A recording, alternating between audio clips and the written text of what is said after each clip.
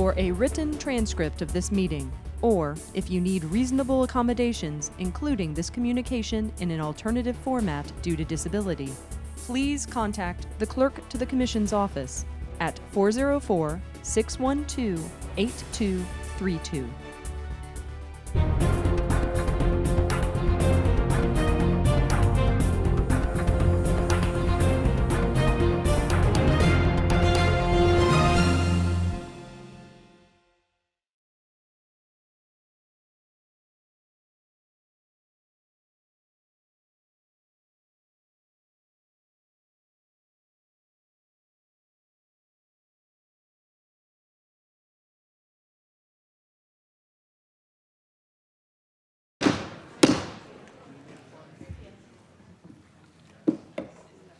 All right, thank you, everybody, and good morning, and welcome to the this meeting of the Fulton County Board of Commissioners. Today is September 20th, 2023. It is 10:01 a.m. Madam Clerk, please call the roll. Chairman Rob Pitts. Present. Commissioner Bridget Thorne. Present. Vice Chairman Bob Ellis. Present. Commissioner Dana Barrett. Present. Commissioner Natalie Hall. Present. Commissioner Marvin Arrington Jr. Commissioner Khadijah Abdul Rahman. Present. Mr. Chairman, you have a quorum. Thank you, Madam Clerk. Please rise for the invocation followed by the Pledge of Allegiance.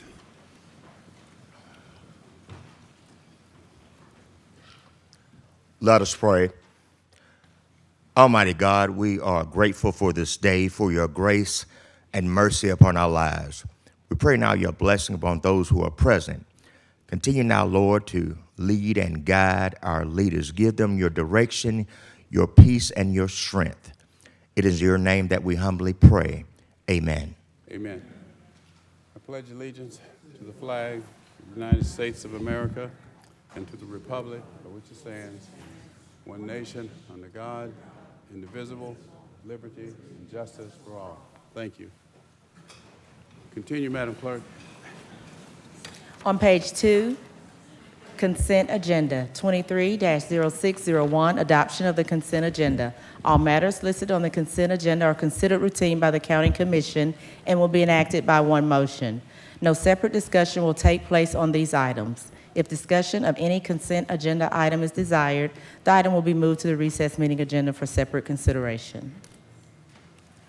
Nothing on the consent agenda, Commissioners. No changes to the consent agenda. Or entertain a motion to approve the consent agenda. Motion to approve by Commissioner Thorne. It is seconded by Vice Chair Ellis. Please vote. And the vote is open. And the motion passes 6 yeas, 0 nays. On page 6, recess meeting agenda 23-0619, adoption of the recess meeting agenda. Mr. Chairman and members of the board, Commissioner Thorne has requested to move up her item on page 11.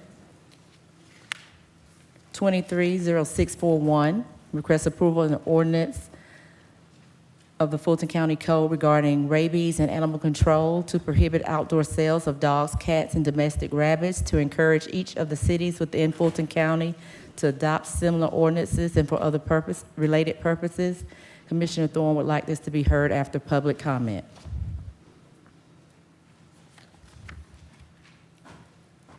Also, I would like to move the sheriff's item 0648 on page 14 up to right after the Fulton County operational report on page 8.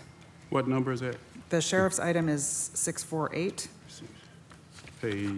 page 14. 648. And to just go ahead and move that up to right after the county manager's operational report, 627. All right.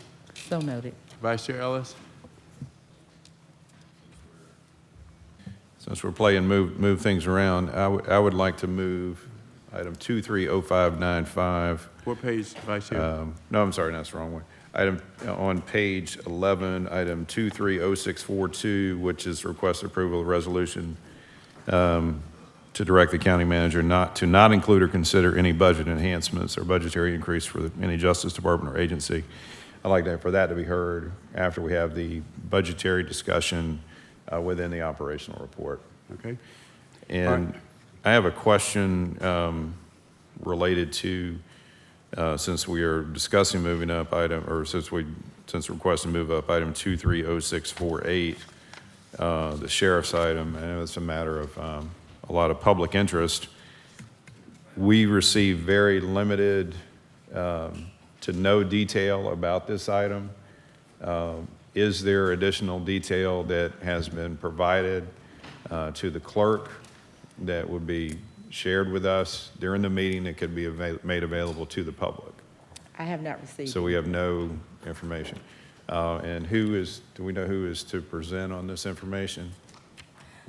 I believe that's a sheriff's office presentation, but might I suggest that at least some portion, initial discussion, be conducted in executive session due to the fact that that's an interesting suggestion. I think it should be a public discussion item, but. Well, I agree with that. You know, So- my main question was, there's no additional information that we have or that you have that can be shared with the public other than what's the brief documents that are in our agenda right now. That is packet. correct, yes. Thank you. Okay, anything else? All right, then I'll entertain a motion to approve the regular agenda as amended. Motion to approve by Commissioner Thorne, seconded by Commissioner Hall. Please vote. And the vote is open.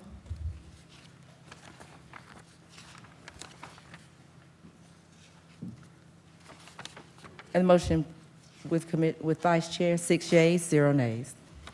All right, and will someone notify the sheriff that we're moving that item up? It's not last, it's near the, so that he can be here to. All right, continue, Madam Clerk. 230620, ratification of minutes, recess meeting minutes, August 16th, regular meeting post-agenda minutes, September 6th, 2023. All right, motion to approve by Commissioner Thorne, seconded by Commissioner Barrett. Please vote. And the vote is open.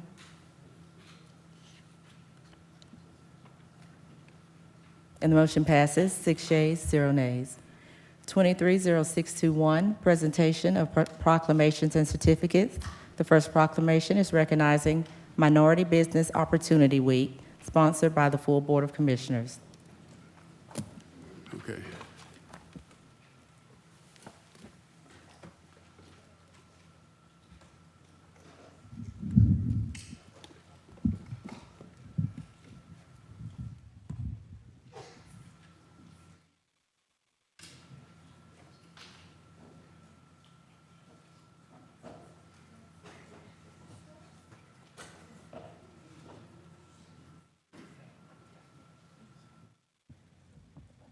Oops, that's all right, I got it.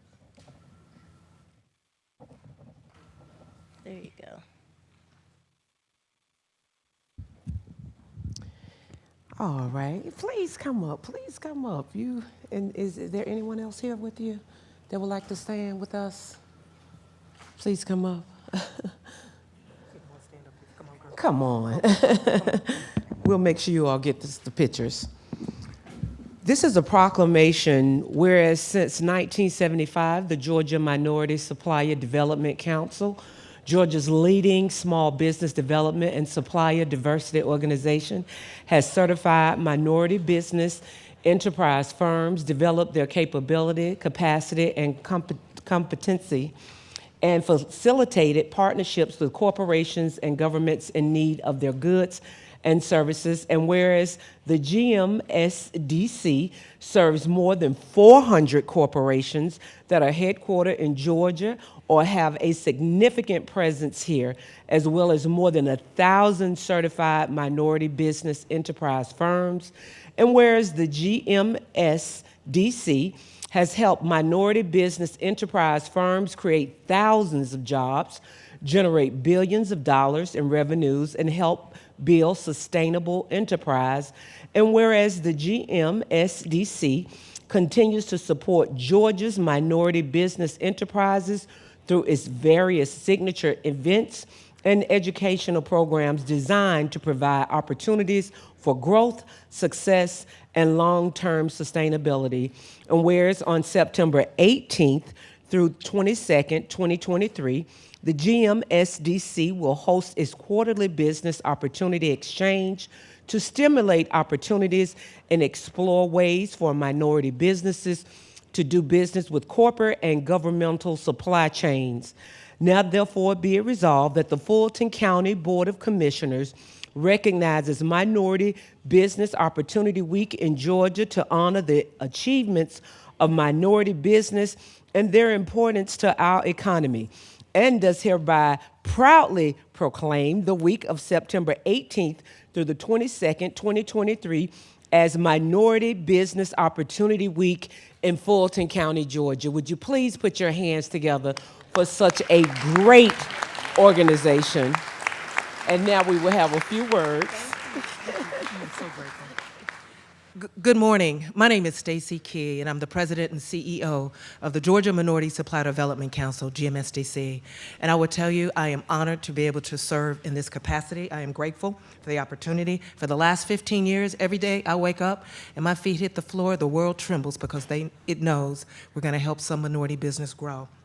I'd like to thank Fulton County and all the Fulton County commissioners for your support of minority businesses, and this Minority Business Opportunity Week initiative. I am grateful for your support. Also, throughout the state that we're celebrating, the governor has declared this to be Minority Business Opportunity Week throughout the entire state to bring recognition and focus on the contributions that minority businesses make to this great state and this economy. Georgia's #1 and recognized for being #1 because of the contributions of small businesses and minority businesses. And so, again, just simply thank you. We're grateful. A lot of activity going on. If you have an opportunity to support a minority or a small business, please take that opportunity. They fuel this economy and help us continue to be the #1 state for doing business. Thank you.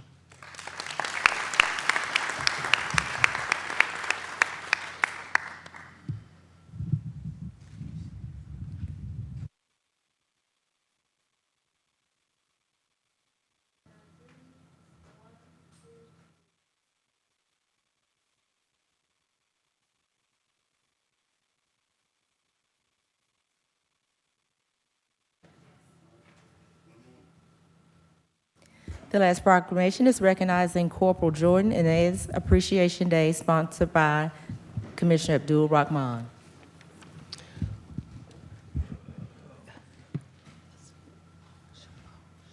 Okay. Can I get Corporal Ennis and also Lieutenant Charles Chapeau and any other supporters? Any of our law enforcement that's in the building, if you would please stand with us, the law enforcement that's in the building. This is a very, very prestigious moment, and I believe we do have a video to show why it was imperative today that this gentleman, and I call him gentleman because when I saw that takedown, I couldn't think of nothing else. Oftentimes, law enforcement get a bad rap. And so if we can show that video of this amazing thing that this law enforcement Corporal Ennis did that day.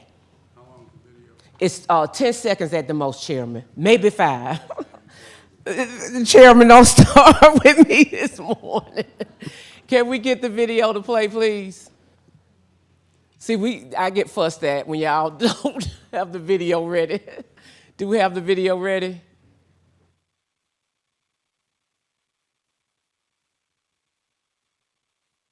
We don't have the video ready? Okay, so what I will do at this point, I'm gonna give them a chance to see if they can get the video ready. Before I go into this, I want to say that Lieutenant Charles Chanel, if I'm saying it right, Chapeau is the cousin of our Vice Chair, Bob Ellis. I know you can't tell how handsome he is that they're related, but they are. So I wanted to recognize them. But here again, this proclamation, whereas Corporal Jordan Ennis is a native of West Philadelphia and a dedicated member of the Georgia State Patrol for more than 11 years, and whereas Corporal Ennis joined the State Patrol in 2012, and his journey as a law enforcement professional is a testament to his steadfast commitment to upholding safety and serving the community he holds dear. And whereas in 2017, Corporal Ennis demonstrated his love for our four-legged friends when he rescued 3 abandoned puppies, I'm a dog lover, in the heart of Southwest Atlanta, my district, whether safeguarding the streets of Georgia or rescuing vulnerable creatures. He is a shining example of what it means to be a hero. And whereas on August 20th, 2023, Corporal Ennis' training and quick thinking came to the forefront when he executed a daring pit maneuver to halt a reckless vehicle that struck a pedestrian on a crowded street. And whereas Corporal Ennis' decisive action not only prevented further harm, but also showcased his exemplary dedication to preserving the safety of the public. And whereas in addition to his heroism and dedication to the safety of the community at large, Corporal Ennis is a dedicated family man and is happily married to Lee Solomon. And I'm going to take a personal privilege of saying he deserves a big S on his chest. Because what I saw him do that day by himself, he could have waited on backup, but he knew that every second was crucial. And I stand here with my colleagues just not only in awe of what you did that day, but so glad that you saved lives in what you were doing.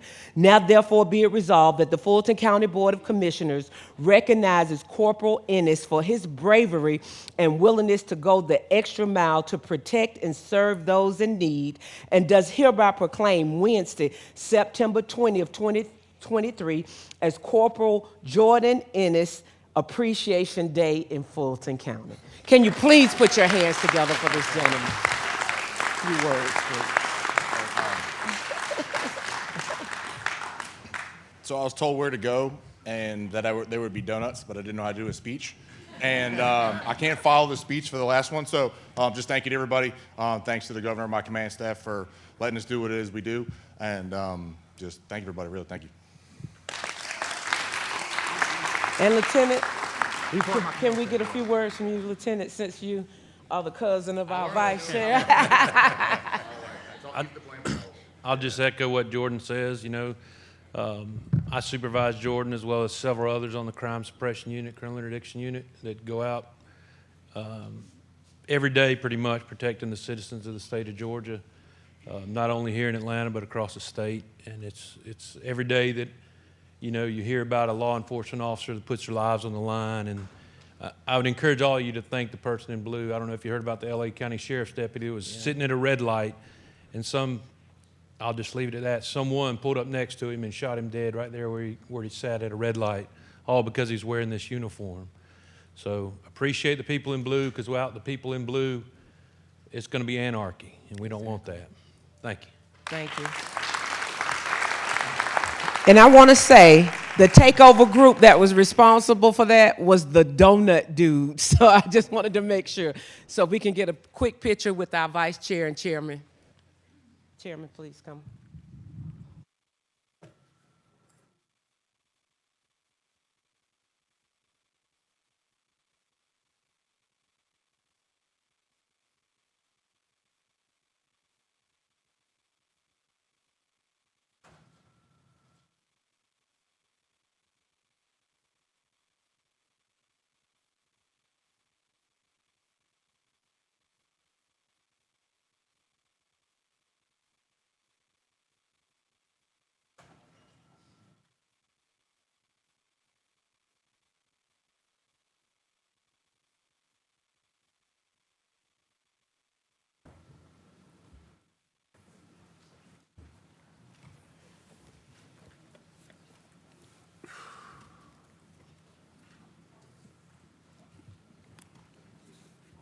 All right, Madam Clerk.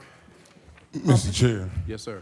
I just want to note for the record that I have objections to the post-meeting agenda minutes from September 1st meeting, and I'll be emailing those over to the clerk and commission.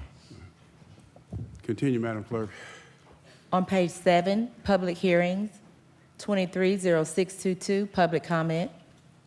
Citizens wishing to participate in public comment will be allowed to appear in person or may choose to participate virtually via Zoom video conferencing or by submitting their comments in writing by registering on the county website, www.fultoncountyga.gov. Priority for public comment will be given to Fulton County citizens and those individuals representing businesses or organizations within Fulton County.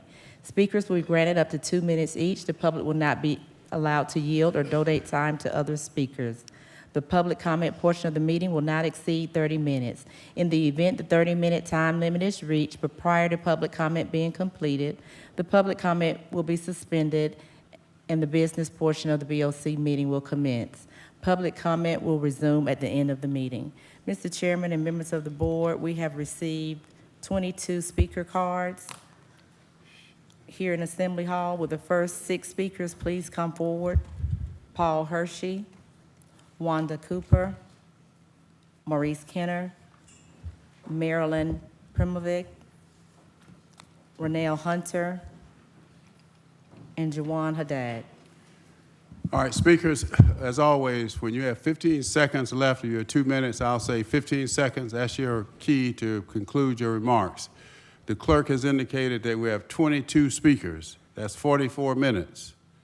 That's really an hour by the time you come up and so forth. We got 30 minutes for public comment. If someone has said what you plan to say, I mean, don't feel obligated to repeat it because we hear very well and understand. So I'd appreciate that if we can accommodate everybody within the 30 minutes. Yes, sir. Before you start by 2 minutes, I still have not received any information back on my motion that was done on what the motion for the extension of committee chairs and members of the committee in a statement and motion that said they were automatically extended. Now, I've received calls from your assistants, but I've never received any information back. So I want to know when I'm going to hear that, and when am I going to see that motion? Because you are not replying to your constituents, period. So somebody needs to do something. And this is a bad day. And I'm ready for my 2 minutes.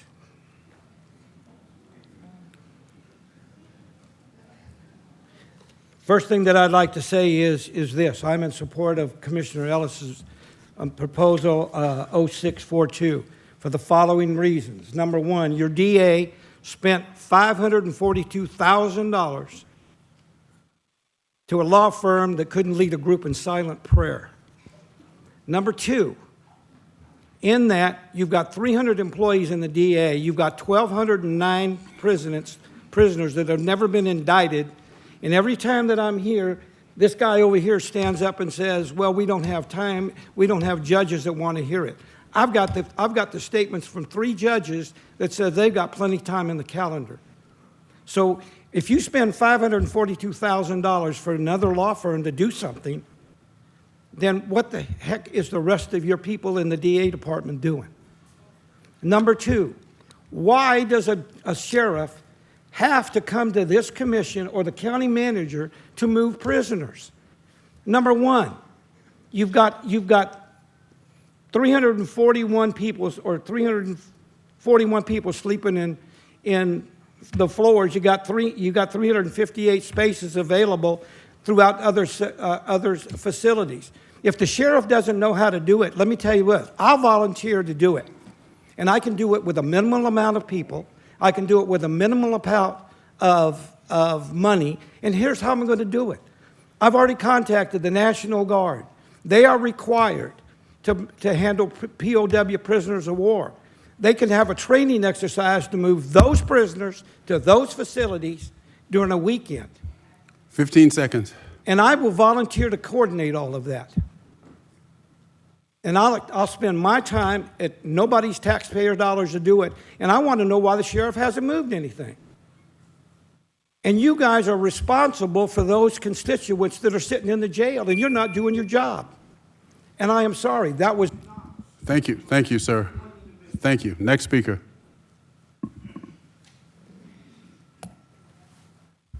Hello, my name's Wanda Cooper, and I'm Old Atlanta. I'm coming here today because I was very upset the way you guys band together to attack Commissioner Hall. That should have been left in the back room. It had no place to be on a public forum, and I'm so upset about that. But what I want you to do, Commissioner Hall, let your little light shine. Keep doing your good works. Because I'm old Atlanta. You don't know what I know about some of you all. Khadijah, when your name was Beverly, I remember you being at Maggie City. You, Rob Pitts. Now, let me tell you something about you. I mean, I'm beyond words. I'm beyond words. And I mean, the way you're doing things. But you all had the nerve to band together and vote against this woman to censor her. If we put a UV light in your office, be stains everywhere. Everywhere. And you was wrong for that. Y'all was wrong for attacking this woman. And I had a big problem with it. But you know what? I think I don't say it enough. You can have the rest of the time. I don't say it enough. I'm tired of y'all. I mean, the calendar calls are crazy. I mean, you have two calendar clerks working on one calendar. People waiting 5 years to get on the calendar. It doesn't make any sense. Then you got a DA. Oh my God. She needing money for everything. When it's all said and done, who is going to pay for this? Who? But my thing is, do what's right among you all. Do what's right by the citizens, okay? 15 seconds. Yeah, you can have it.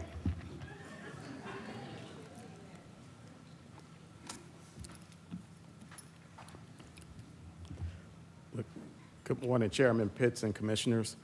My name is Maurice Kenner. I'm the Circuit Public Defender for the Atlanta Judicial Circuit, which is all of Fulton County. I'm here to absolutely oppose any attempt. Excuse me, just 1 second. Now, for the benefit of the public, elected officials are not restricted to the 2-minute, and former elected officials to the 2-minute time limit. I'm here to absolutely oppose any thought of the sheriff moving our clients across state line. Just think about this for a minute. What the sheriff wants to do is to move presumptively innocent clients, mostly of color, 400 miles across state lines into the state of Mississippi, into a private prison, and tell us that they're going to be safe. They're in danger just drinking the water that'll be piped in from Jackson. I totally get the jail is unsafe. I understand that. But our legislators have anticipated such a situation. And they've codified what a sheriff should do. It's in OCGA 42-4-4A3. And it says the sheriff has the duty to move those inmates into other adjoining counties and to keep them safe. That's the law. All I'm asking the sheriff to do is to follow the law. And if he needs a copy of it, I'll provide it to him.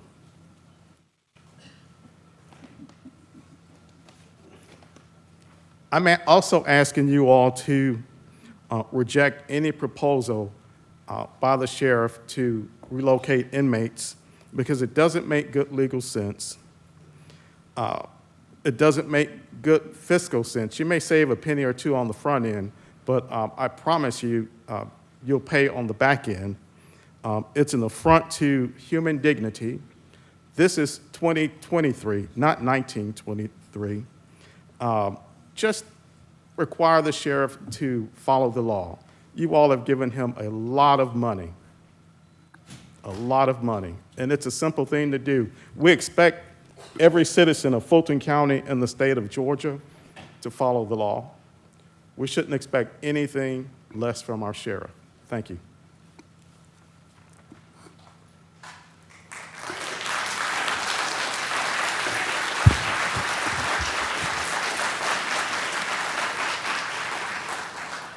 Good morning, Commissioners. My name is Marilyn Primovic, and I'm a supervisor attorney with Mr. Kenner's office, your Atlanta Judicial Circuit Public Defender's Office. We are bound by the law to zealously advocate for our clients. And by moving our clients, the inmates from Fulton County, to Mississippi or anywhere else that makes it impossible for us to see, we will not be able to stand our oath and to follow the Sixth Amendment. We cannot be shipping our clients away from us. We have to show them discovery. We have to go over video surveillances. We have to go over all of their rights, what witnesses are saying. Talk to them about their defense. Going out and finding witnesses. Coming back to them at the jail and saying, hey, this didn't work out. What else do we have? Talking to them about the process and what the state is saying. It is an ongoing conversation that we have with them for months. For months. We have to build trust with them. They have to know that we're for them and we're advocating for them. We cannot do that. We cannot represent someone by the Sixth Amendment, by phoning it in. It's an expression, right? Phoning it in. We can't do that. We will be phoning it in if you move our clients away from us. We're taking it back, as Mr. Kenner, to 1963 before Gideon. Gideon makes our state clients, our defendants, get attorneys. They'll be over there without attorneys. We'll be attorneys on name, but not in actuality. We need to see them and have face-to-face conversation with them as the human beings they are that are protected by the Sixth Amendment. Do not take our clients away from us. We cannot do our jobs as the Constitution demands us to do. Thank you.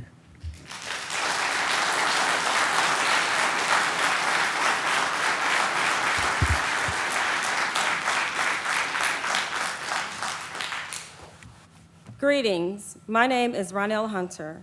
I am the supervisor of the Alternative Sentencing and Mitigation Section of the Office of the Public Defender, Atlanta Judicial Circuit. I am here today to shed light on and bring awareness to just a few of the adverse effects of moving or relocating our clients to out-of-state facilities. Incarcerated individuals are entitled to basic protections of their civil rights.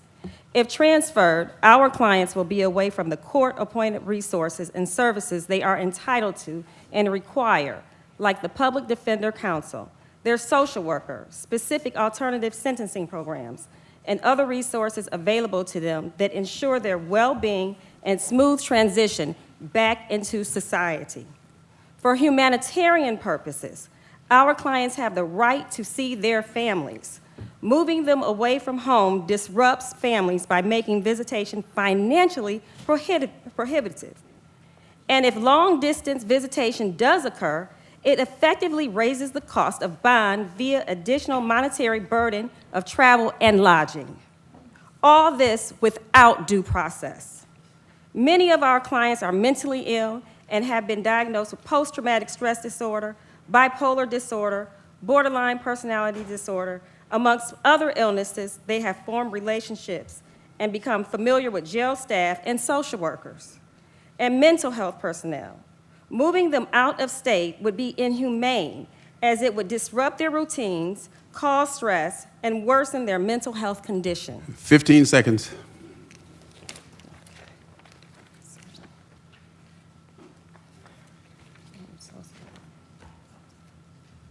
Moving our clients out of state would interfere with their medications, commissaries, segregated and protective custody issues, and court appointments. Finally, there's evidence that keeping inmates close to their home reduces recidivism. Thank you, ma'am. Thank you.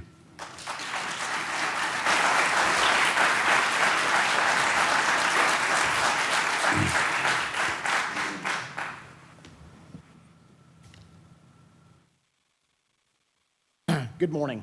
My name is Joanne Haddad. I'm a supervisor with the Fulton County Public Defender's Office. I'm also here to express my opposition to moving our clients, our incarcerated clients, out of state. So when I first meet a client, I have a couple of objectives. One is to develop rapport, and two is to build a trust. These two goals are crucial to effective assistance of counsel. Not only is it required by the state bar, but frankly, more importantly, our clients, my clients, are entitled to. Building a relationship and trust takes time and is almost never achieved the first time. Often takes weeks and months. So you ask yourself, why is that important? And the answer is very simple. A client is more likely to follow his or her attorney's advice when there is a relationship of trust in there. For example, Faced with overwhelming evidence of guilt, a client may heed his attorney's advice by trying to work out a plea. The flip side, of course, if your client is innocent or perhaps has good, strong defense arguments, then perhaps a jury trial is the more appropriate route if the state does not dismiss the case. The client's decision under these circumstances is difficult and requires a lot of hand-holding. Moving the clients out of state will undermine this. Now, let's keep in mind also that our clients, prior to conviction, they're all presumed innocent. They are all presumed innocent. And our clients, of course, are poor by definition. And many of them are unable to post bond, make bond while they await their day in court. 15 seconds. So in effect, if you were to move our clients out of state, not only does it affect the client-attorney relationship, but in a sense, you are punishing somebody for being poor and unable to make bond. Thank you. Next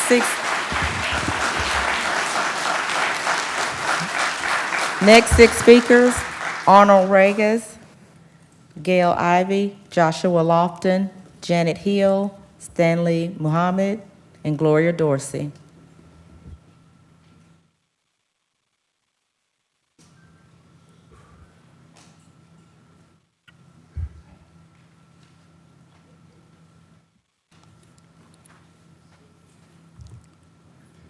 Good morning.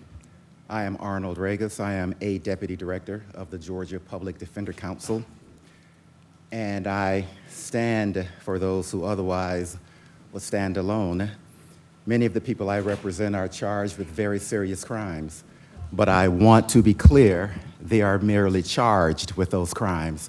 They have not been convicted, and very often they have not been formally accused by way of indictment. They have only been charged, yet they sit in the Fulton County Jail, which is a living, breathing, and often dying Eighth Amendment violation. The Eighth Amendment prohibits cruel and unusual punishment. However, what happens in the Fulton County Jail is anything but. It is cruel and very usual punishment. They are being killed, they are being stabbed, and they are being beaten every day. Now, the legislature, in its wisdom, has given the sheriff tools.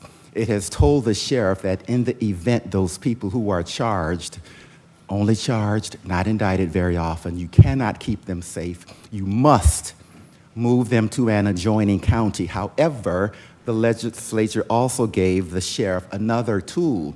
He may, or she may at some point in the future, move them to another county if it is more accessible. That is what the law says. The law says to an adjoining county or to another county if it is more accessible. So the law, the legislature has a proximity premium. It places a premium on being close to loved ones and attorneys. 15 seconds. I'm asking that you ask the sheriff to follow the law. I'm asking you to ask the sheriff to join me in standing for those who otherwise would stand alone. Come on, man, let's go.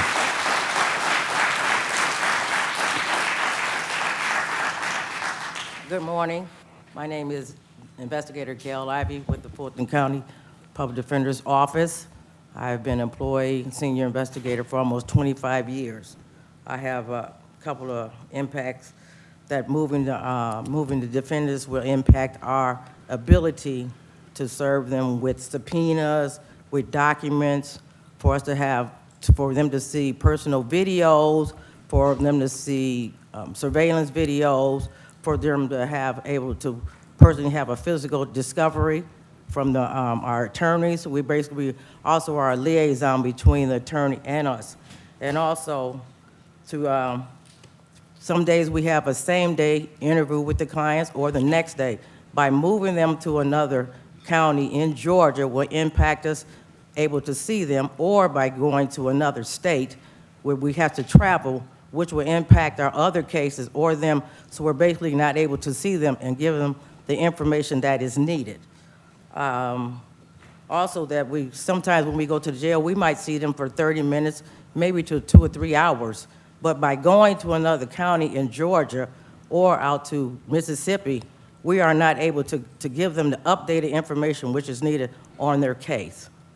We also have to provide them, sometimes they have to sign documents for subpoenas, they might have to sign documents for their authorization for medical records or veteran records or something like that. So we have to be face-to-face to talk to them about those records, those information, and they have to sign with it. So we won't have access if they're going to another county in the state of Georgia. 15 seconds. Or if they're in Mississippi. That will hinder us from doing our job efficiently and effectively, because we are needed to be able to talk to them one-on-one. Thank you.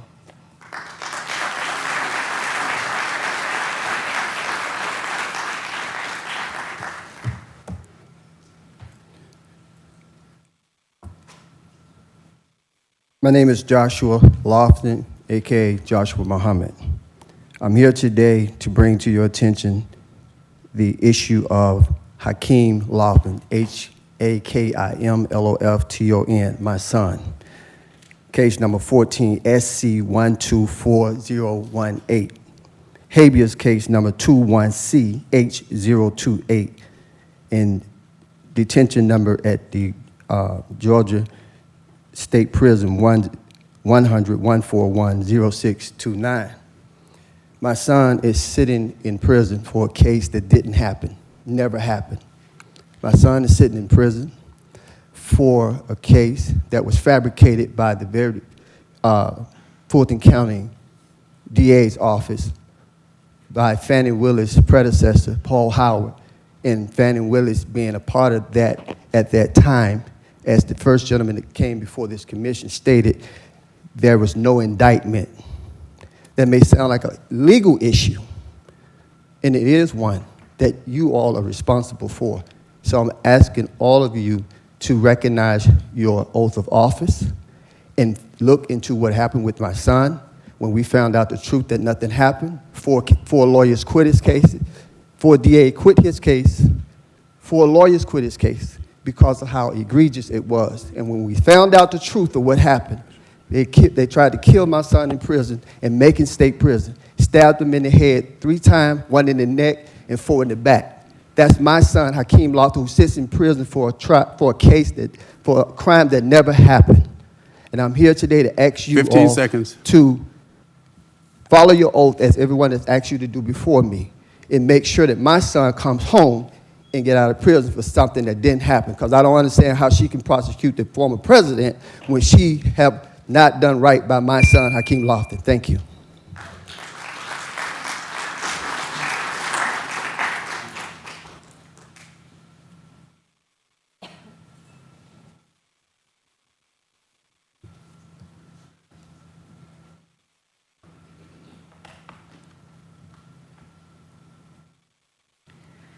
Thank you. Good morning. I'm here today to follow up on a request of an investigation to an ongoing problem related to deed theft, property theft, and forgery. My initial request was made to Natalie Hall, August 11, 2022. There's a systemic problem with fake companies filing fake deeds in Fulton County that target seniors, minorities, single women head of household, veterans, our most vulnerable population. Our community is under attack. This is an immediate epidemic that needs your attention. In my particular case, there were 3 false lawsuits that were filed against me by this fake company who admitted under oath that they have no authority to bring this lawsuit into Fulton County. They admitted that they have no tracking of $700,000 cash, and they have actually filed over 100 of these forged deeds, the majority of them in Fulton County. I have supplemental documents that I'll be submitting to you that show under the Department of the United States Committee of Banking, Housing, and Urban Affairs, reminding these scammers who call themselves conducting robo-signing to stop. I also have a copy of a letter from the senior who is my neighbor. Her house was stolen twice, and nothing has been done. 15 seconds, ma'am. The business administration of these zombie companies have fake addresses so that they can do a bait and switch and evade service of legal documents. I'm here to help. We need to get this resolved immediately. Thank you. Thank you for your time.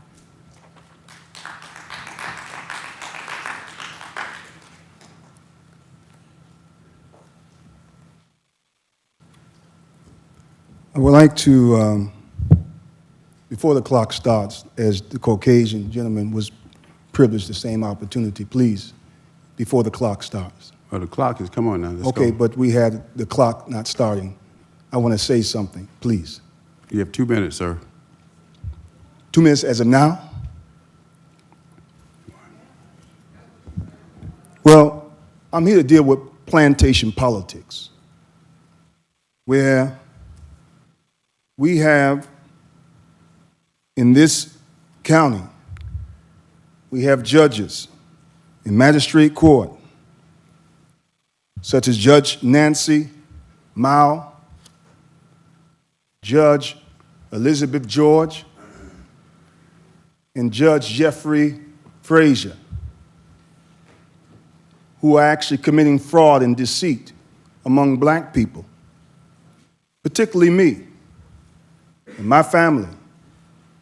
I'm a business owner, a homeowner in Fulton County, a clergyman, but I'm wondering why our Chief Magistrate Judge, Cassandra Kirk, is not actually supervising this corruption. They're ruling on behalf of white attorneys. And every black person I saw go before, Judge George, she regurgitated everything the white attorney said.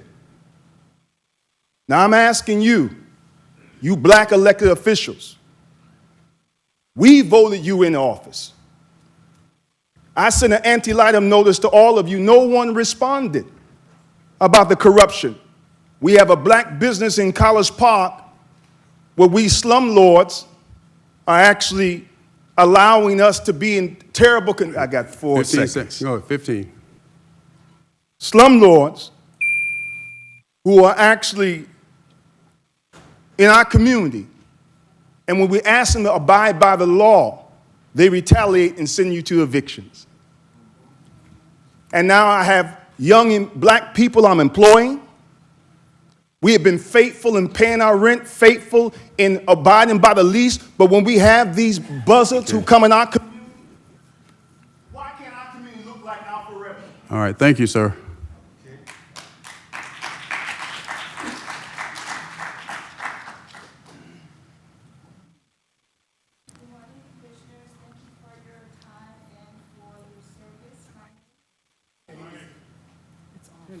Turn the mic on, please. It's on. It's on. Yeah. Can you hear me now? Yes.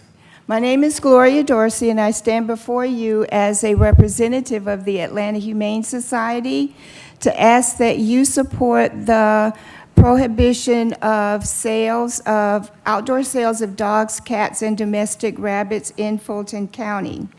I have observed activities involving the attempted sale of puppies in the streets on my way to and from work, in the parking lot of a local retailer, and from the tailgate of a truck in a service station in my community in the city of South Fulton.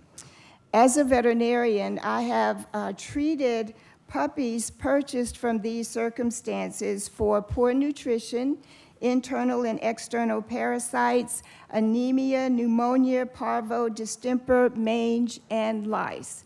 Most of the time, these puppies are born to adult dogs that have not been vaccinated, and they are taken from their mothers before the recommended time of weaning. The sale of a puppy in any circumstance and for any amount pretty much opens up the door to the continuation of this kind of activity, and it sets the stage for more litters of puppies to be born with illnesses and into environments that are hazardous and where they don't receive the proper care. There's also emotional devastation associated with the experience, and sometimes children are involved in those situations. 15 seconds. And without legal measures to humanely address the numbers of puppies and kittens born, we may not have enough municipal funds, disposable incomes, or nonprofit funding to address the problem. So please support the prohibition. Next 6 speakers, Peggy McCarthy, Michael Collins, Ben Linden, L.A. Pink, Julie Allen, Devin Barrington Ward.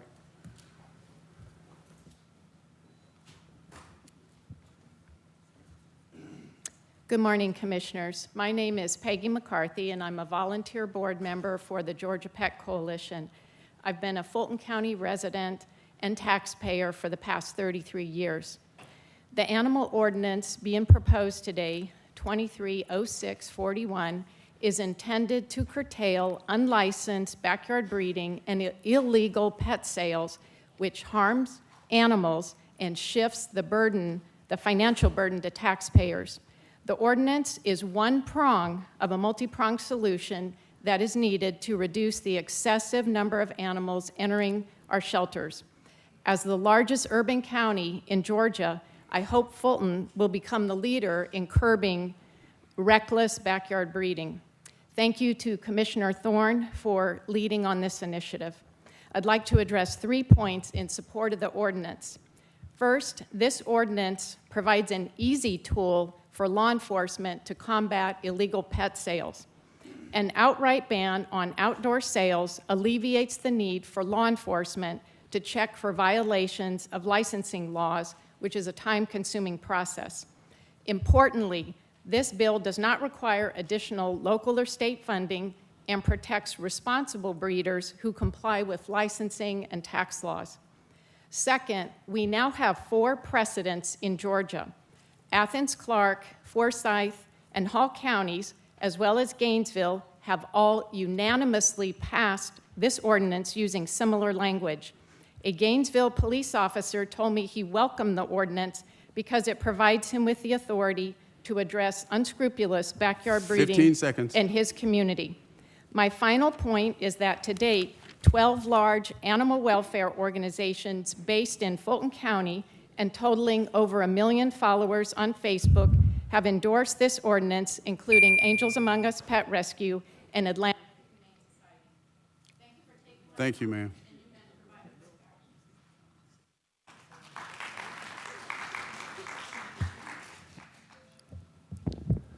Hi, my name is Michael Collins, and I'm from Colour of Change. 2 weeks ago, we sent letters to DA Willis and Solicitor General Gamage on steps they could take to alleviate the jail crisis. Our message was very simple. DA Willis, clear the backlog, work through cases quicker, indict them, and let's get people out of jail. And Mr. Gamage, stop asking for cash bail on even the most trivial of offences, including stealing an iPhone. We're not asking for any changes in laws. We're not asking for additional funding. We are simply asking that the prosecutors do their job. Now, I know that some commissioners might believe through the data on Project Orca that DA Willis is actually doing her job and clearing the backlog, but that data comes from pre-COVID backlog, and it doesn't include data that we currently have. Your operational reports show that in April of this year, the unindicted population of the jail was 37%, or 1,277 people. And then in August of this year, it was 35%, 1,209 people. We're not making any progress on this issue.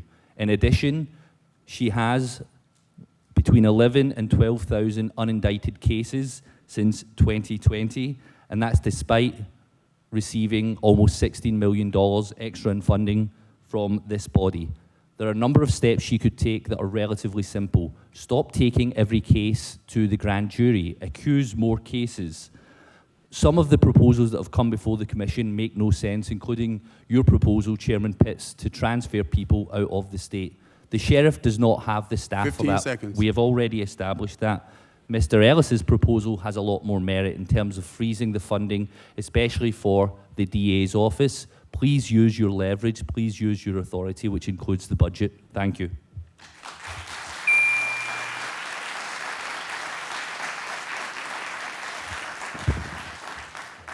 Good morning, Mr. Chairman and members of the Fulton County Commission. My name is Ben Lind, and I represent the ACLU of Georgia. You may remember me from last year when I came before this body in a good faith effort to explain what Fulton County could do to reduce its carceral footprint to address many of the issues that you find yourself facing today. Our recommendations were intended to help shareholders reduce the number of people that were being held before trial, such as indicting cases in a timely manner and in considering a person's financial ability to pay their bond before bail is set. In essence, what we were suggesting to Fulton County is to follow state law. But as you just heard from Color of Change, there has not been meaningful progress made since our report of last year, and in fact, the problems are only getting worse. As we predicted last year and told you, increasing bed space through the lease of AC/DC would make no real difference in the humanitarian crisis that exists within Fulton County. This year alone, this calendar year, 10 people have died in Fulton County custody, including 8 in the last month and a half. Fulton County taxpayers, myself included, are saddled with spending $40,000 a day to house detainees outside of Fulton County.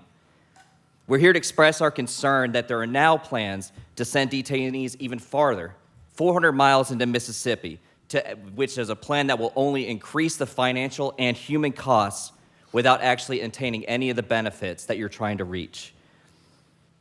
It is clear since our report, simply moving detainees around does not solve overcrowding. I'm so glad that the Fulton County Public Defender's Office is here to explain the cost that would have on their representation and their duties under the 8th Amendment and the 6th Amendment rather, and the human costs and the taxpayer costs.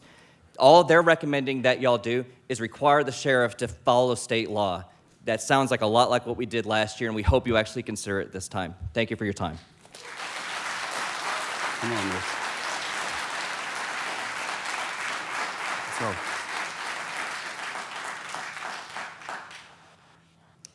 Julie Allen, District 3.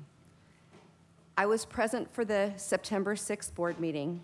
I commend Maria Guadio for her parody rendering of me and Mrs. Hall that received more than 1.3 million views on social media. Maria belted out, she raised our taxes and doubled her gigolo salary. We got to be extra careful so the chairman don't find out. How abusive was Commissioner Arrington's behavior that he stated he had all day and proceeded to behave so badly that 5 commissioners vacated the chamber as he violated decorum. Only Commissioner Hall stayed behind in solidarity and codependency. While the circus was going on here, it was reported that a 24-year-old Fulton County jail inmate died, a nonviolent offender who had been held since April 1st on $2,500 bond. He couldn't afford 10% or a mere $250. Now he's dead, the 6th inmate death since July, the 10th in 2023. The inmate that died the week before stated days before his death, "I am in a cell in isolation with no water, no working toilet, sleeping on a hard metal floor, and then they decreased my food." Fonnie Willis had yet to indict him, and now he's dead. How is it that you passed Commissioner Barrett's urging resolution supporting Fonnie Willis' political prosecution of Donald Trump and 18 others while inmates languish in conditions that violate their human rights without due process? Do you think no one is paying attention? Where is your humanity? Harrison Floyd, one of the 19 Fonnie Willis is politically prosecuting who couldn't make bail himself, raised $72,000 and spent last Tuesday bonding out nonviolent inmates. What does that say about Harrison Floyd? L.A. Pink spoke on September 6th. She was right to ask for the resignations of Natalie Hall, Sheriff Patrick Labatt, 15 star of the seconds. soft porn series The Closet, and DA Fonnie Willis. I stand with L.A. Pink. I stand with Commissioner Ellis's 230642, requesting approval of a resolution by the Fulton County Board of Commissioners directing the county manager to not include or consider any budget enhancements. Next speaker.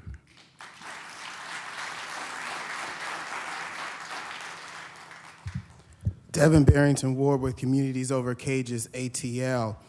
I'm not a psychic. No one calls me Miss Cleo, but I told you all of this would happen. Literally, as you all are looking me in my eye, you know the truth. For the commissioners who have been here, I've told you all that this would happen. Other advocates told you that this would happen, that Patrick Labat would get you all sued, that the feds would investigate, that there would be more deaths because his plan is not really a plan, and that derailing the repurposing of the Atlanta City Detention Center into the John Lewis Center for Freedom, Equity, and Inclusion would fix nothing by you all forcing this lease down the city of Atlanta's throat. So hopefully you'll listen to the recommendations today. I'm urging you all to pass a resolution to Fulton County law enforcement that we increase the use of Atlanta Fulton pre-arrest diversion services so that we can divert more people from going to the jail in the first place. LaShawn Thompson, Alexander Hawkins, Samuel Lawrence, Monte Stinson, Noni Batsteets, all of these folks could have been diverted to PAD.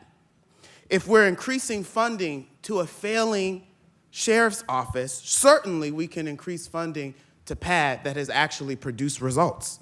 So that way we can divert people from going to the jail in the first place. Additionally, we need to convene a group of experts, many of the folks who have spoken here today, so that we can figure out what is our plan to decarcerate in Fulton County. It was the district attorney who suggested when she was running for office that we should have a maximum population of no more than 1,000 people at Rice Street. I agree with her. 15 Where seconds. is the commitment to that campaign promise? And additionally, we need to take this $2 billion new jail idea off the table, right? Commissioner Ellis, if we're willing to freeze funds, certainly we shouldn't be moving forward with a $2 billion expenditure for a new jail. We need $2 billion worth of mental health services. We need $2 billion worth Thank you, thank you, thank you. Thank you. Thank you, sir. Thank you, thank you, thank you, thank you, sir. Thank you.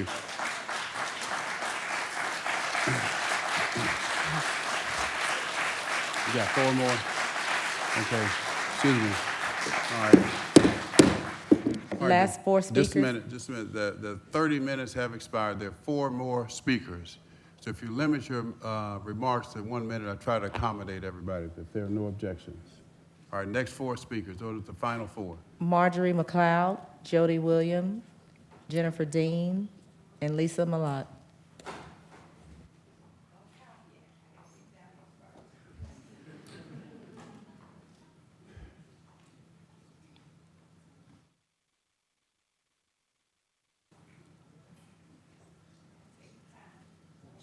Yeah. Chairman, Yes. can we please allow these people the full 2 minutes? This is too important of an issue. Please, allow them to have the 2 minutes each, please. I'm asking you, this is too important of an issue. Good afternoon.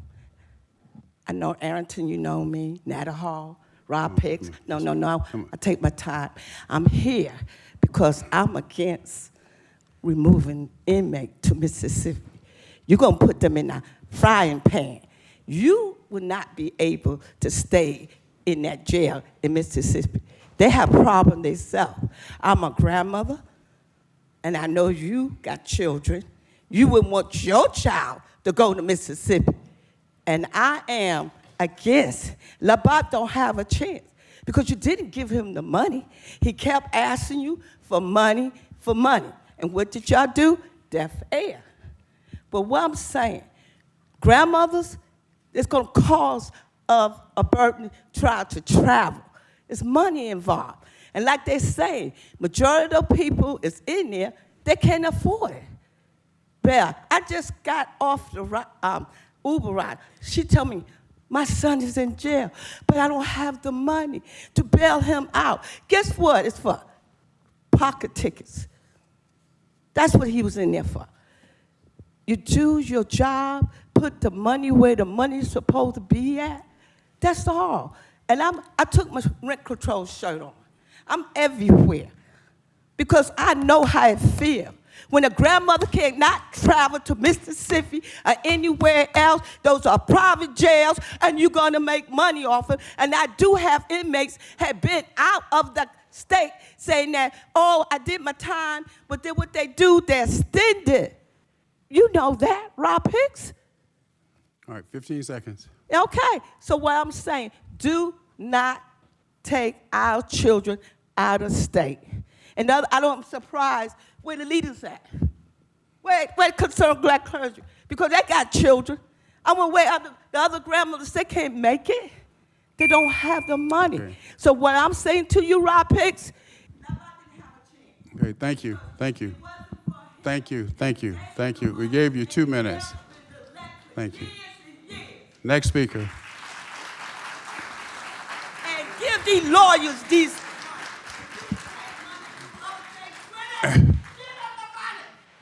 Next speaker.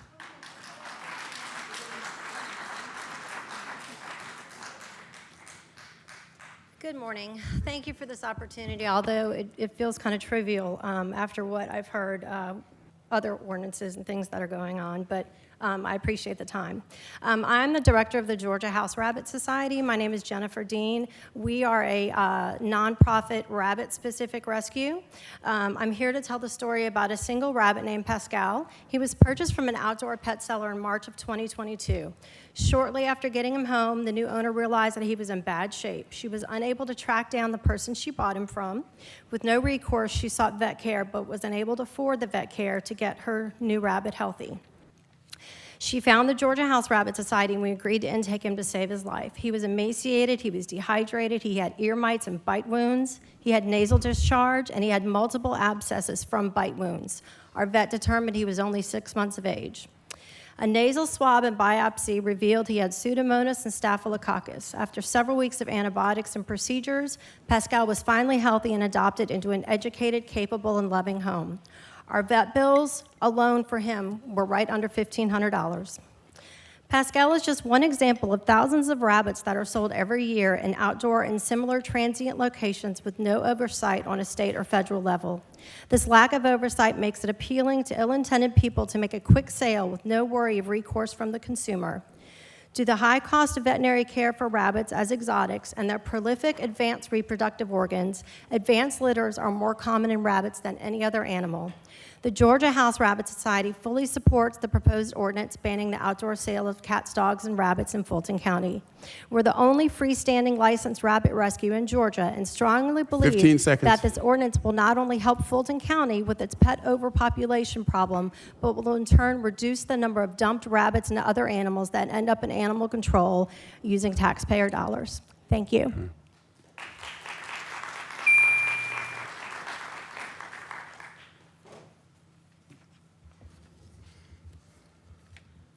Chairman and Commissioners, thank you. I'm Lisa Milet, and I'm a professor at the University of Georgia School of Law, where I specialize in animal welfare, and particularly in the low-level commercial sale of dogs, which is often illegal and produces the dogs that are filling our shelters. I was invited here today to talk about item 23641, which I helped draft. Georgia and Fulton County have a pet overproduction problem. Our shelters are overflowing. Fulton County Animal Services is overflowing. On January 1st, Fulton County Animal Services had 573 dogs impounded. 6 months later, on August 1st, it has 831 dogs impounded. That's a 50% increase in 6 months. You have a new shelter opening in 2 months, and that shelter has 356 kennels. It's going to be more than full by the time it opens. Last week, the current shelter had up to 9 dogs in kennels, and those kennels were built for 1 to 2 dogs. You're only doubling that number of kennels. The dogs that are filling the shelter are 9-month to 2-year-old large breed dogs, often bully breeds, and they were sold as puppies for the most part in big box store parking lots, or they were sold online and transferred in gas station parking lots. They're often impulse purchases. They're surrendered to the shelter when they're too sick, they're too big, or they're just no longer wanted. All of these represent illegal breeding activity, or many of these represent illegal breeding activity, but enforcing the current laws against it, both the state level licensing laws and the tax laws and the business licensing laws against these low-level breeders is exceedingly difficult. The problem with respect to pet overproduction is much larger than just this one piece, the banning of the outdoor sales of dogs, cats, and domestic rabbits. But this is one step to help reduce the burden on your taxpayers and shelter staff. Thank you. Mr. Chairman and members of the board, we have 6 speakers on Zoom and 1 emailed in comment. All right, quickly on the Zoom now. Good morning, Commissioners. The first person to speak is Kevin Muldowney. Good morning, Commissioners. Kevin Muldowney, District 2. It's very clear we have a crisis and emergency in our county. Severe overcrowding at the Fulton County Jail. Inmates dying from neglect. In a recent 5-week span, 6 inmates were found dead. Inmates held in extreme overcrowded conditions for extended period of time, awaiting trial, in some cases for minor offenses. Innocent till proven guilty is changed to good luck in there. Hope you don't get killed awaiting due process. At the heart of this crisis and emergency is Fannie Willis. Fannie has had her budget increases. Fannie Willis has been instructed to clear this tremendous backlog of cases. Fannie Willis is the problem.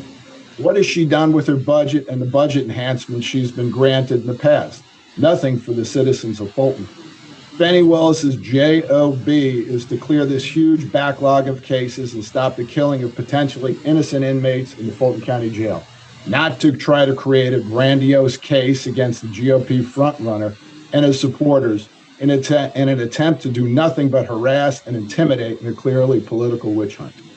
Fannie Willis is clearly abusing her office and budget to promote herself to a national platform. To what end?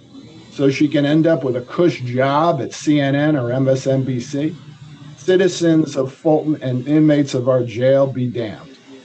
We need to, at the very least, approve Vice Chair Ellis's resolution 23-0642 to stop throwing good money after bad.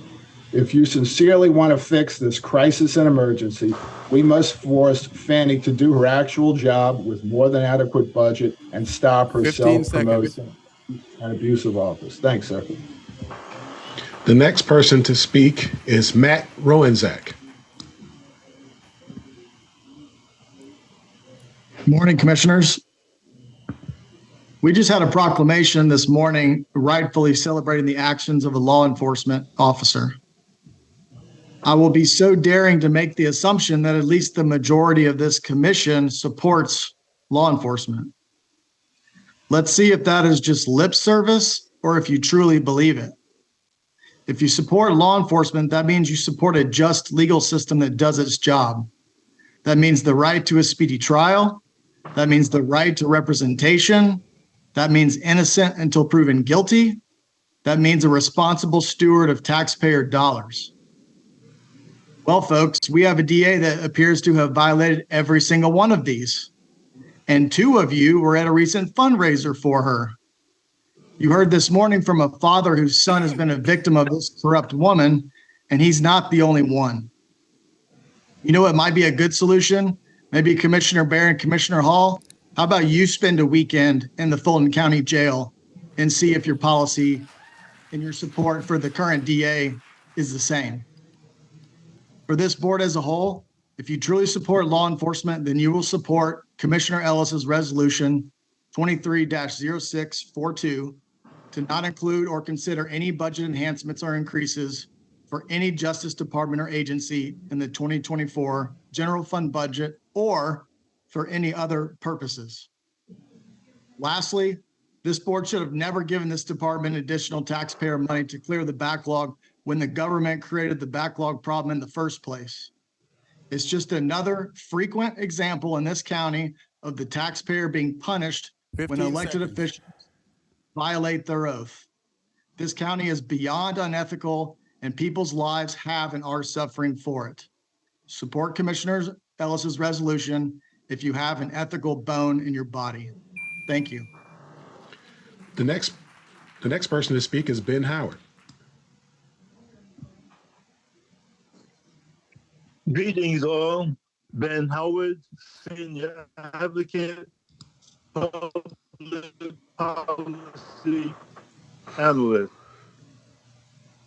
Pardon me. A good contact for senior citizen matters like transportation, housing, home repairs, and meals is the Fulton County Star Line. The telephone number for the Fulton County Star Line is 404-613-6000. That Star Line number is 404-613-6000. To the officers and leaders of the Housing Authority of Fulton County,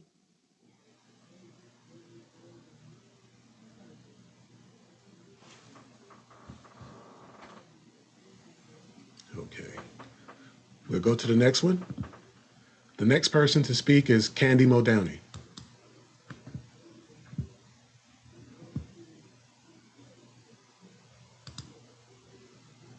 Okay, the next person to speak is Pamela Phoebe Eckhart.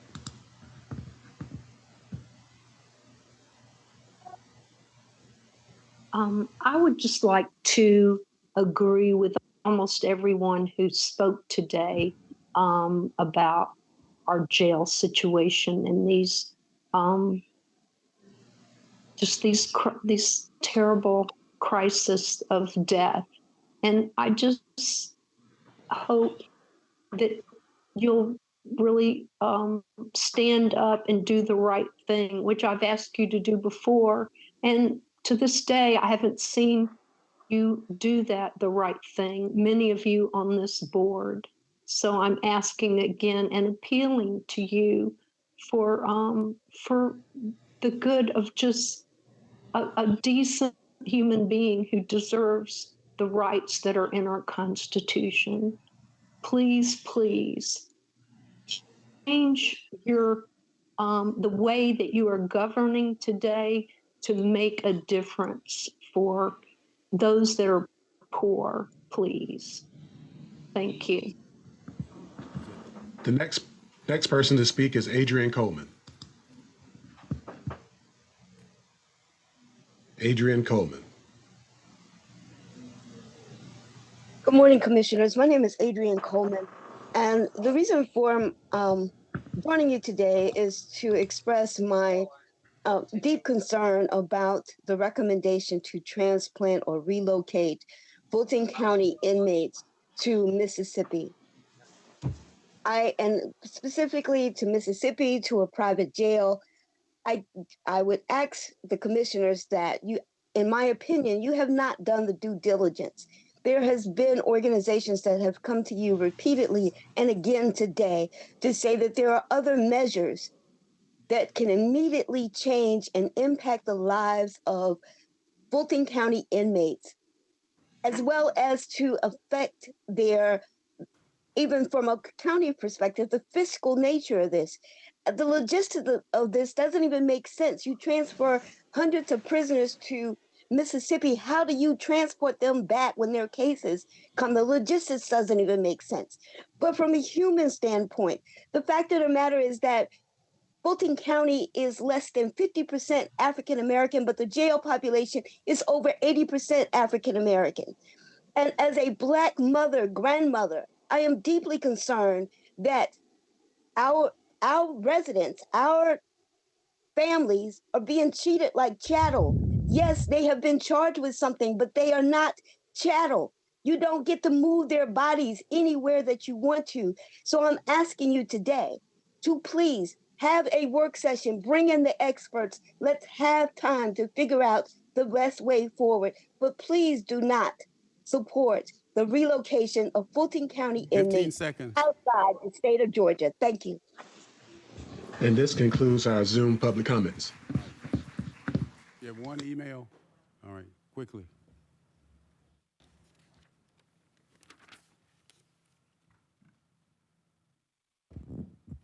And we have one email comment.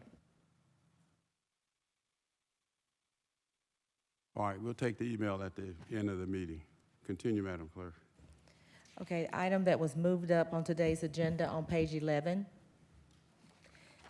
230641, request approval of an ordinance to amend Article 6 of Chapter 34 of the Fulton County Code of Ordinances regarding rabies and animal control to prohibit outdoor sales of dogs, cats, and domestic rabbits, to encourage each of the cities within Fulton County to adopt similar ordinances and for other related purposes, sponsored by Commissioner Thorne.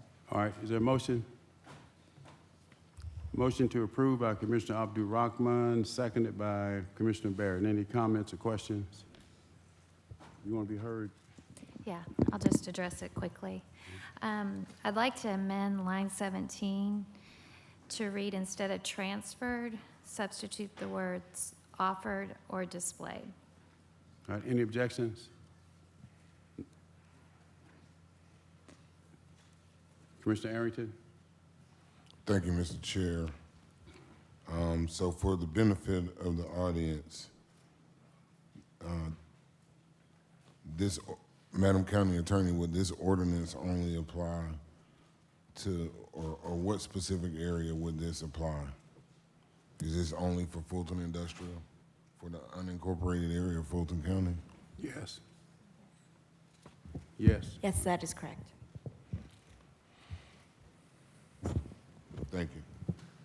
All right, anything else? Just want to say, yes, I just feel like we've been working on this resolution since April, and we put it on hold. But Fulton County's been in the news recently for euthanizing dogs. We transported some dogs to Texas who died accidentally. And this isn't going to serve the problem, but it's an attempt to at least start addressing the problem and have some conversations and encourage our municipalities to adopting a similar resolution. The dog population has been mentioned. It's gone up from 343 in 2022 to 831 in August. So I hope I just encourage you, we are sending out to our cities, we're increasing the fees, so this is costing taxpayers on the city level, it's costing us on our new shelters, already going to be overcrowded. So I hope that my fellow commissioners will support this resolution. All right, motion on the floor is to approve. Let's vote, please. And the vote is open.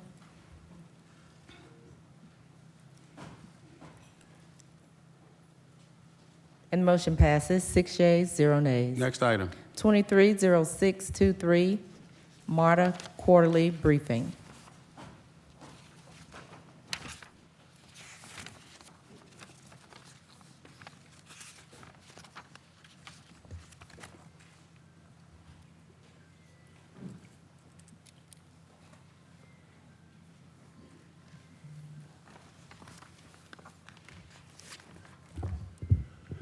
Hello, Chair Pitts, Commissioners. My name is Collie Greenwood, General Manager and CEO of MARTA, here to provide a Q3 update. Who do you have with you, Mr. Greenwood? How many Any of the people board do we have? members?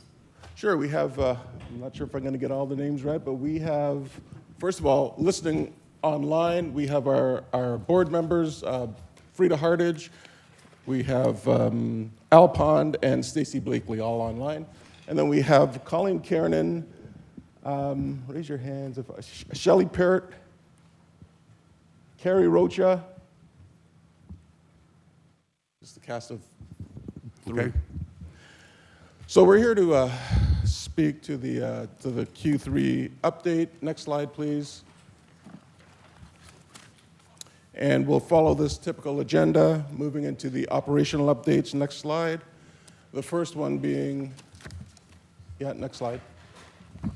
Thank you. The first one being our typical review of monthly ridership by mode, and this covers from February 2020 to July 2023. Clearly, the trend continues in the positive direction. It's not the spike that we had hoped it would have been back in 2020, but there is a slow and steady return. Quarter over quarter, we see an improvement over that same period the year prior. Of course, travel patterns have changed. We understand that 80% of Americans, American office workers, are now choosing to work at least one day remotely, and so there are some effects on ridership that MARTA can't control. But for those things that we can control, we are hard at work. We continue to do a lot of work focusing on the cleanliness of our environment, of our stations. We've got the stations manager program in full swing. Lighting has been improved, and you'll notice if you look at Peachtree Center Station and Arts Center Station, a drastic improvement in the level of lighting, and that effort will continue throughout all of our stations. Smart restrooms are rolling out into every one of our stations, station renovations with tens of millions of dollars being put into every station in the system.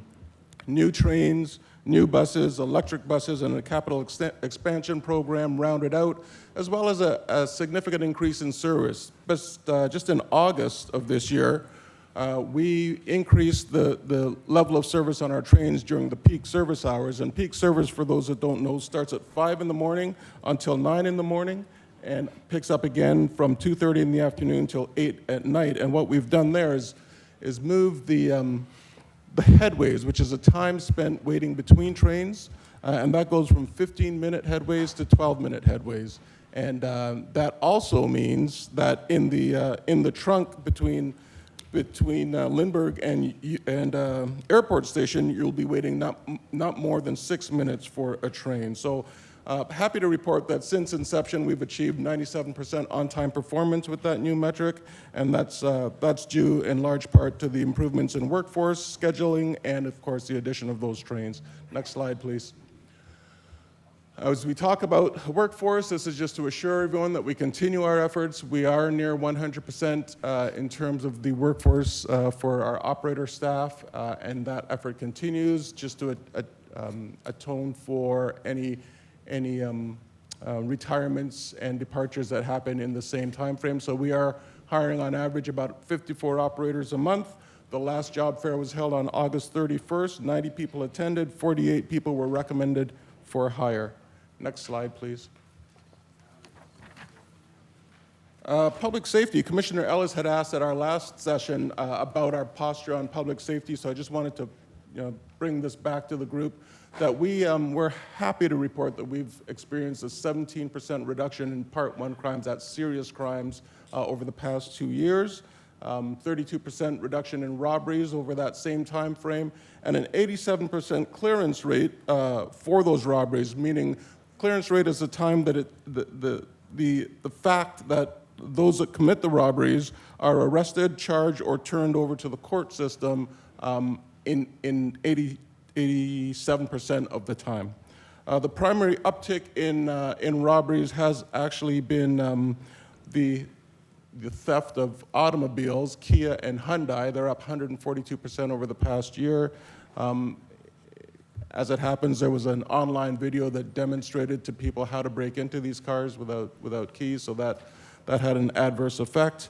But Marta Police Department has been partnering with the auto companies to give away over 640 club wheel locks to mitigate that loss, and we've also added mobile trailers with cameras also to deter that kind of activity. And finally, MPD also recently achieved state law enforcement certification, which enables them, which is really, it's a complex process that's established to ensure that agencies are held to the highest standards of safety. MPD was also awarded the Gold Award recently at our American Public Transit Association gathering in respect of the work they've been doing in the community. Next slide, please. In terms of bus shelters and amenities, just an update. MARTA continues to provide 50 amenities per year in Fulton County. In terms of FY23, the status is such. 24 of them have been installed, 26 are under construction. Within 4 or 5 weeks, those 26 will have been concluded. And we are underway with FY24 as well. 41 in design, 8 in permitting, and 1 under construction. Next slide, please. This is what it looks like when you get the job done in terms of our amenities. So this location at Wendell Drive and Wendell Court Southwest, it serves the Route 73 Fulton Industrial, serves Aviation Park, Economy Lodge, and the Efficiency Lodge as well. So just another example of the shelter providing shade overhead, protection from the elements, the rain, and keeping you out of mud and water when the rain comes, as well as providing a bench and a trash receptacle. Next slide, please. What you'll notice also with our bus stop amenities is the difference in our bus stops themselves. On the left, the traditional MARTA bus stop, and on the right, a new MARTA bus stop, which is more consistent with international bus stops. The idea here is that we're providing more information to the customer at the stop. Not only is it accessible because it's in raised lettering and available in Braille, but also because there's a QR code on there, so when you put your phone on it, it tells you when the bus is coming next. The blade also tells you what bus routes are served by that bus stop. 60 of them have already been installed along our regional routes, and the other 8,900 are underway and will be completed over the next 2 years across all our jurisdictions. Next slide, please. Commissioner Arrington had raised the issue of Niski Lake at our last briefing, so I just wanted to provide an update here. So we have continued to work with ATL DOT. They have provided concept treatments such as lane markings and no parking signage along the route. MARTA has also, as of August 15th, we've tested a reverse route so that we can get more access to sidewalks on that portion of Niski Lake. There still remains work to be done. We have asked DOT to widen the roadways in certain areas, but while they do that, MARTA continues with the MARTA Connect program. So since inception, 517 rides have been taken along that stretch of roadway. Next slide, please. The bus network redesign, just a request for everyone here to make sure we beat the drums, to make sure everyone's aware that this is happening. Niski Lake is just one small example of what happens when a route is changed or curtailed temporarily. This bus network redesign will be a complete overhaul of every bus route in the system, something we've not done for 40 years, so it really does demand the attention of anyone interested in the bus network, any customers, any constituents, anyone that has or plans to use the bus system, or even anyone that operates businesses that rely on a solid bus network. So this is ongoing. We want to make sure that everyone's aware of the upcoming public engagement series. That website at the bottom, marta2040nextgenbus.com, is critical for all the updates and all the details about what's going on here. The stakeholder design workshops are happening on October 16th and 27th. So this will be round 2 of the technical improvements, or the technical review of what's going on with the bus network redesign. Next slide, please. In other MARTA news, if we can go to the next slide, I'm just happy to announce that we continue our work in HE Home. So the pre-development work on the transit-oriented development at HE Home Station continues to advance towards RFP release to the development community, and that should happen later this year, if not early in Q1 2024. The master planning process wrapped up in June of this year, followed by the successful rezoning of the property in August.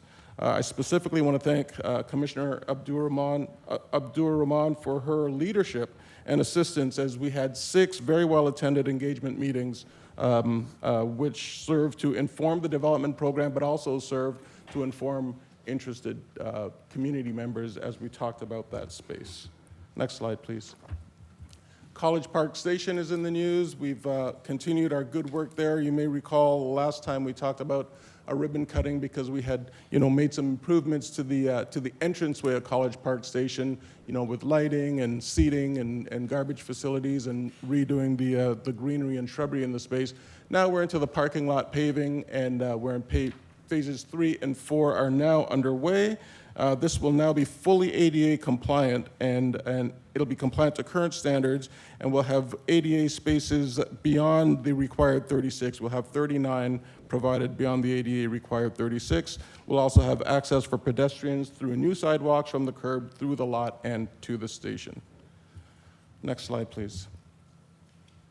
Artbound, in terms of what's going on at 5 Points, this is just a quick update. As part of the 5 Point Station rehabilitation, our Artbound Art in Transit program has selected 4 artists to develop 8 new mosaic installations for the upgraded northbound, southbound, east, and westbound platforms. We're excited to engage a mix of local and international artists in the capital upgrade of our system's largest and busiest station. Other improvements, of course, will include train platform lighting and aesthetic improvements, and this is part of a larger system-wide station rehabilitation program that I spoke of earlier in the presentation that's going on at all 38 rail stations. Next slide, please. And of course, our new labor agreement has been signed and ratified. The placemat on the right is something that we've handed out to all of our employees, our unionized employees, to reassure them of the benefits that are involved in this contract. It's more than just money, but in terms of money, we did see employees enjoying a 16% salary increase, 10% in the first year, and then 3% in each of the subsequent year 2 and year 3. Paid family leave, attendance bonus structure. We've always had an attendance structure, but it was an annual payout. We're changing it to a quarterly payout to encourage people to get their attendance up. MARTA still suffers and struggles with an up to 25% absenteeism rate in our frontline employees. So we're putting money and structure into that, as well as management initiatives to encourage good attendance and to de-incentivize bad attendance. So we also make it clear that a lifetime pension is increasingly rare in public and private employment. I mention all of this because of the 4,500 employees at MARTA, 1,043 of them are Fulton County residents. So nearly 1/4 of our employees live here in Fulton County. Next slide, please. Just a quick update on the ATN, the Automated Transit Network Pilot Feasibility Study. We continue to investigate the new modal technology like personal rapid transit to make important last-mile connections to our transit networks. On July 18th, MARTA joined Commissioner Pitts to sign a memorandum of agreement to advance an ATN feasibility study and pilot demonstration project from the SkyTrain at the airport to the Georgia International Convention Center. The airport CIDs are leading this pilot project, and we're supporting with a 2024 budget, which includes a $1 million spend towards this effort. So the RFP is expected out this week, and it'll be followed by a financial feasibility study to be completed by the end of 2024. Next slide, please. Into the deep. We've talked about our new rail cars coming, the CQ400, the first of which will arrive in 2025. In the meantime, the question is, what are you doing with your existing rail cars? Of course, we have a regular decommissioning process.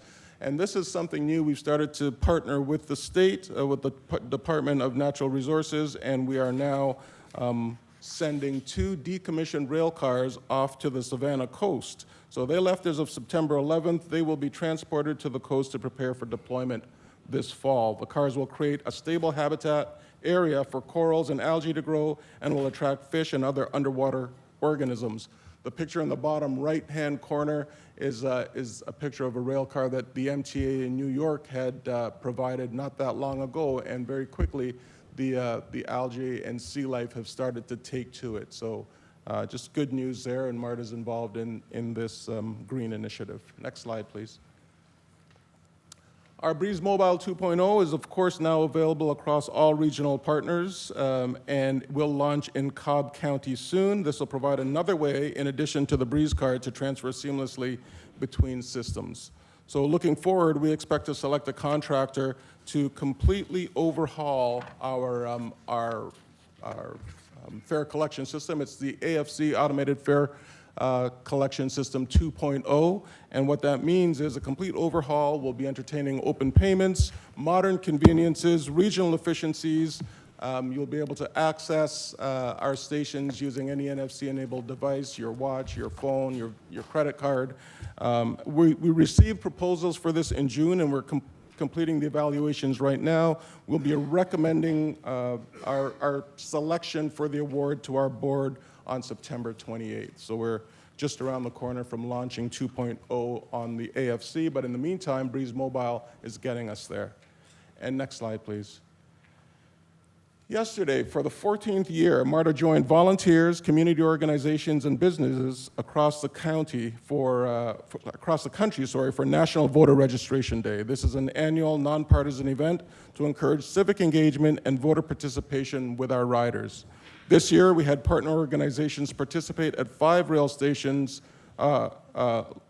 rail station locations inside of Fulton County. And we're just pleased to be able to participate in this and continue to support National Voter Registration Day. And with that, Chair Pitts, I'll return the floor to you. Thank you, Mr. Greenwood. Any questions or comments, commissioners? Anything? All right, Commissioner Thorne, you have the floor. In regards to the app that you're launching, did you ever look at what they have in New York where you don't have to download an app? You can just pay with your wallet when you approach, or is the app a better option?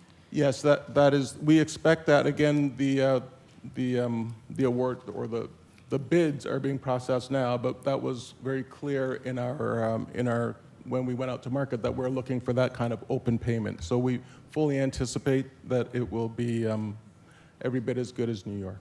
Okay, great. Thank you. That was it. Commissioner Arrington? Thank you, Mr. Chair. So tell me more about, I guess, the test run on the 15th. That was on what, the same size bus?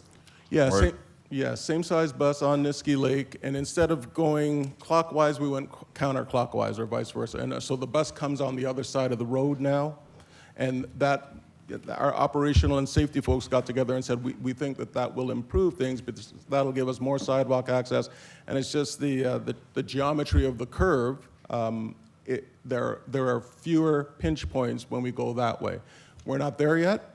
We're almost there. There are just a couple of areas that we're asking ATL DOT to help us with, and then we'll be able to return buses onto that route. Okay, well, I would love for you to be kept in the loop on those conversations with ATL DOT. Will do. And because, so smaller units or the smaller buses that you have or shuttles that you have, that's not a feasible option?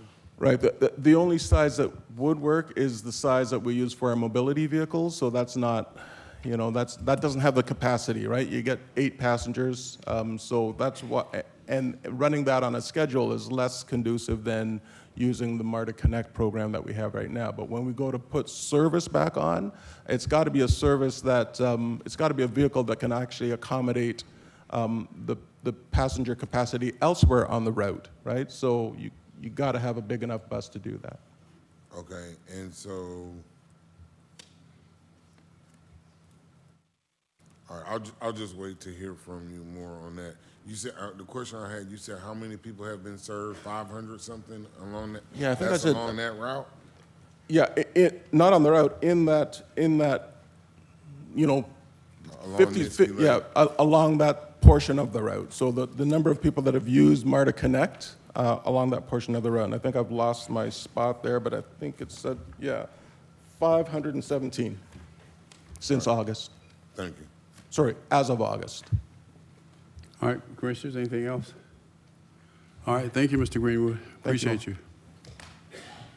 Madam Clerk. Continuing on the bottom of page 7, County Manager's renewal items under Open and Responsible Government, 230624, Real Estate and Asset Management. Request approval to renew an existing contract in the amount of $351,573.24 to provide mail services countywide. All right, motion to approve by Commissioner Thorne. It is seconded by Commissioner Hall. Please vote. And the vote is open. And the motion passes unanimously. On page 8, 230625, request approval to renew an existing contract in an amount not to exceed $309,000 to provide on-site tree removal services. Motion to approve by Commissioner Thorne, seconded by Commissioner Barrett. Please vote. And the vote is open. And the motion passes unanimously. 230626, request approval to renew existing contracts in the total amount not to exceed $1,344,000 to provide landfill, solid waste disposal, and single-stream recycling. Motion to approve by Commissioner Hall, seconded by Commissioner Thorne. Cast your vote, please. And the vote is open. And the motion passes unanimously. 230627, presentation of the Fulton County Operational Report. Mr. Manager.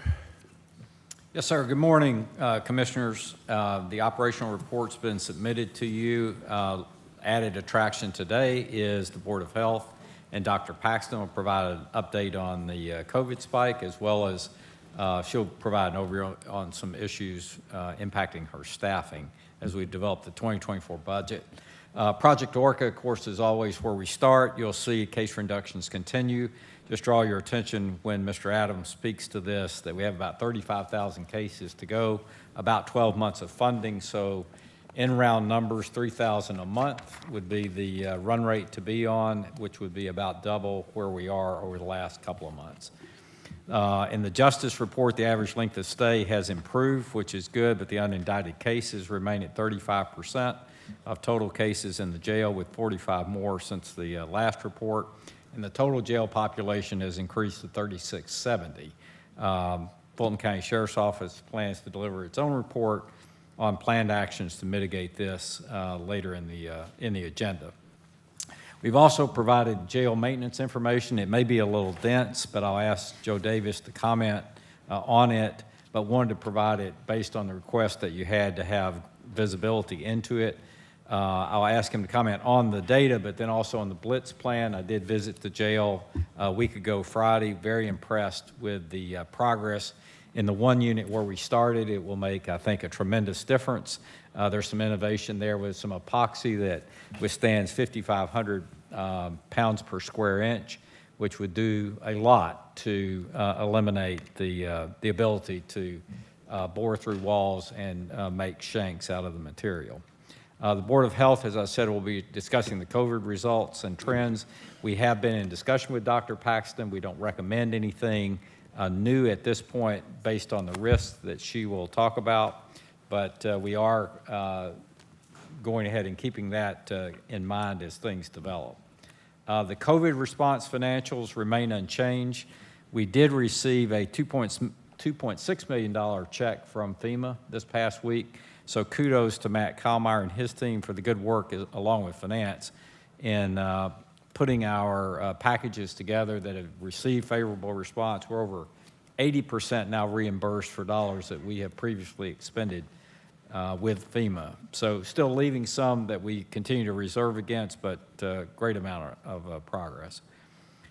Importantly today, and included in the operations deck, is just to give you a very high-level overview of the budget for 2024 process, reminding you of the dates, the steps that we'll take.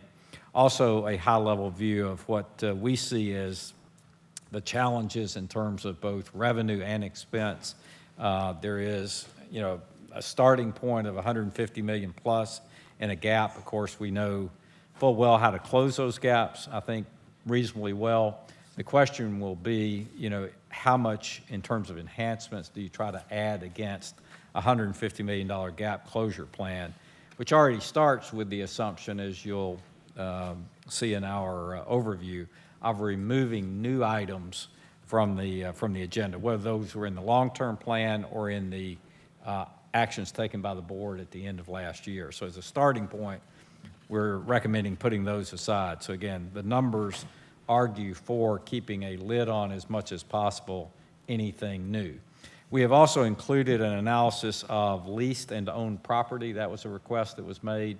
Probably not subject for discussion today, but we wanted to provide that to you, give you, again, high-level perspective on that, and certainly would welcome discussing further actions that might be taken in that arena as we go through the budget process.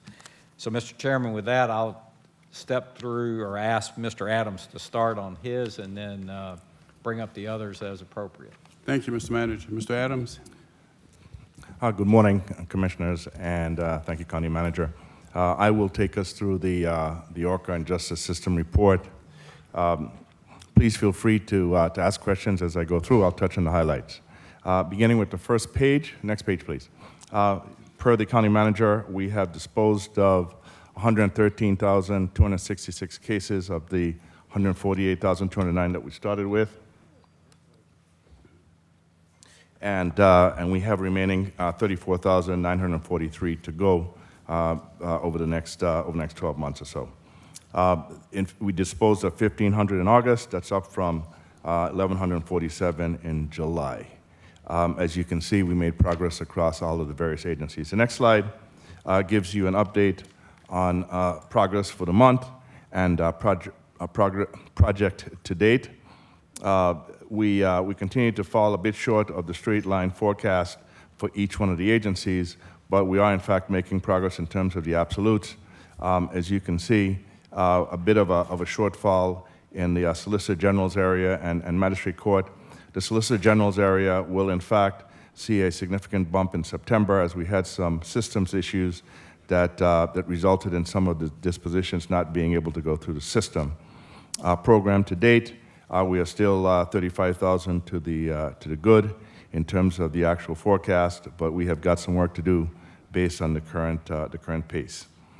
If you look at the next page, it talks to the hiring progress. We had 9 new hires across the system, across Orca. In the month of August, we had 3 individuals who left, so a net of 6. And so we continue to make progress, I think, in keeping the individuals in the particular departments that we need to move the program forward. The next slide, the next section, talks to, one more, please. This is our cumulative case reduction slide. The county manager here again alluded to a couple of the areas where we made some progress. We had a decline in the average length of stay from 71 days in the baseline, 61 days today versus that baseline. We had an increase and stayed, I'd say, almost relatively flat in terms of the individuals indicted without charges. Positive movement in both the clearance rate for felony criminal cases and the cases disposed within 180 days. Next slide, please. This gives a brief look at the number of detainees in the Fulton County Jail by judge. No real measurable change in terms of the relative numbers and relative rankings, but this is just for informational purposes. The next slide shows the same information for the state court. I will note that the public defender and solicitor have launched a program to use ankle monitors where appropriate, so we expect and hope for a reduction in terms of the number of detainees who are eligible in the state court area. Next slide, please. One more. This gives you a sense of the jail population. As you can see, this chart was dated and ended on the 27th of August. We in fact have some good news in terms of the trend, bending the curve a little bit as it pertains to the number of individuals in jail. I received this information yesterday. The public defender, the DA, the sheriff, and the courts have been working diligently. I've in fact reduced the jail population by 220 individuals, or 6%, over the last 2 weeks. Yesterday, our jail population stood at 3,439, and the public defender indicated to me that some 54 individuals were released yesterday. So the numbers are moving in the right direction. The curve is bending a bit. We're not where we need to be, but the trend is positive, and certainly appreciate the efforts of the various agencies to move these numbers in the right direction. Next slide, please. One more. Thank you. This shows the what we call facility utilization of the various facilities that are used to house individuals in the Fulton County jail system.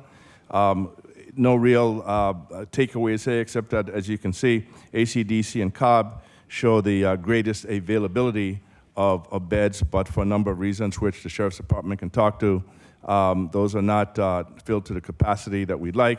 That having been said, here again, no real movement in terms of the distribution of those individuals across the various facilities that house Fulton County detainees. The next slide shows the number of individuals in the jail who are unindicted. And we did do an analysis of those individuals in terms of how long they have been in the Fulton County Jail. Of the individuals in the jail as of this time, when we made this count, 688 of the individuals were there for less than 90 days. 521 of those individuals were there for over 90 days, and 60 or more were in the jail for more than a year. So that gives you a sense for the length of stay broken down, the number of unindicteds broken down by their length of stay. The next slide talks to some of what I'd call the bottoms-up initiatives to make progress on the population. The ones that have had the biggest impact were the C3 attorneys and increased use of virtual capabilities. We hope to see more of the civil cases moved to state court, which will allow the Superior Court to focus on criminal cases. And my expectation, and I believe that the Superior Court has advised me that we expect to have some positive movement in terms of the establishment of a competency court, which is particularly important given the number of individuals that we have in our jail who require some form of mental health treatment. The next slide just talks to where we continue to focus and prioritize. Obviously, continuing to resolve the ORCA cases as we move forward. We are working, as you just saw from the previous slide, on a multi-agency jail reduction plan that just touches on some of the ones that we launched a couple of months ago. Clearly, a big focus on preventing post-ORCA backlog. That's going to be addressed, obviously, as we move up the volume of jury trials as we move forward. And then we have 12 months as to think about the ORCA wind down. What does that look like in terms of focusing on the areas where we can advance the disposition of the cases, as well as looking at the spend and making sure that we, in fact, we will not exceed the amount of money that we receive from the federal government to address the backlog. Happy to answer any questions if you have any. Thank you, Mr. Adams. Vice Chair Ellis, followed by Commissioner Hall, followed by Commissioner Barrett. Vice Chair Ellis, you have the floor. Thanks, Mr. Adams, for the report. I think a couple things that sort of clearly jump out. Pace continues to be slow. No real measurable change in many categories. And I think that's something that, you know, we've continued to hear month after month after month. Occasional, some sort of anecdotal piece. Appreciate you sharing that one anecdotal stuff. We'll see if it shows up and sustained in the numbers. But, you know, as what we've got right now in terms of hard data, no real measurable change. You had shared one piece of information that we were able to kind of get developed yesterday. And Nikki, do you have this available? And I want to put this slide up here, and I've got copies of this. So I'll pass out to everybody as well. And this is the aging of the unindicted jail population. We've been talking about this unindicted issue, and you know, I think some sort of mysterious little bit. For these folks who were just sort of running up against the 90-day mark, you know, what did it really look like, right? And I think this provides a lot more detail, and quite honestly is even more disturbing to me than where I even thought we were. You know, sort of as I understand it, you know, kind of the judicial standard is that you need to be indicted within 90 days if you're held, loosely speaking, right? You're entitled to a bond, if not. Right. What is that, Commissioner Harrington? Are you entitled to a bond? You're entitled to a bond after 90 days if you're not indicted. So we have 521 folks, or inmates right now, that have been in there over 90 days that are unindicted. And we've got, you know, 60 of them over a year. I mean, if that's not pretty disturbing data, I really don't know what is. So I think this is a good data, this is some better data for us to kind of look at and monitor, you know, every time we do these reports to see if there is material change or not. So I think it would be good since we've got this, we can include this in our reports going forward to kind of show, are we seeing progress in this particular piece? And then hopefully if we do, then that will begin to see some manifestation and change in the jail population itself. Yeah, I think we are all, you know, heard from a lot of folks from a lot of different, you know, probably points of view in terms of where they come from and frame of reference today. But I think collectively, everybody's pissed at the quality, the level of results or lack thereof that we've seen from, kind of the judicial process. I mean, we committed through this Project Orca significant funding, resources, and administrative support. I mean, you've dedicated yourself to this, Mr. Adams, in terms of trying to come up with ideas, resourcing, planning, et cetera, to try to drive these numbers down, to seek to avoid just exactly what we are facing today. And that in particular should be a high-level point of frustration for all of us. We designed this to prevent what we're seeing today. But yet we heard over the past year, no measurable progress. Hopefully that changes. Hopefully today is the watermark for that change. And hopefully we begin to see it. 349 people in jail over 2 years, 843 over 1 year. We do have an overcrowding problem. But we've got an overcrowding problem that can be addressed through an effective justice system and processing of these cases. So I'm glad we set this up. I'm not happy necessarily, I'm certainly not happy where our results are. But I'm hoping this is all finally getting the level of attention it deserves, it has merited for some long time, and that we're going to see some material results going forward after that. The other thing I want you to, maybe if you could go back to the jail slide that had sort of where we're at by facility. I don't know if you had numbers on that or not, but it's slide number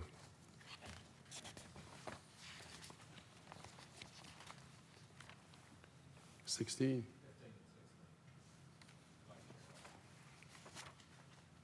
15 and 16. 15 and 16. Can you go to that slide, Nikki?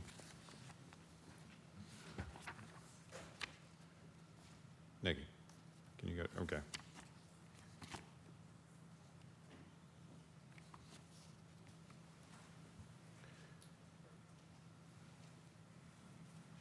All right, what are we doing? Keep going.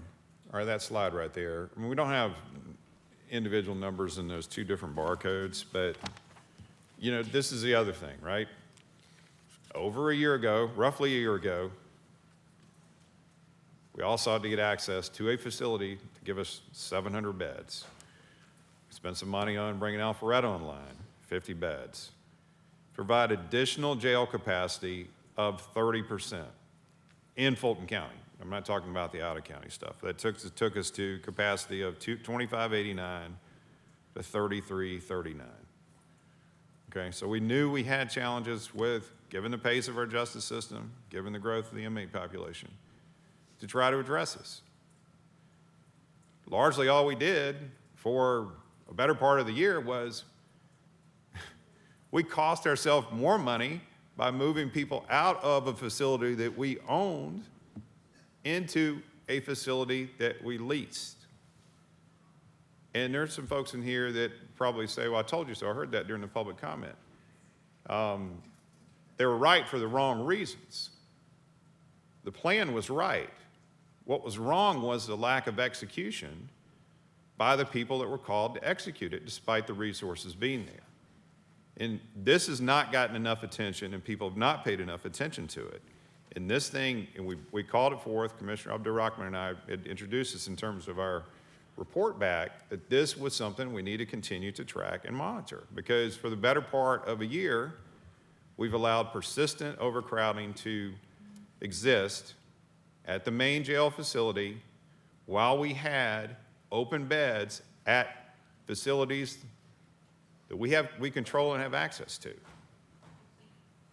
And that problem, I mean, maybe the numbers become different with some of the stuff that you just shared, but that problem persists today. I mean, according to this data, we're 322 over at Rice Street, while we've got 358 available beds between ACDC, the South Annex, and Alpharetta. Back in April, I was not here for this meeting when y'all approved about roughly $5 million or whatever in additional spending. Part of that was to get at this issue, to provide logistical support through this organization that was hired, EMSI. It was April. What's today? September 20th. Same problem. I mean, that was, and mind you, that $5.2 million was brought forth as an emergency in all caps. And then the emergency discussion we will have in just a little bit, despite the fact that we hadn't figured out a way to move people to these things, will be about now we need to move them, consider funding and moving them to some other facility that we don't manage and entertaining more expenditures. I'll save my comments related to all that once we get to that piece. But this particular slide and these particular metrics need to be reinforced, as well as that aging of indictment slide. We need to continue to reinforce that, and the measurements in both of those, we need to see more significant improvement than what we've seen. So, Mr. Manager, Mr. Adams, you've heard what I think is an accurate analysis by Vice Chair Ellis. What's your reaction? Agree, disagree? I'm not sure there's a short answer to that question, Let's Mr. take Chairman. the long answer then, we got time. The fact is that the Commissioner Ellis, in his comments about the metrics, is accurate. The numbers are the numbers. There are reasons why these beds aren't filled, and I will leave that up to the sheriff to talk to them. A lot of them have to do with the ability to staff, some of them, and then some of the restrictions on what we can do at ACDC. However, that having been said, I do believe that the overall comment that we need to do something differently to move and flatten the curve on the increase in the jail population is indeed accurate. And I do believe that funding is not the issue. I do believe that we do have, and I'm not talking about the jail, because the jail is the end of the train, it's not the beginning. I do believe that we have the opportunities to make some progress and to make faster progress along the way. But I will note that that's not something that myself or the county manager can order anyone to do. We serve as advisors to the justice system, and we bring recommendations and we bring suggestions, and to the extent that they are adopted, then we're able to make some progress, and to the extent that they're not, we come up with additional ideas. And so we serve in some ways at their pleasure in terms of what they will take in terms of suggestions, and our charge is to try to find a way to use best practices that we, in fact, look at across the country and bring those to the Fulton County system. And a lot of the recommendations that we have made have also been made over the last 25 years by 5 different studies. So I'd like to say that a lot of the stuff we're doing is brand new, but those recommendations have been pretty consistent. And so as a result, I would say, yes, the overall sense of us being able to make some progress is accurate. However, there are a number of structural things that get in the way perhaps of moving those things as fast as we would like. Okay. For now, Commissioner Hall.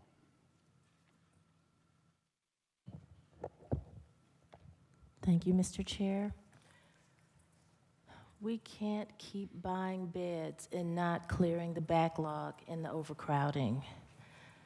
We just cannot. First, let's go to page 14, where you spoke about this new decrease. You said it was about 200 plus within 2 weeks. 220 individuals in 2 weeks as a result of collaboration between the district attorney, the public defender, the sheriff's department, and the judicial system. That's correct. And so what changed to cause this 2 week decrease that was not working before? Was it just the collaboration of these 4 offices? The public defender is here. He can probably talk more specifically to that. But what I've been told, it's just been a very focused effort to identify individuals who could be granted bond, who could be granted bail, and the public defender and the DA in particular are working with the sheriff and his recommendations from his team to identify individuals who would be available for bond or bail using electronic monitoring, and perhaps a relook and a more detailed look at those individuals. Well, that leads me to my next question. How many of these unindicted are nonviolent and just cannot afford to be out on bond? I don't know specifically. I can find that information for you, Commissioner Hall, and come back and send it to you. I will say that, if you look at the violent felons in our jail, it's somewhere around 60 to 65%. It's gone up dramatically as some of the individuals with lower charges have been put on bond or bail. So, but I don't know the specific question in terms of what percentage of those are unindicted. Well, Okay. the answer to that question, though, is very relevant. We need Yes, that it is. information. Definitely. So how soon do you think you could have that information about how many of these unindicted cases are nonviolent and just cannot afford to be out on bond? Within a couple of days. Okay, great. Thank you. And you said funding is not the issue. So if funding is not the issue, then what is the issue? Well, our justice system, not unlike justice systems around the country, are structured in a way where you have a number of elected officials who run their own operations. And so they tend to optimize within their particular vertical, whereas to make significant changes, you need to optimize across the horizontal or across the entire system, right? So it includes everything from the way we get information when an individual is booked into the jail, to how quickly, what kind of information gets to the judges to allow them to make better decisions on bond or no bond, to being able to get those cases calendared more quickly. In some jurisdictions, for example, the calendaring is actually run by the clerk as opposed to the individual litigation managers, and so you tend to have a different pace. And then from that perspective, and then how quickly do you, in fact, once those calendars have been set up, and how quickly are those calendars set up, have trials where you reduce the number of motions to continuances. Some of the judges, in fact, are known for not allowing as many continuances, so the ADAs come prepared to get the case resolved at that point in time. And then once that decision is made, let's make sure we get that information to the sheriff as quickly as possible so that he can, in fact, release those individuals or have them move on wherever they have the decisions made to move them on to. That entire process could be sped up if we, in fact, looked at it across the system. However, like most judicial systems and the way we're structured, we optimize going down in each area as opposed to across. And we don't have, unfortunately, as much of a lever or certainly the authority to say, this is the way it needs to work. And so here again, we're no different. We're probably, on average, right, no different than any large county with a large urban environment. But that's one of the reasons why this county, like many others, has not been able to move these cases as quickly as we'd like. You see the same issue in Harris County in Texas. You see the same issue in Cook County in Chicago. You see a lot of the same issue in Washington, D.C., a lot of the same issue in Philadelphia. You said recommendations had been made but not accepted. What significant recommendations were made and not accepted that you believe could have changed the outcome in a positive way? The adoption of case management standards for each single one of the courtrooms, the establishment of a civil and a criminal court within the Superior Court, expanded use of diversion, right? And right now we have a lot of diversion programs, but they're scattered across the county. We need to figure out which ones have the biggest impact and then scale them, right? Because so we can address the number of individuals who deserve diversion. We need a different way to treat the 35 to 40% of the individuals in our jail who have mental health issues. Today, we are the largest psychiatric hospital in the state of Georgia, and jail is the wrong place to try to treat those individuals. So we need to find a way to fix that as well. If we can do some of those things, right, we can in fact make measurable progress. We do not have the ability to order that to happen, but those represent best practices that if we did implement them, we could in fact see an acceleration of the progress we've been trying to make over the last few years. I agree wholeheartedly. Expanding diversion, we heard from Devin Barrington Ward about PAD. That was an initiative that I sponsored funding for in years past, and they are still a significant initiative that needs to be funded, as he stated. Mental health, I think that we should give ourselves some kudos on the fact that we do have the Behavioral Health Crisis Center that we broke ground for, and that is going to help in the area of mental crisis, because absolutely we should not be locking people up who are in mental crisis. They need to be sustained and then put on a pathway to success. So I absolutely agree with that. Can we get a list of those things that have been recommended to the judicial system? And you also said that the jail is the last part of the process, that there's a whole process that happens before that. But we cannot move prisoners out of state because that's just inhumane. And I was always taught that families should go visit, friends should go visit those who are incarcerated. And we would make it entirely too hard for those family members and friends to get to those people. And everybody needs a sense of encouragement. As you know, I've been attacked because of giving someone a second chance who had a record. And so I believe that we need to be able to have that ability to nurture and speak with and help those who are incarcerated. And that goes for the family and the friends. I want to go to page 18.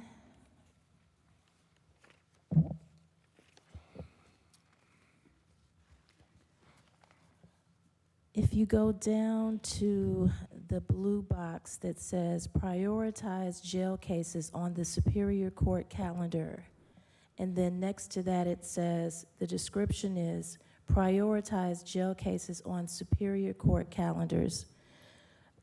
The start date has changed. This start date was originally August 15th.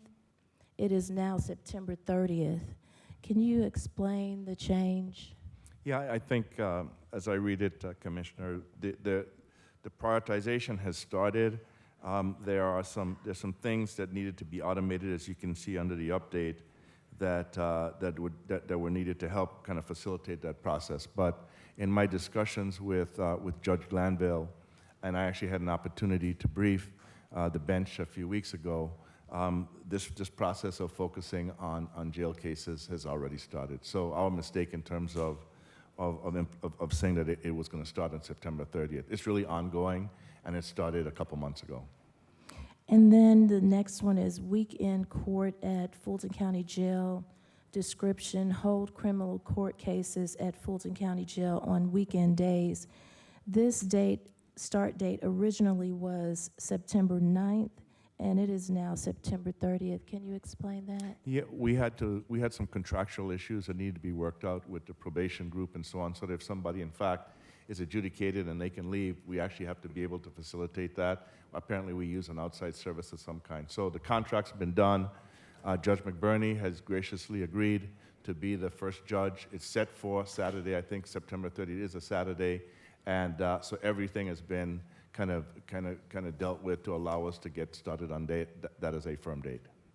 Okay, and my last question is, do you believe that there is a need to further fund the judicial process or ORCA or even the need to fund all of the positions that are necessary, because it has been told to me that the ORCA positions will go away, right? And then how are they to continue to function without those employees? So a couple of things. The ARPA program was designed to have a firm end date, and ARPA overall requires you to have had funds appropriated by the end of December of 2024. We extended the ARPA program to October of 2024 by, in fact, because we were underrunning, and we also reduced the number of headcount per.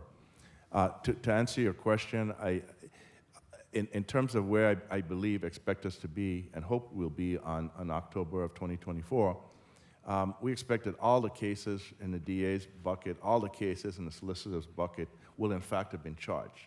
And so they will now be in the state and superior court to adjudicate. All of those cases won't be done by October because cases take longer. If somebody is accused of a dangerous crime or if they have contingencies, they're going to extend beyond October 2024. However, our goal is to have them all charged, all indicted, so that in fact part of that, they moved on to that part of the process. In terms of the funding request, I will say I think finance is putting together the totality of the requests from the system.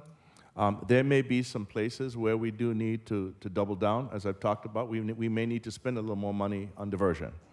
We may need to spend a bit more money on technology to help facilitate some of these things happening. In terms of whole-scale additions of staff, I think that's something that, as you've heard from the county manager, something that we're going to have to take a look at. When I say we, I mean certainly from the executive team standpoint, and really figure out from an affordability standpoint whether we can actually do that or not. It is hard for me to look at the numbers and to look at the funding requirements for next year and say that historically we would be able to fund all of the requests that come in from any of the agencies, certainly including the justice system. All right, thank you so much for that. Commissioner Abdu Rahman. Thank you, Chairman. We're at a crisis, and I would be remiss if I didn't say everybody don't realize that we're at a crisis. We have had how many deaths in the jail? And we're still going back and forth. We're still going back and forth. What do I mean by that? Well, what is the jail reduction multi-agency plan and how is it being implemented? I would be remiss if I didn't say when we talked about the ACDC plan, let me be crystal clear. I support the sheriff. I disagree with him on some things. Because when that plan came before us, I didn't support it. And I have a good memory. And if we have beds over there and we're not utilizing them, you can show me all the data that you want to. But if you are not utilizing that, it didn't work. So something else needs to work. I am sad today that in the civil rights cradle, we're talking about shipping individuals to Mississippi? Really? All right. And so I say today, let's stop playing with people's lives. People are dying. We need all our criminal justice partners on board. All of these commissioners down here see this as a crisis. The executive team sees it as a crisis. We need all our criminal justice partners to see it as a crisis. If somebody can't make bond and they can't pay to get out of jail, why are they still sitting there? We need diversion. Are all our law enforcement partners using diversion? Are we using everything that we need to use in this crisis? This is a crisis. We have had too many people die. I know people want me to be quiet, And they want me to make them cozy and warm, and they want me to not say what I have to say, which is until all of the criminal justice partners, until everyone sees this as a crisis, I'm going to be Miss Cleo, and we're going to be here again. What we have to do is enable our county manager and our executive staff to do what they need to do and take the politics out of this. We need to ask City of Atlanta, do what you need to do for us to get the beds. The sheriff needs the beds. And if the City of Atlanta can't do it, do we have any other agencies or jails in the metropolitan area that will do it? And we need to do it. But at the end of the day, we come down here every first and third, and we look at nice little slides, and we don't deal with the fact that crime is going to continue. What is the plan for those individuals that are still going to get arrested? What is the plan for that? So I asked my colleagues, I asked the sheriff, I asked the courts, I asked every judicial partner today to please step up and treat this as the crisis that it is. No more deaths in Fulton County Jail. All right. Excuse me.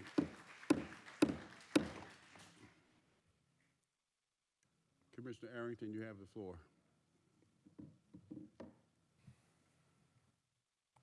Thank you, Mr. Chair. If we could go to slide 16. I'm trying to understand. It looks like there's an axis or some numbers missing from this slide. What are the numbers that are missing? I mean, it's got to be a percentage, or where are those lines? Is that 125 people each? Like, something's missing.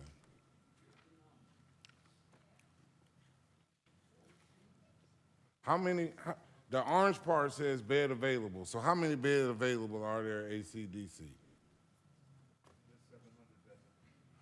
No, sir. There's 700 total. I'm asking you about the orange. There's blue and there's orange, right? Blue says beds in use. So how many beds are in use? There's something missing from the, I mean, can nobody else see that? So the slide that's projected up there didn't, when we transferred it, didn't show up. So to answer your question, Commissioner Arrington, there are 229 available beds in ACDC, 108 available as in not being utilized, 187 out of county, which is primarily Cobb, but it includes Oconee and one other county, 110 in the South Annex, and 23 in Alpharetta. So that's a total of how many available? About 600? Approximately. Approximately a little less than 600, that's correct. Well, just clarification, with ACDC, the city jail, they have 1,300 beds. Our contract limits us to 700 of those 1,300. Oh, yes, and not only that, there are also restrictions on who can be put over there. Correct. I'm very familiar. Yes, you are correct, Mr. Chair. There are 1,300 available beds there.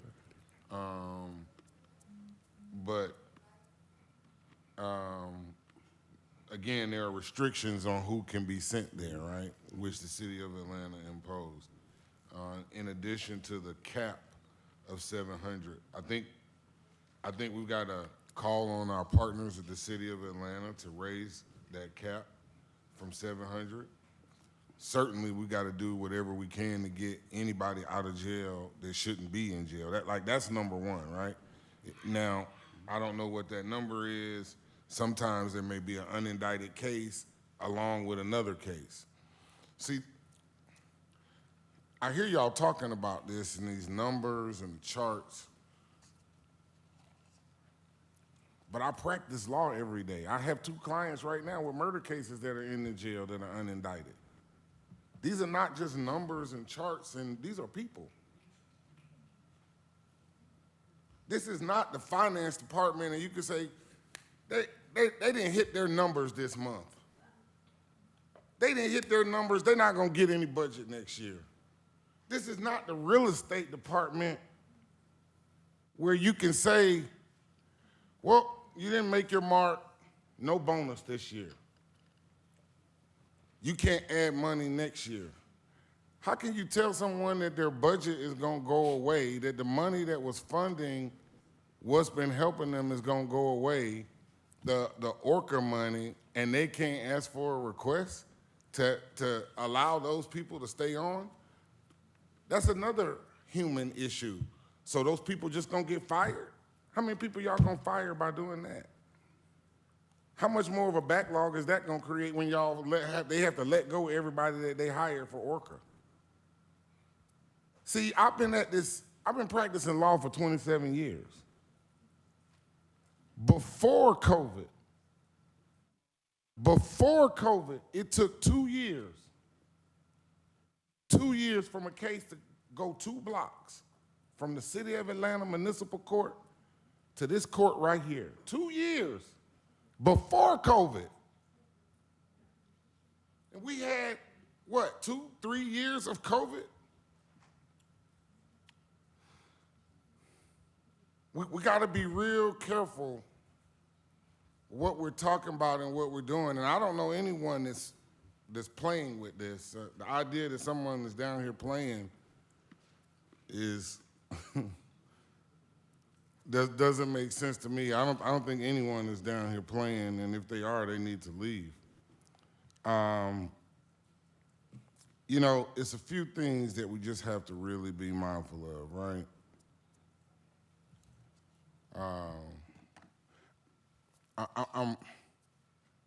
Let me back up. Part of the problem that we have is this little pesky thing called a Constitution.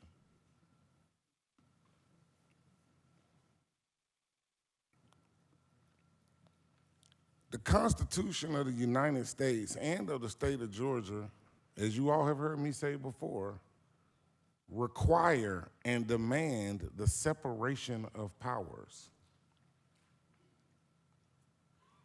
As commissioners, we are part of the legislative branch, not part of the judicial branch.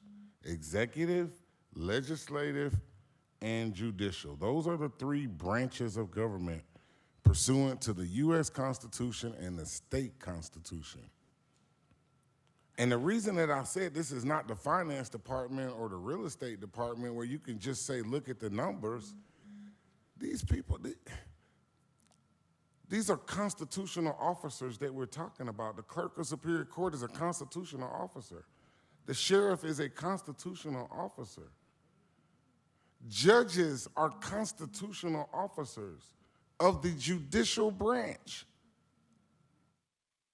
of which we have no say nor control over because of this little pesky thing called the Constitution. Now, we do get to allocate budget for those officers.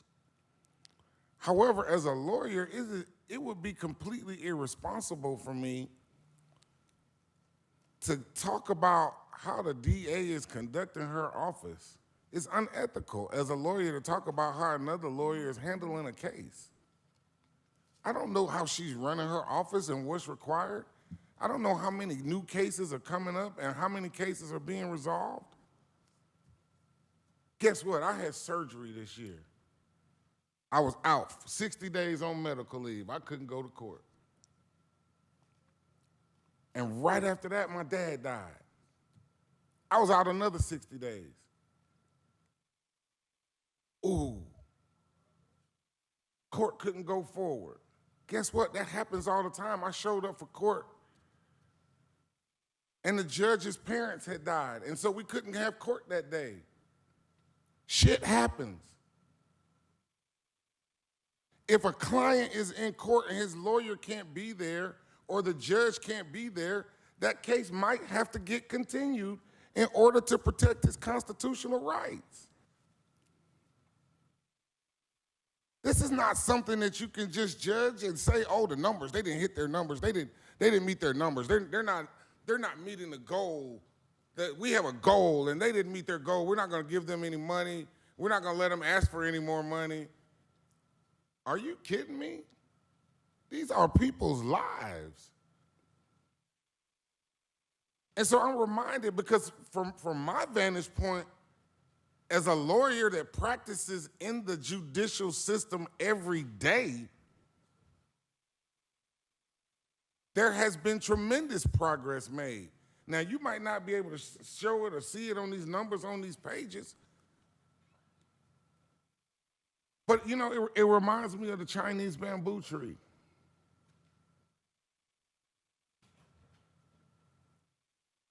It has to be watered for 5 years. You have to water it for 5 years to build a foundation. You know why? And at the end of the 5 years, they grow up to 60 feet tall in 5 weeks. So do they grow in 5 weeks or do they grow in 5 years? What's happening during the 5 years is that the root system is growing.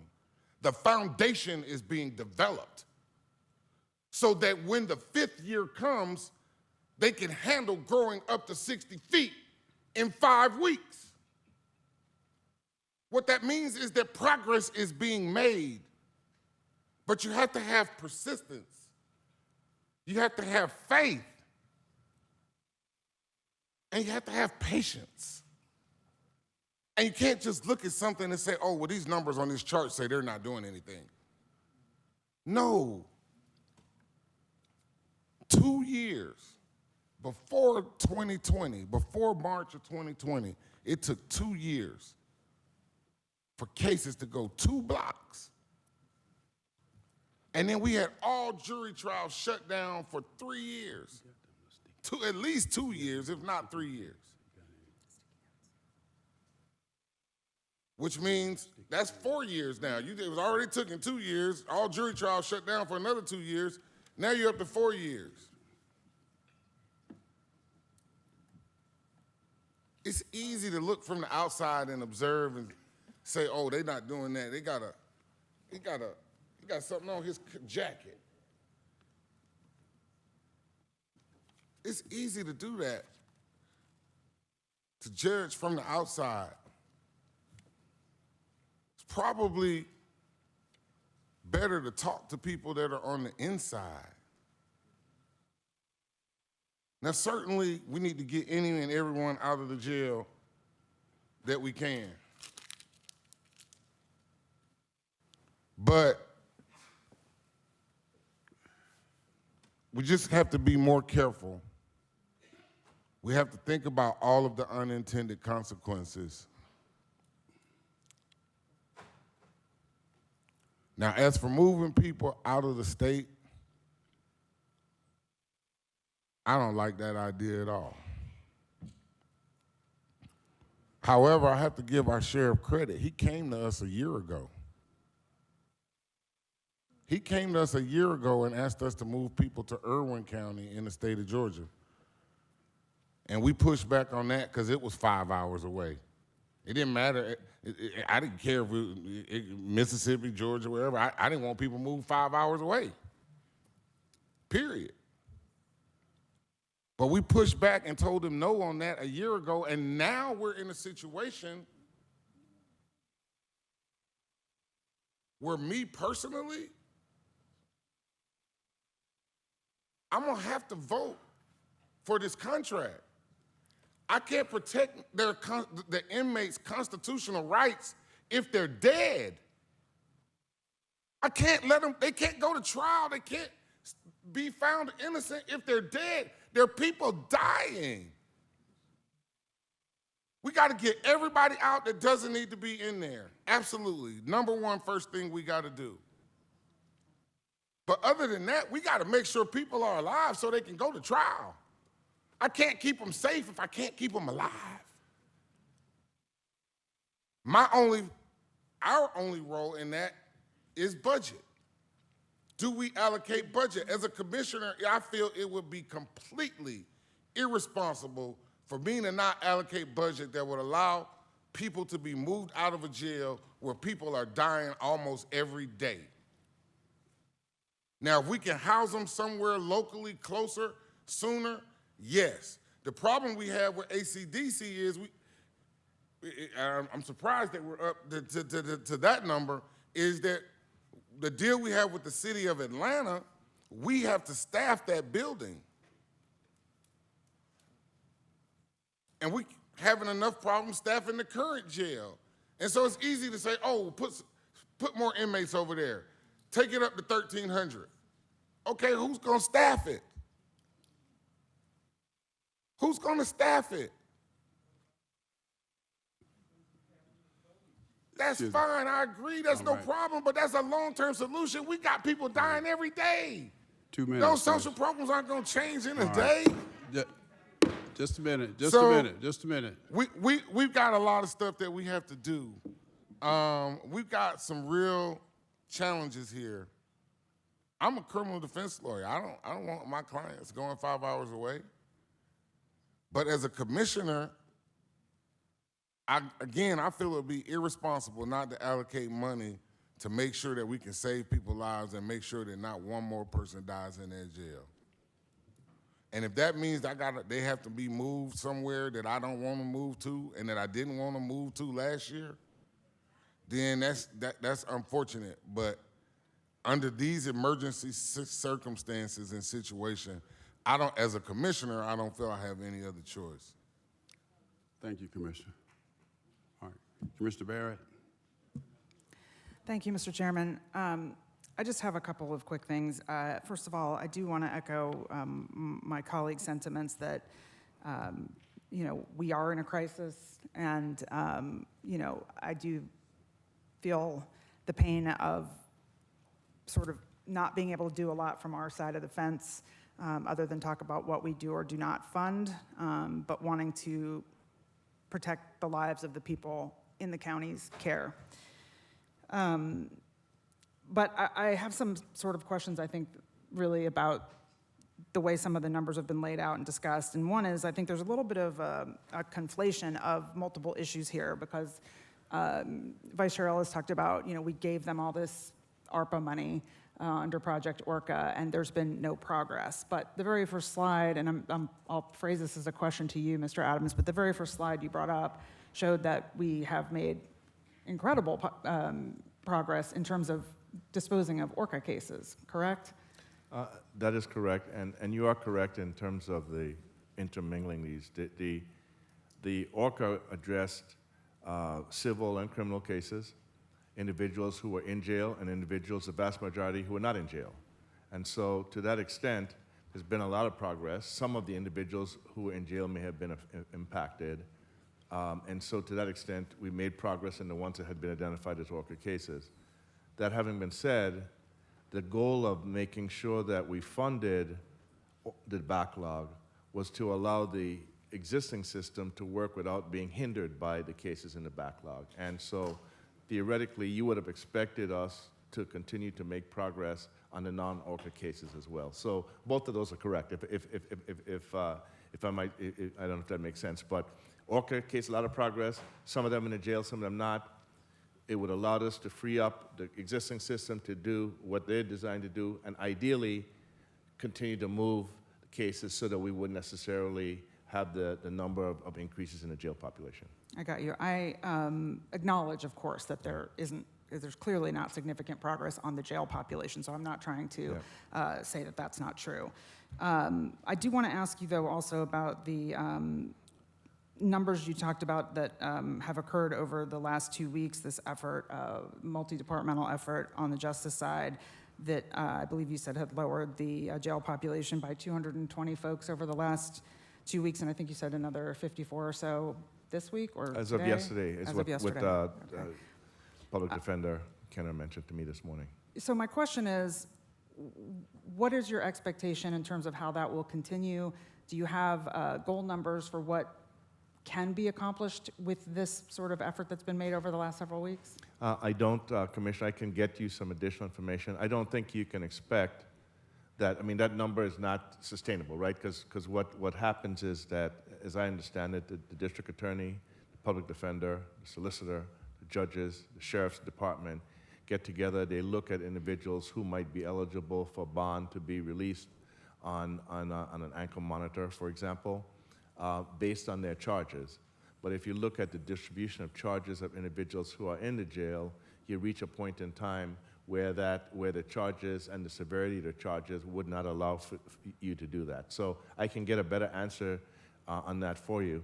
But I think what you saw, not unlike what we saw when COVID began and we moved 500 individuals out of the jail in a 2-month period, was a concerted effort to identify those individuals who could in fact be released without a threat to the community, and let's get after it, and let's see if we could get them out of jail. So I can surmise from what you're saying that we're in that mode again at this moment, yes? We continue to focus. I believe that's an ongoing effort. That is correct. Okay. Well, obviously, we'd like to continue to be updated on that. The other thing I just want to mention, and I'm really just seconding what a lot of my colleagues have said about diversion, but I just want to make it clear, at least from my perspective, that there are different opportunities for diversion along the path for folks. There's pre-arrest diversion, which is what PAD is about, and PAD's been brought up a couple of times already today, and I just, and maybe you can help me with this, Commissioner Abdurrahman, because you were in the same meeting I was for the Justice Policy Board, or one of you all who were there, and I believe I heard somebody say that PAD is underused, and that's not anything to do with the Fulton County side, but rather the Atlanta police side. In other words, they're not getting called on enough by the police, and so, is that your recollection? Yes, the law enforcement is not utilizing the ability to divert to PAD at the level that I personally think they should be. And it's not just Atlanta APD, but APD being the largest, they need to do more diversion to PAD. Thank you, Commissioner. Yeah, I agree, and I think my question really becomes, what have we done or what can we do to really push a little harder on the city, on the APD in that front to sort of encourage that, because everybody that they arrest instead of taking to PAD that could have been eligible is somebody else that is likely going to end up in our jail and exacerbate the problem. Just add to perhaps that, I am having breakfast with Peter Alman, the Chief Administrative Officer of the Atlanta Police Department on Friday. And it's specifically to follow up on that question. I think if you heard him say, for the benefit of everyone else, it's a pretty massive cultural, logistical number of people to touch, train, and incentivize shift for APD. So what we may have thought this is, makes perfect sense to the getting all the way down to plus 1,200 or so officers, may not. So I want to explore what his plans are, what we could do to be helpful to that end. Obviously, we're funding PAD, so that's not really the issue.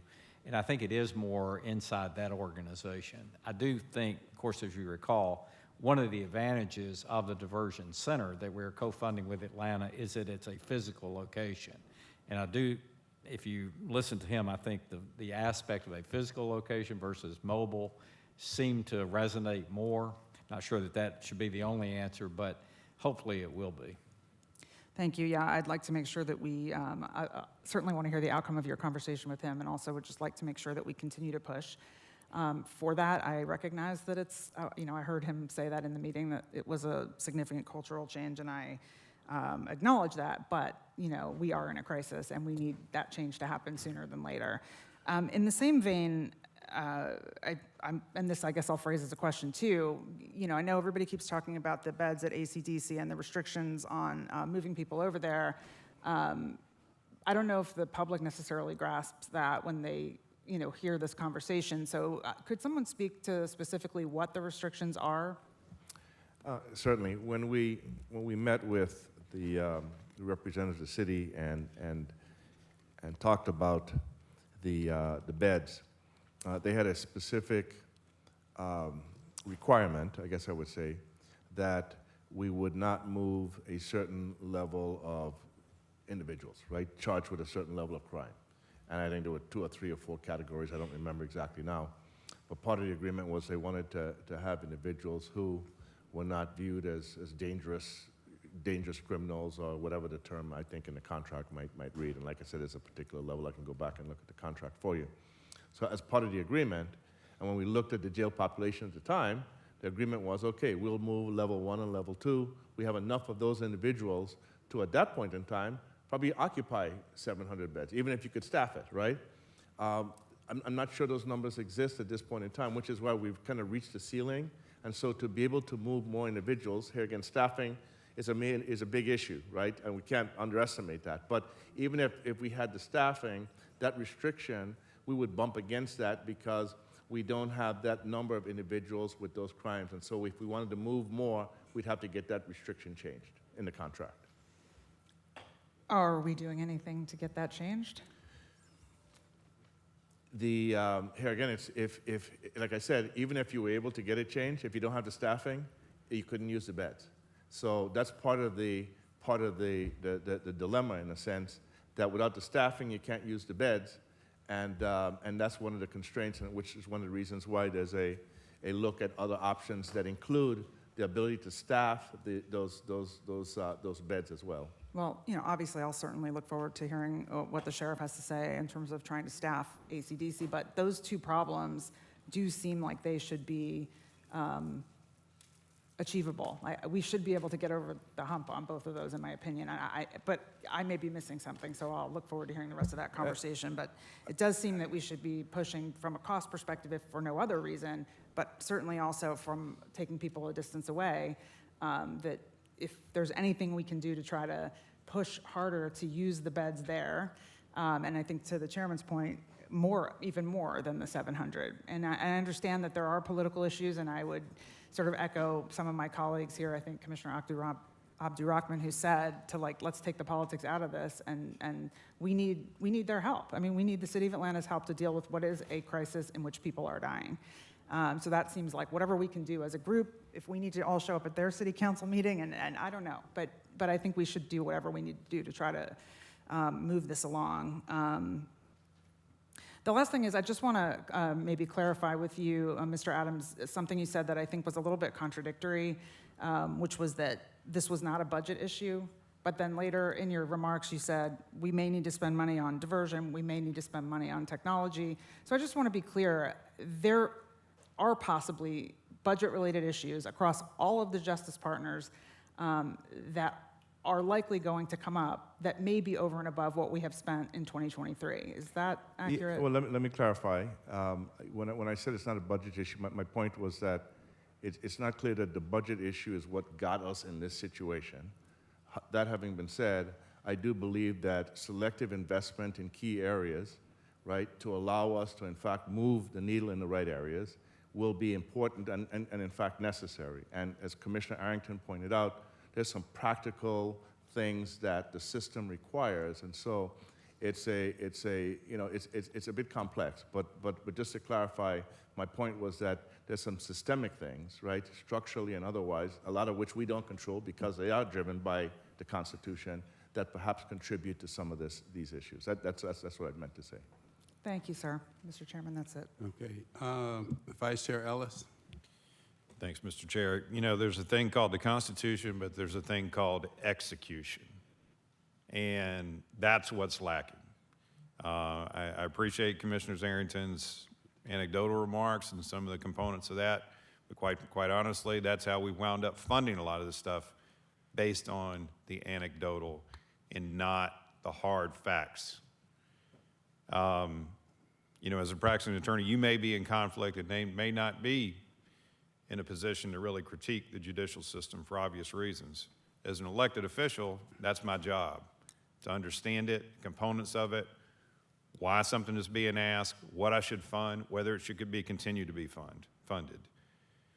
When we have supplied a boatload of money through Project Orca, when we are just coming off this year where in the aggregate, we increased funding for the judicial agencies 16.5%, 16.5%, off of a large increase also from 21 to 22. That's not sustainable. The thing is funded. You want to go back and look at different points in time? In 2019, here's just a few data points. In 2019, we conducted 119 criminal trials. We have done 66 today. We're on track to do 99 this year, less than 2019, despite significant more resources. DA's budget, 2021, $26.3 million. 2023, $41.6 million, a 58.1% increase, plus funds from Project Orca, plus grant funds. Okay? Unindicted rate in the jail in 2020, 10% of about 2,400 people, 35% today.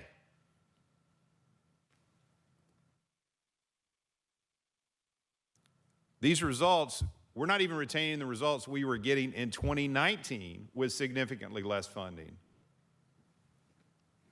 today. Sheriff's budget, we allocated $123.2 million in resources in 2021, $188.7 in 2023, 53% increase. I think we bought about 169 vehicles for $7.32 million. We bought 12 Harley Davidsons for $225,000. We just bought 2 electric Mustangs on July 2023. I'm not sure what the hell that had to do with service in our jail. Paid $139,000 for those. Their resources have been committed. It's their job to figure out within their budgets how to do their job. That's the constitutional thing. That's not my role to tell you how you do your job. But if we're going to fund it to a certain extent, I'm darn well going to look at how you're using those funds and ask serious questions.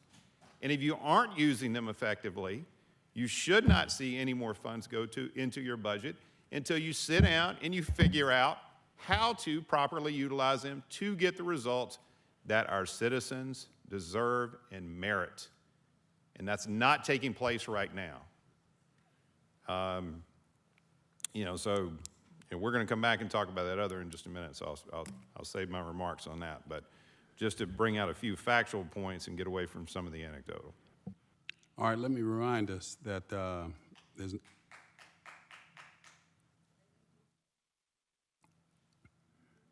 there's nothing on the floor to vote on now. What we're talking about now, we're responding to the report that was made by Mr. Adams, but there's no legislation before us as we speak, so be mindful of that. Commissioner Thorne, Commissioner Hall, and back to Commissioner Arrington.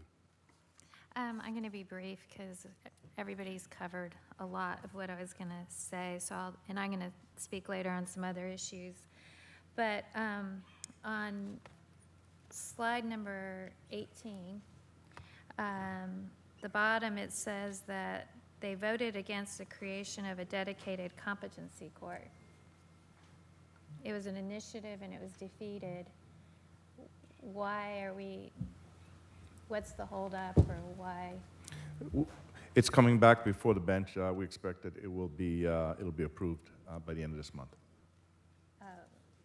But it was just kind of held? It was held. There was some questions, some concerns. There were some questions about how it would be implemented, which I think have been addressed. Okay. And I just want to address, since we had slide number 6 up. And I remember, I wasn't a commissioner then, but I remember a year ago seeing almost this identical slide, except the numbers instead were 2022 all across the bottom. And it just seemed that everything flatlined. Like initially, the cases went down quickly, and then they just kind of flatlined. And now there's been no change in over 2 years almost now. So my question is, how are these high-profile cases affecting the court system, or do they have any court? I remember last year listening, you said something about the judges go to conventions and all that kind of stuff during the summertime, or something to that effect. Why are we seeing this flat line, and how are these high-profile cases attributing to that, if they have any effect at all? Well, a couple of things. It's not respectfully, it's not flatlining. It's slowing down, but at this point in time, we're still $35,000 cases to the good versus the straight line forecast. So the pace has slowed down. The initial out of the kind of gate caseload, I think it's fair to say that there were a number of discussions and activities that allowed for faster disposition. It has slowed down, you're correct, considerably, but it's not flatlined because we continue to dispose of, in last month, 1,500 cases. In terms of I think I did mention that there is a predictable summer slowdown, and it's just conferences across the entire system, right? So from what I understand, there's certain CPE credit requirements across the board, and as a result, we tend to see a bit of a slowdown in the case pace during the summer. And so what will happen in October, this next month, September, October? Are they picking back up now? I expect them to pick up. I can't give you the exact number, but I would expect, just like they picked up in the last couple of months, that we'd continue to see an increase. Okay, thank you.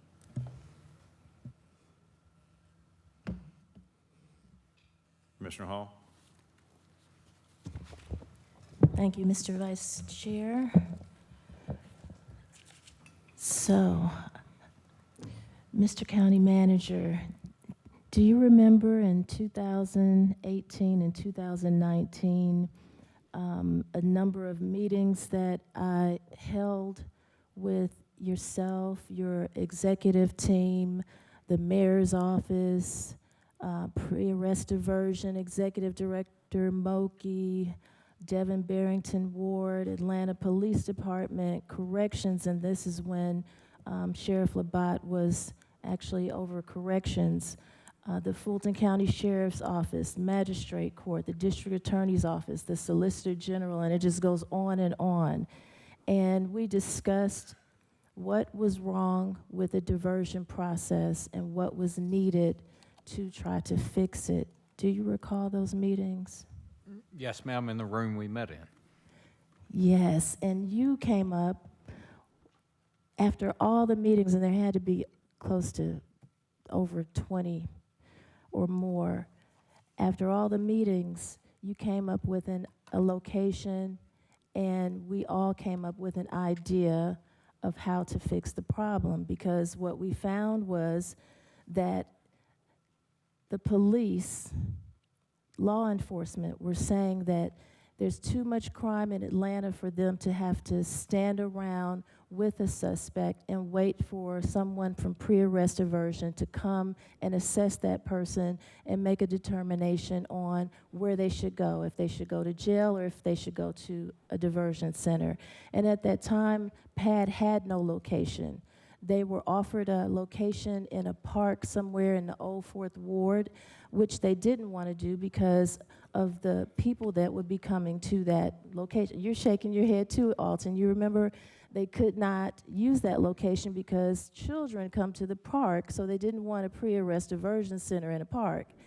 But Mr. County Manager, you came up with a brilliant idea. We have a building that was between the jail and Jefferson Place.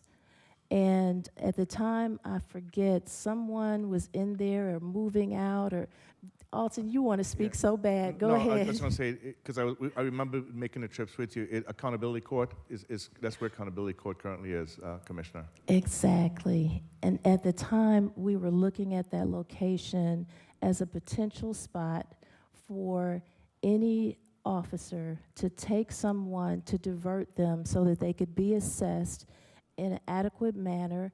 And also we were told that they would have to accept diversion, or we couldn't force them. They had to accept it, right? And the location was great because it's right by the jail. If they didn't accept, we said they could just be easily taken across to the jail. If they were assessed and found to need to go to jail, they could still be taken to the jail, but it allowed the officers to be freed up in a timely fashion to get back on the streets and fight real crime. So what is stopping us from being able to fix this problem that we all came together and figured out a recommendation of how to fix? What is stopping us? Yeah, well, part of the, and Commissioner, you know, I was with you when we went over to look at the location there, the kids' Yes. park, right? So very much involved in that. I think the challenge we had at the time was we would have to have relocated accountability court, and then we needed to make some significant improvements to that structure. It had some roof issues and so on. So that's kind of where we were, and for whatever reason, we didn't kind of move forward with relocating accountability court. Now we're looking at that now.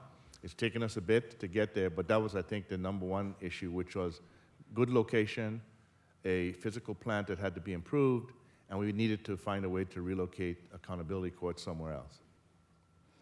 Okay, so is that a possibility still? You sound like it may be. It may, but the long-term use of that property is going to be the replacement jail, and so Right. so I'm not sure it would solve out. But I do think, if I can, I do think the concept of having another facility that can allow for more scale in terms of diversion is a good one. And I'm not sure if that's the right place when we have, but I do think that the goal of broadening diversion so you have more people that can be treated, I think is a good one, because right now, as I talked about the people in our jail, with almost 1,000 people who have challenges like that, we certainly need more skills. So I certainly think it's something we ought to look at. I'm not sure whether that would be the right place given the long-term plan for it. All right, well, it definitely was said in the room with all of those individual offices and agencies that it needed to be somewhere close to the jail so that the officers can get back on the streets. It would have been nice if it was the Behavioral Health Crisis Center, but that is all the way out, on the other side of town. But I have a feeling that we might see something like that just happen because that need is there, and that's one of the main things that will help us with the pre-arrest diversion, including funding it more so that they have the funding necessary to do the work. Thank you. Commissioner Arrington?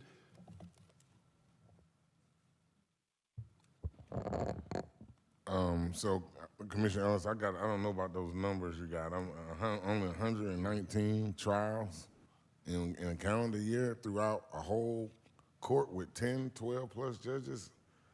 We're going to have to double check those numbers and circle back on those. I don't buy it.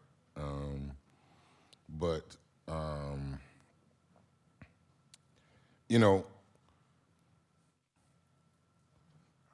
pre-arrest diversion is a great program. Former Councilmember Kwanzaa Hall and I were the ones that brought it and implemented it here. And we did that initially as a pilot program in his city council district, District 2. I do not know how much that program has expanded and whether they are covering the entire city or not. However, Atlanta is only one of 15 cities in Fulton County.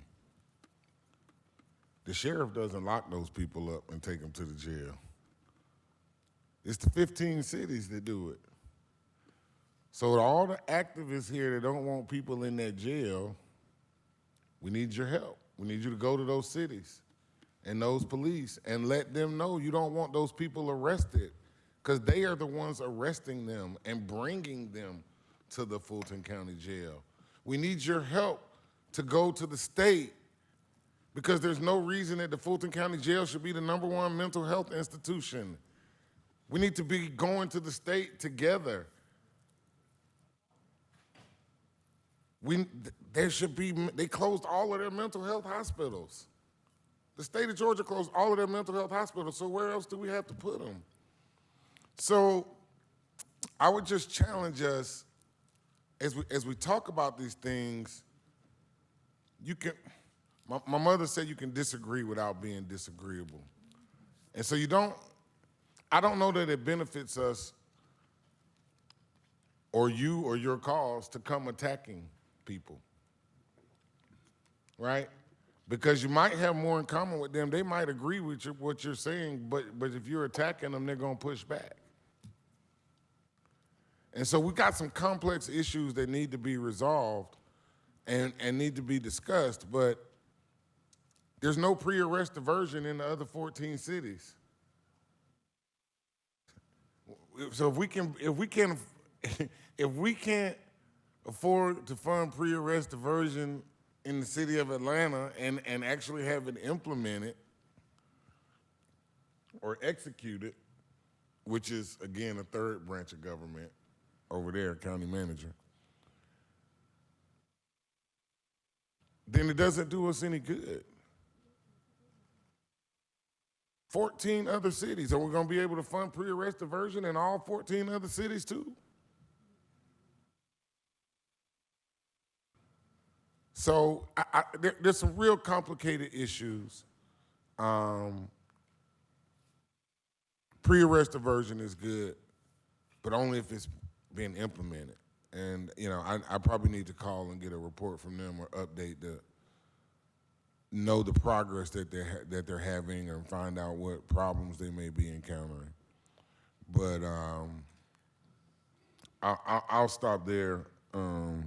I'll stop there for now because we'll probably have a chance to talk about this later. Okay. Vice Chair Ellis? Just one quick comment on pre-arrest diversion, and Commissioner Arrington, I share the sentiment with you on that it's, we probably don't have the ability to fund it everywhere, and it probably should be the city's obligations to fund those. And the execution of that really is driven by at the city level with the policing. But just remind folks also that we did agree to enter into an arrangement with the city to have a pre-arrest physical facility. Okay, that thing was supposed to come online first quarter of this year. Now it looks like it might be first quarter of next year. So that's somebody. I mean, everything is multifaceted and complex. I think we probably, not that diversion's bad, certainly, and it has its merits and its place, but we need to focus on the things that we can control right now and try to get that right. And Mr. Chair, just one other thing too, just while we're in the midst of this, it may, and given the time of day, it may make sense to elevate the sheriff's discussion, to right now, and then come back and pick up the rest of the operational report. I'll leave that to you. You have anything else, any issue, Mr. Adams? Anything else you want to add? No, sir. Okay, where is that, the sheriff's piece? Where is it? What page? What is it called? All right, no objection then, sound that one. We'll bring that while we're on this discussion. Is the sheriff, is he here? On page 14, 230648, discussion inmate outsourcing options to include D. Ray James Facility and Core Civic and identifying funding options. All right, Sheriff, come on up, Sheriff. But now it's 112 colleagues, and I'm hoping that we will have this same lively debate when we get to the money part of this meeting today, where we're going to pay for all this stuff. That's coming, so I want the same attention to that as we put on this. Nothing is free. So first of all, good afternoon. Let me begin by saying thank you. Thank you to each one of your chiefs of staff that reached out to me as I sat on the tarmac when you all decided to move this to the front of the meeting and instead of the end where it was, because I was meeting with more than 50 large county sheriffs in Orlando about these very same problems. This is not germane to Fulton County. Harris County, I believe Mr. Alton Adams mentioned, they have 10,500 inmates. They have 1,200 inmates across the state line in Louisiana. So this is not germane just to us. Where we find ourselves is at a crossroad, the crossroad between the Constitution, execution, and education. So I am going to make sure that we answer a few of the questions that were asked correctly. Irwin County, 3 hours away. Gwinnett County is now using that facility for 400 inmates. The population on slide 16, needs to be adjusted. So where it says 500 at Cobb, we reduced the amount of monies there, going there 234 people. And so that's inaccurate. Plus, they have space where they too have said you can bring inmates, but you got to bring staff. The city of Atlanta routinely, and the chairman wrote to the mayor as well, quite simply, the criteria needs to be adjusted. Equally as important is their pace in which the cadence in which they operate. So we will send them 200 people to be cleared. They'll send us 40 back. Ultimately, we have units there, but again, to your point earlier, we have to staff that. I promised you months ago that we will certainly keep you updated as to our accomplishments, the partnerships we created. Last tranche of money was $25 million. On September 11th, we went live with the technology game-changing technology that will save lives. Ultimately, the delay is simply because we cannot move inmates, cannot move detainees out of these spaces to work and upgrade the unit itself. The tower staffing, which was something that was very important to all of us, ultimately, we contracted for 75 individuals. Year to date, or since the contract was put in place, we have 41 individuals. 2 of those individuals have been arrested.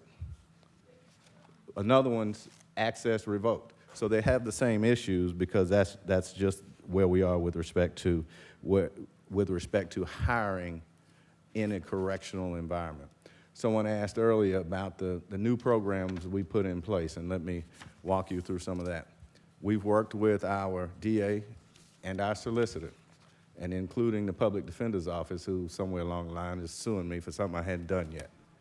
So to that extent, we have 50 consent bonds from the DA's office that we have processed, another 29 in process today, but someone mentioned earlier, we have released over 220 people because we have said, here's the piece that needs to be clearly understood.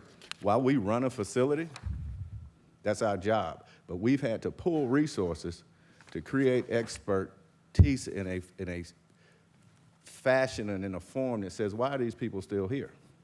And so we look at the number of people, and we'll go through some of the slides, or some of the slide deck here shortly, so you'll see some of the accomplishments.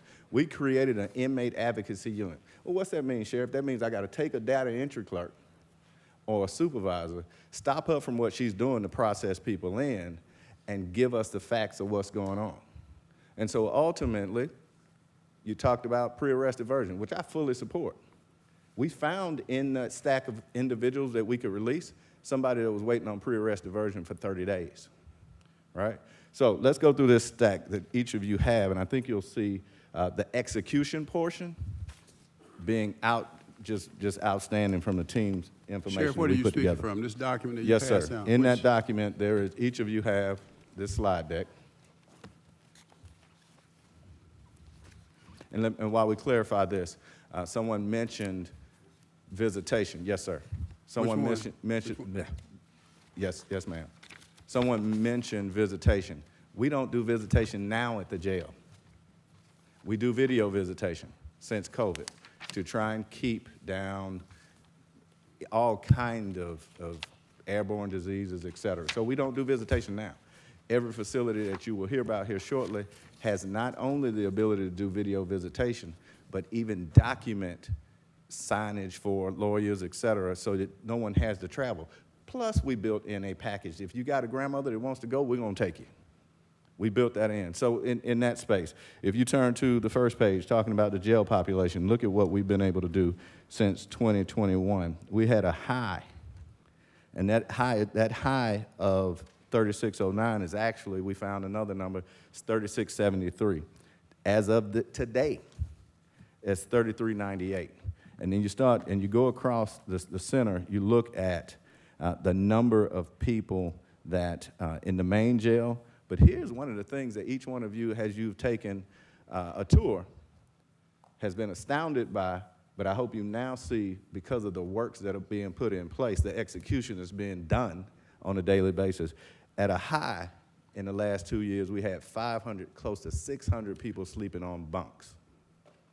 Because we've improved our classification process, because we've improved our outsourcing, we got less than 300 people. As of this morning, 270 people sleeping on the floor. That's more than half of people that, again, trying to treat people more humane as we go along. If you go to the next page, it's important to understand that we don't have this mythological misdemeanor population. Right now, as of today, we got 146 people that are charged with misdemeanors.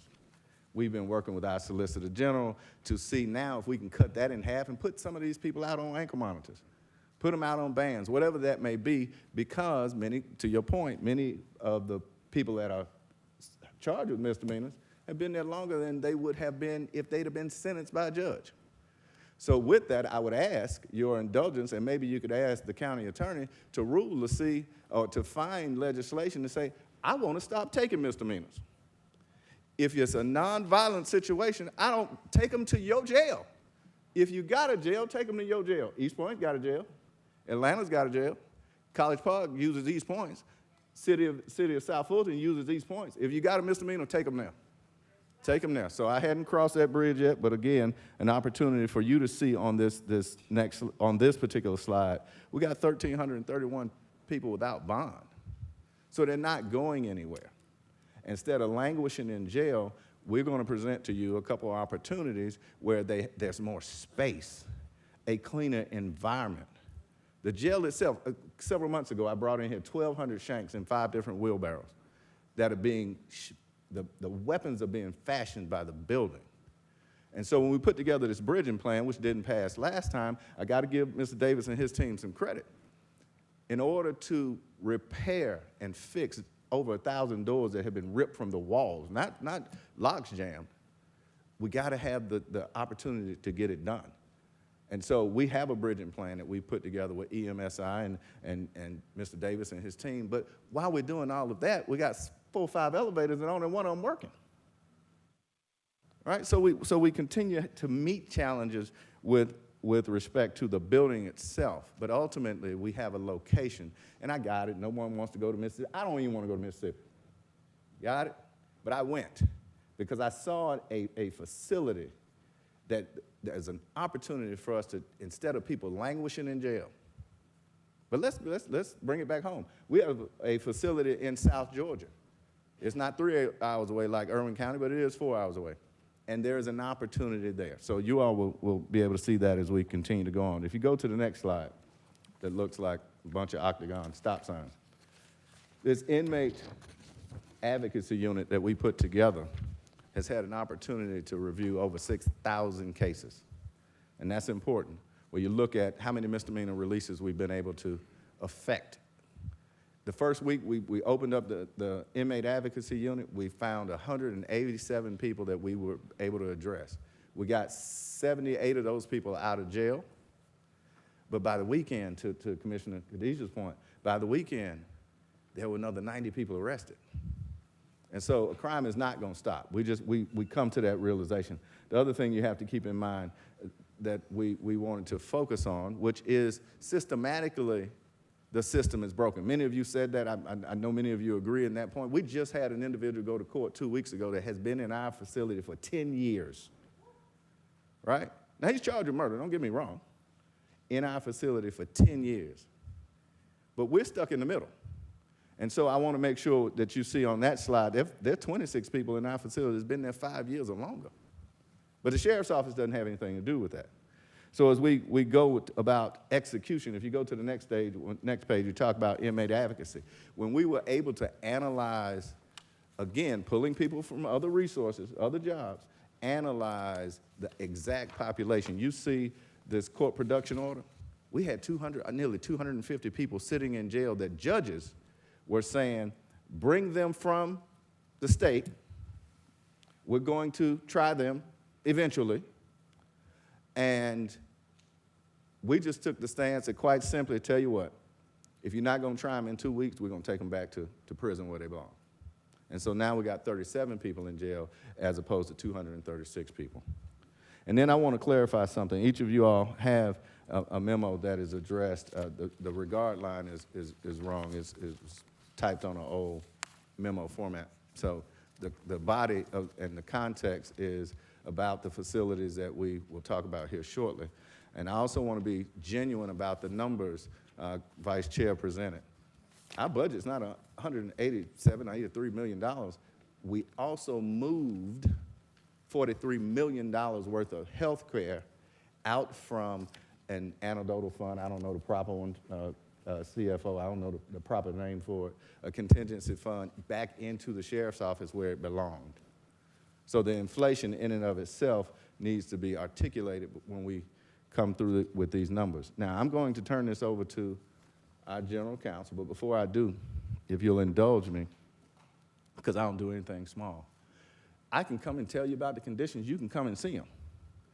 But more often than not, you don't get an impact until you hear one of your constituents tell you about the facility. So if you give me just a second, I got a detainee that wants to talk to you all. We couldn't make it for public comment for security reasons, but ultimately, I got a representative that wants to, at least, if you'll indulge him, give you an idea. Like somebody said, spend the night in the jail, right? Let's let somebody with some passion come talk to him.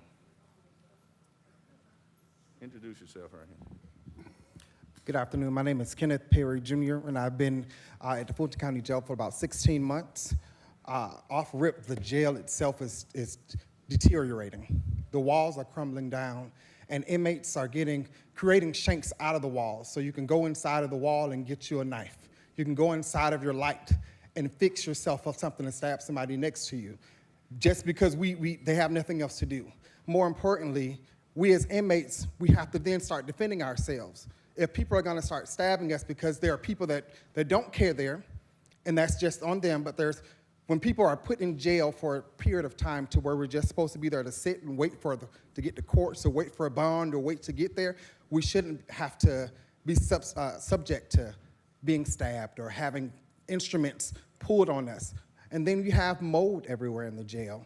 I've been there for 16 months, and luckily I'm in a different facility now, but it's a lot of people that are in the jail due to overcapacity, and we're putting more and more people inside of the jail, but not creating solutions to where we're cleaning up the jail or we're replacing the broken things that are there. It doesn't work. And for me, I'm lucky, but I also had 4 knives pulled on me at once. I had knives put to my throat, and I had to call my mom telling them, please wire somebody some money or I'm gonna be killed. Nobody should be subject to that at a jail where you're supposed to be waiting to get your day in court. And that just does not work for the inmates at Fulton County Jail. Thank you. All right, so that said, I thought it important that you hear, you're not gonna hear from everybody, and everybody has a story, right? As my pastor would say, Pastor Pollard would say, everybody's got a testimony, right? It's important that you understand that these facilities, in and of themselves, right? Mississippi, South Georgia, which we went to see, have the space, have the programmatic opportunities to hopefully change lives. So the myth that we are just shipping people over somewhere else, it goes back to what Commissioner Arrington said, and quite simply, if we can't get you to your day in court, what are we doing? And so to that extent, I will let Ms. Joyner come up, give you some specifics around the facilities, what the options may be, and we hope that you will take this journey with us. Good afternoon, Commissioners. Amelia Joyner from the Fulton County Sheriff's Office.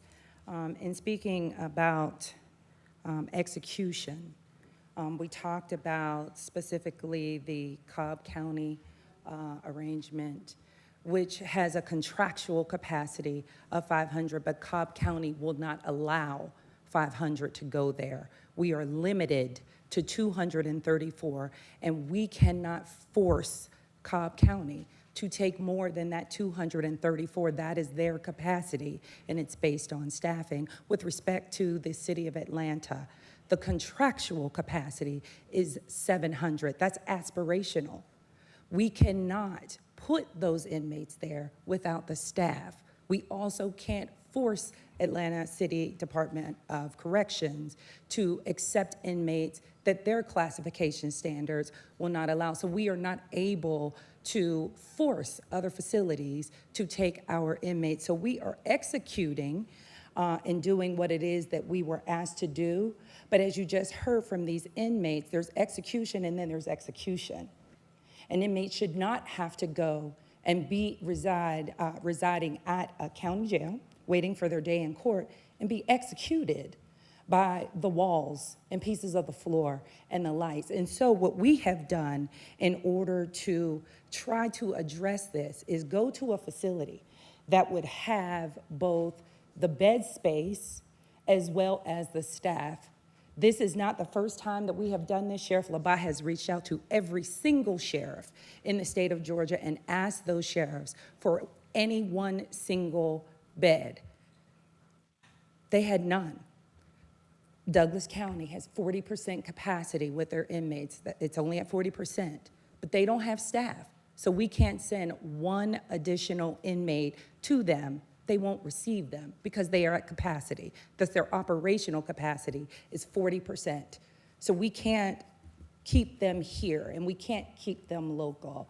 With respect to the inhumanity part,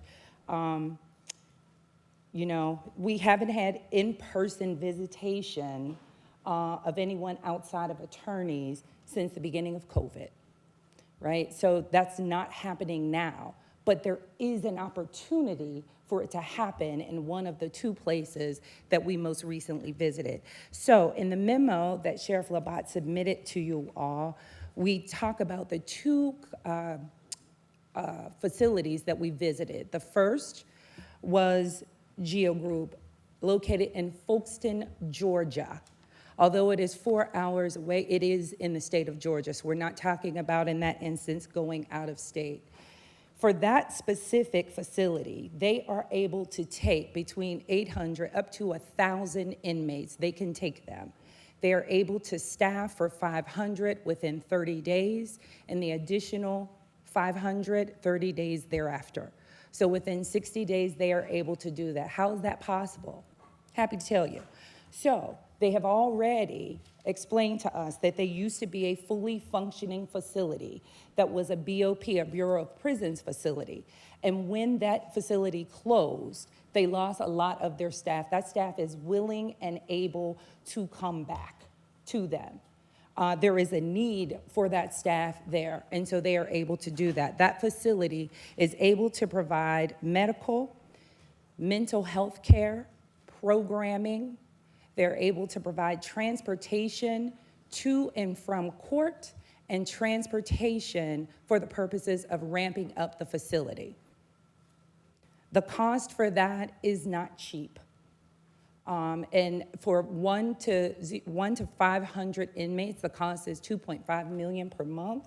But once we get to the 1,000 mark, it is $3.5 million. So it's a smaller step up once we get to the 1,000 inmate mark. We understand that that is a significant financial investment into the care of the inmates that we have here in Fulton County, but how much is their life worth? How much is their safety worth? That's the one thing that wasn't discussed during public comments, was the inmates' safety from the building itself. Additionally, we saw Core Civic. We visited with Core Civic in Tallahatchie, Mississippi. They also are able to take between up to 720 inmates. The cost for them, which is a housing-only cost, their housing-only cost is between $75 and $80. That's the per diem. There would be additional costs of $7,000 per trip for transportation, and that's the transportation related to going back and forth to court, and also for ramping up the facility. Do the commissioners have any questions at this time? Is that the end of your presentation? It doesn't have to be. Well, what does that mean? It is. It is or it isn't? It is. Thank you. Vice Chair Ellis, followed by Commissioner Arrington. Thank you, Mr. Chair. So let me just kind of juxtapose two things. We're being asked to spend another $30 million for access to 500 beds. when we got 358 available beds in existing facilities that we have control to, okay? So let's just note that. Secondly, I want to say this. This is about the third time that the sheriff's office has come down here not giving us information ahead of time to ask us for a boatload of money with limited detail and create sort of a staged presentation associated with it. That's an abuse of power, my friend. That is an abuse of power. Not acceptable. All right. We've had Shanks, we've had inmates. Hold it, Vice we Chair. need Just a minute. Yeah. Now, I've been very lenient so far, but that could end quickly. Continue, Vice Chair. We need hard data, contracts, that sort of stuff, and we're considering stuff. Not to be paraded down here with the anecdotal. That's just not acceptable anymore. Well, As I first of noted all- before, no, no, no. I'm going to finish my remarks. No, you're not going to sit here and disrespect Okay, me. No, Sheriff, no, That's not no. going to happen. I've been Let me tell you what's disrespected. going to happen. Sheriff, come on. Let me tell you, no. You and I, Sheriff, please. You got me confused. Sheriff, please. No, I mean, you got me confused. All right. when we are disrespected, when we are not presented with full Vice information. Chair, audience, I've been very lenient. In about one more minute, I want to clear the assembly hall. Okay. Continue. All right. So we have supplied significant funding to this operation, over 53% since 2020, and 53% increase 2021 to 2023 in our various funds for different types of things. Your general fund budget, inmate outsourcing, et cetera. As I said before, it's your job to execute it. You made decisions to do certain things. You created new units that weren't necessarily geared at detaining inmates and providing adequate security. And so we got motorcycle units, other units, that sort of stuff. That was your choice. That's how you chose to spend the funds. When we know we have a scarcity of officers throughout the region to be able to attract. So you chose to do that with those precious funds. And so now we're being asked to go further spend money to outsource what should be your core function. I recognize all the challenges. And there's a whole big discussion about the fact that the overcrowding rests with another group of folks that need to get their act together. All right? And hopefully some of this stuff, maybe some of them have woke up and we're actually going to see some movement on that. But there's these other components to this. This is not a long-term solution. We got 3,339 beds in Fulton County. We should have the ability to manage that and do that ourselves. Not rely on some outside facility, whether it's Fulton, Georgia, Memphis, Tennessee, Jackson, Mississippi, I don't care where it is. We should be able to do that ourselves. The other thing is, when you come down here and you make an ask, and a specific ask, and it's not followed through, or there's been a distortion on it, I can't personally go back at it again and evaluate any of it unless I've got all that stuff in advance. And I understand how it's going to work, what the specific costs are going to be, what the milestones are going to be, what happens if they aren't met, okay? And I want to give you one example of something. I wasn't here for this particular meeting. $5.3 million was approved in emergency spending. The April 16th meeting, I believe. Is that correct? That's correct. April 16th. In response to a horrific death that occurred, I believe, in October of the prior year. Am I right on that? No. November? Routinely wrong. September. September of the prior year. Yeah. Okay, even worse. September of the prior year, we're in response to something in April. Okay? Part of that ask of that $5.3 million was a $2.1 million contract with an outfit that was going to equip all of the, like 1,000 people within Rice Street within the 10-week period with bracelets, medical bracelets to monitor them that hopefully would prevent that type of event from occurring again. We learned at our right around the time of our last meeting, there are none of these in that facility. None, zero. But yet we've had people that have died for the same reason that it was presented to us. This is what this is going to go to protect. We were induced into a contract with somebody on an emergency basis to be completed in 10 weeks when that company apparently had no ability to stand that up and put it in place. That's not accurate.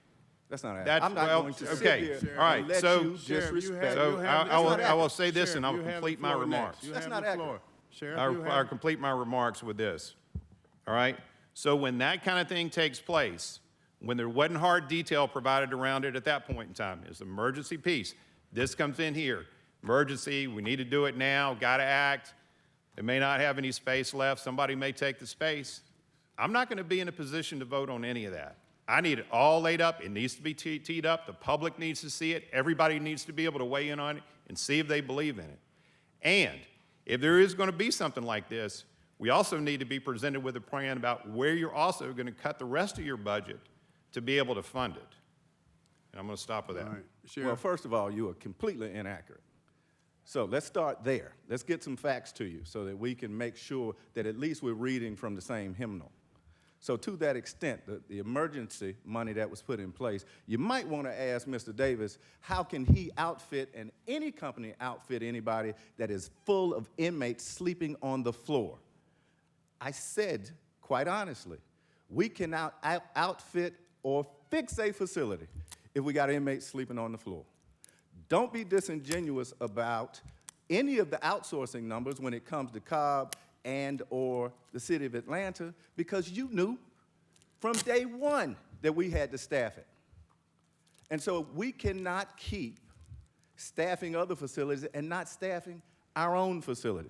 Don't be disingenuous like you and I did not have breakfast, and I told you quite simply, we created a motorcycles unit so when there's emergencies, I got additional staff made up of mostly retired people. I created a traffic unit made up of individuals now who have to move gang members back and forth to court. Don't be disingenuous and tell me what my core value, my core operational need is when I have 3 constitutional responsibilities. Count them, 3. And you can look that up while you're looking up everything else. The first one being the chief law enforcement executive in the county. The second, run the jail. And third, protect the courts. Because I will not lose the court. Don't be disingenuous when you look at 19 inmates, not even inmates, indictments that brought worldwide attention to Fulton County, and we didn't miss a beat because of those very units, because of the jail staff that works tirelessly. So you sitting up there like you didn't have breakfast with me, and I didn't explain all of this to you, is disingenuous. So you can take all the theater and go elsewhere. I brought that detainee in here because he said he had something to say, because some commissioners won't come visit and have that conversation. I'm with each of you. We'll give you a bed space so you can see what it's like.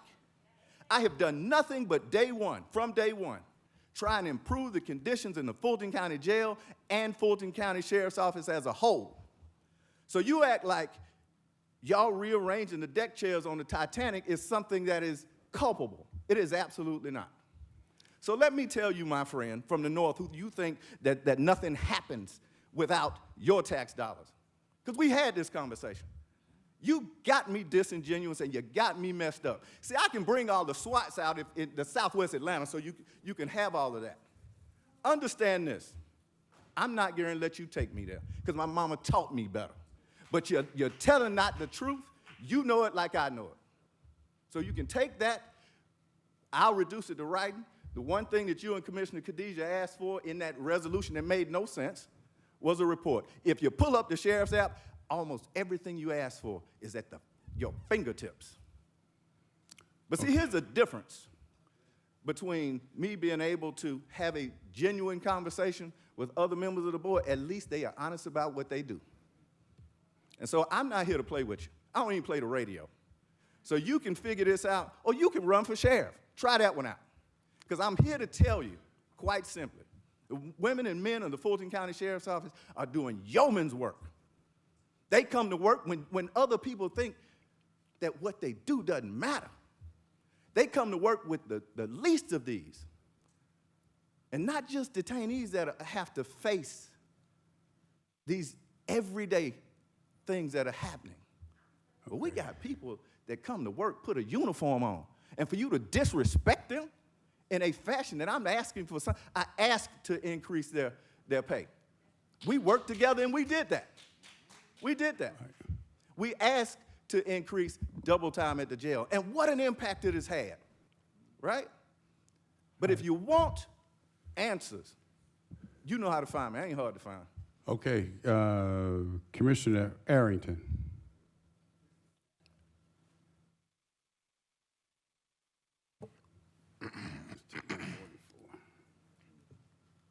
Oh, yeah, y'all did have a meeting with these companies. Don't be disingenuous. Some of y'all had meetings before I had meetings. Sheriff. Yes, they did. Sheriff, Commissioner, Eric, do you have the floor? Thank you. All right, so I want to know about these numbers, because what I didn't hear was, what I heard was apples and oranges. I heard $2.5 million a month for one facility, and then I heard $75, $80 a day for another facility. Yes, sir. So I like, that doesn't compute. If you're gonna give me one thing in a per month number, give me the other one in a per month number. If you're gonna give me one thing in a per day number, give me the other one in a per day number, because otherwise I can't compare the two, and I can't reconcile either one of them. Yes, sir. So happy to do that. What we did was we asked both entities to provide the best pricing that they had. In the first instance, Geo Group said that the best pricing they had was to do a flat rate for the facility. If you broke it down to per diem, right, then it would be roughly, at 1,000 inmates, it's roughly $116 per day per inmate. Okay. For 1,000 inmates, right? And that includes both the medical care, all their programming, as well as transportation. The cost for a detainee here to stay at Rice Street or some other facility here in Fulton County is roughly $105 a day, based on what we learned from the county manager's office yesterday. So that 116, I want to go back. Is that based on the 1 to 500 or the 500 to 1,000? 500 to 1,000. Yes, sir. All right, so what is it at the 1 to 500? At 1 to 500, it is more expensive. It is roughly, and that was just a number that was provided just so we would have an idea of what would be required financially in that first month when they would be transported. And so that number is roughly 166 per day. 166? Yes, that is the 166 per diem, but that is not the ultimate goal. Yes, sir. I appreciate the explanation, but I don't really need the explanation. I'm trying to figure the numbers out. Yes, sir. Right? Like, I just want to know what the numbers are.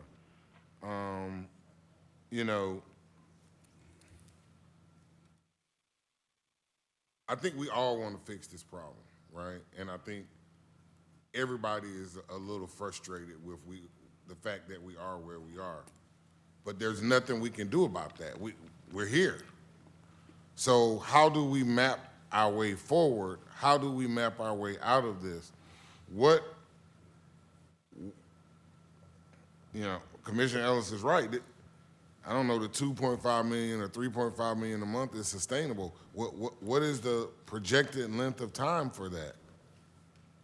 Well, the proposed agreement that they sent over to us that you have, that we just received from them, that proposed agreement suggests a 2-year period of time with the ability to have 1-year renewals for a total of 5 years would be the ultimate plan. It coincides with if this commission should decide to build a replacement jail, but... Numbers. I don't care about none of that. I understand that, but... Tell me what them numbers are for 2 years and 5 years. Yes, it would be roughly $40 million per year.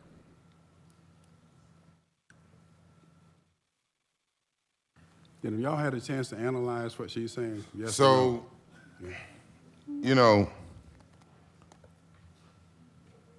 I think we all agree that we need to get as many local beds as we can first, right? we need to get as many local beds as we can, and I think we all realize that that is somewhat, the biggest challenge to that is staffing up, right? Is one of the biggest challenges to that. And so I don't know how we get there, but for me, I'm just trying, I want to hear numbers. I ain't trying to get into the theory and all of that stuff. I got to evaluate this. This is a budgetary thing for us. So for me, I need to know what are the numbers that we're looking at, right? And so 166 a day, we're doing 105 a day is the cost for the inmates. Is that right? You said you got that from the county manager's office? Yes, that's correct, Commissioner. All right, and then this other place is only $75 to $80 a day. Now, Could be, yes. Is that correct? That core civic? It could be, but that is minus a lot of different services.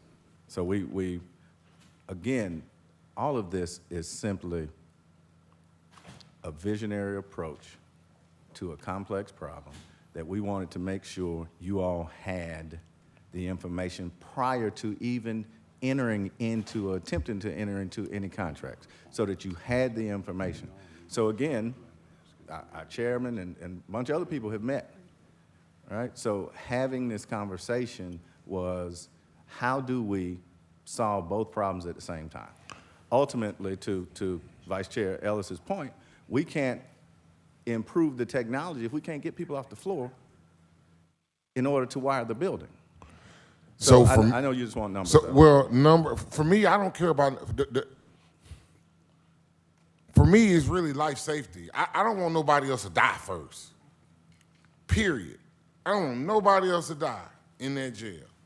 So that's I can't think about even the numbers until I know that everybody can be safe and the numbers are down, so that the staff that you do have can control the people better. Like to me, everything else is secondary to life safety. I agree.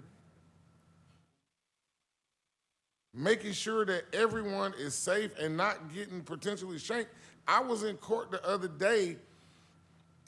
I was at the jail in court trying to get a bond for a client. The guy in front of me in court said, "Hey, they came at me with a knife. What was I supposed to do?" And I don't think it was a knife. It was probably a piece of the building. So, I mean, I don't need the tour. I go down there all the time, right? But this is a real issue, and for me, I'm more worried about saving people's lives first and foremost, and then I could deal with, if we could save their lives, then we could deal with any other issues they got. And so that's where I am. Thank you, Commissioner. Commissioner Barrett? I just have a couple questions. On the staffing issues, you mentioned some of the counties, they have space, but there's no staff. Is that something where they would have to hire staff, or where they would allow you? Okay, so we wouldn't even have control over that? Correct. I mean, Cobb County, again, we have a great relationship across the board. And as Amelia mentioned, Ms. Joyner mentioned, I've reached out to 158 other sheriffs and said, if you have 1 bed, 10 beds, 1,000 beds, we need your help, right? We have some one-offs, so Coney County, Forsyth County, Fayetteville, those kinds of things. But ultimately, Cobb County said, we have the space. You just got to provide the employees, because we have our own problems hiring. 40% capacity at Douglas County. We have the space, but you have to provide. So they would staff. let us provide staff, Yeah, I mean, but we it's aren't correct. able to hire people, is Correct. what? But again, to both Commissioner Ellis's and Arrington's point, as we hire individuals and we send them over to 4 at a time, 5 at a time, over to ACDC to open up a 50-person unit, again, our attrition rate is equally as comparable to our hiring rate. I mean, this might be an overly simplistic question, but is there a dollar amount in terms of salary that would help? And have we mathed out, if we did something like that, what would be the difference in versus paying for a different facility, like these numbers that we're talking about, these $2 and $3 million per year numbers? And so that's a month? great question. And one of the things the chair and I talked about was, when we went about doing the 20% pay raise for detention officers and deputies, we left out sergeants and above. And so now I got sergeants and above leaving, right? Going to these other facilities where they can get either promotions or get those. So we, comparably across the state, we do a good job. Even the double time has really increased people's attitude toward working these longer hours. Chairman Pitts and I talked about, again, remember we talked about double time, we talked about triple time in the jail, what this looks like. So here's a unique fun fact. We are paying comparable salaries, but even down south in Geo, they're paying the same salary, less cost of living expenses, right? So they're having an opportunity to attract more people to bring them into the facility. So to answer your question directly, we want to make sure there are a couple things. And here's a point that Mike just brought out, right? Our vacancy rate since January was on the decline since we put in the double time, since we increased the salaries. Now it's going back up. It has plateaued, right? And so right now, we have 89 vacancies, all right? I know the county shows 110, but we have 21 people in process, so what that looks like. So we are hiring at a nice clip, but retaining people becomes, a difficult proposition. It may end up being something along, and again, keep in mind, we're paying $10,500 in signing bonuses, which comes out of our budget, right, in terms of how we allocate and go through those processes. So what is the retention issue? Is it because they stayed long enough to get that signing bonus? Is it because the conditions are bad in Rice Street? Is it because that would be different, obviously, if they're stationed at Cobb So it's a couple things, and the chairman and I had this conversation as well. When we went about as a society and fixing the pension issue, we went from a defined benefit plan to a 5-year plan where people are maxing out their 5 years and then going to another county for 5 years, going to another county for 5 years, so they have 2 or 3 pensions. And then the conditions, you have to recognize, as much paint as we put on the wall, as often as we fix it, again, the young man that got up and spoke said, listen, we don't have anything to do.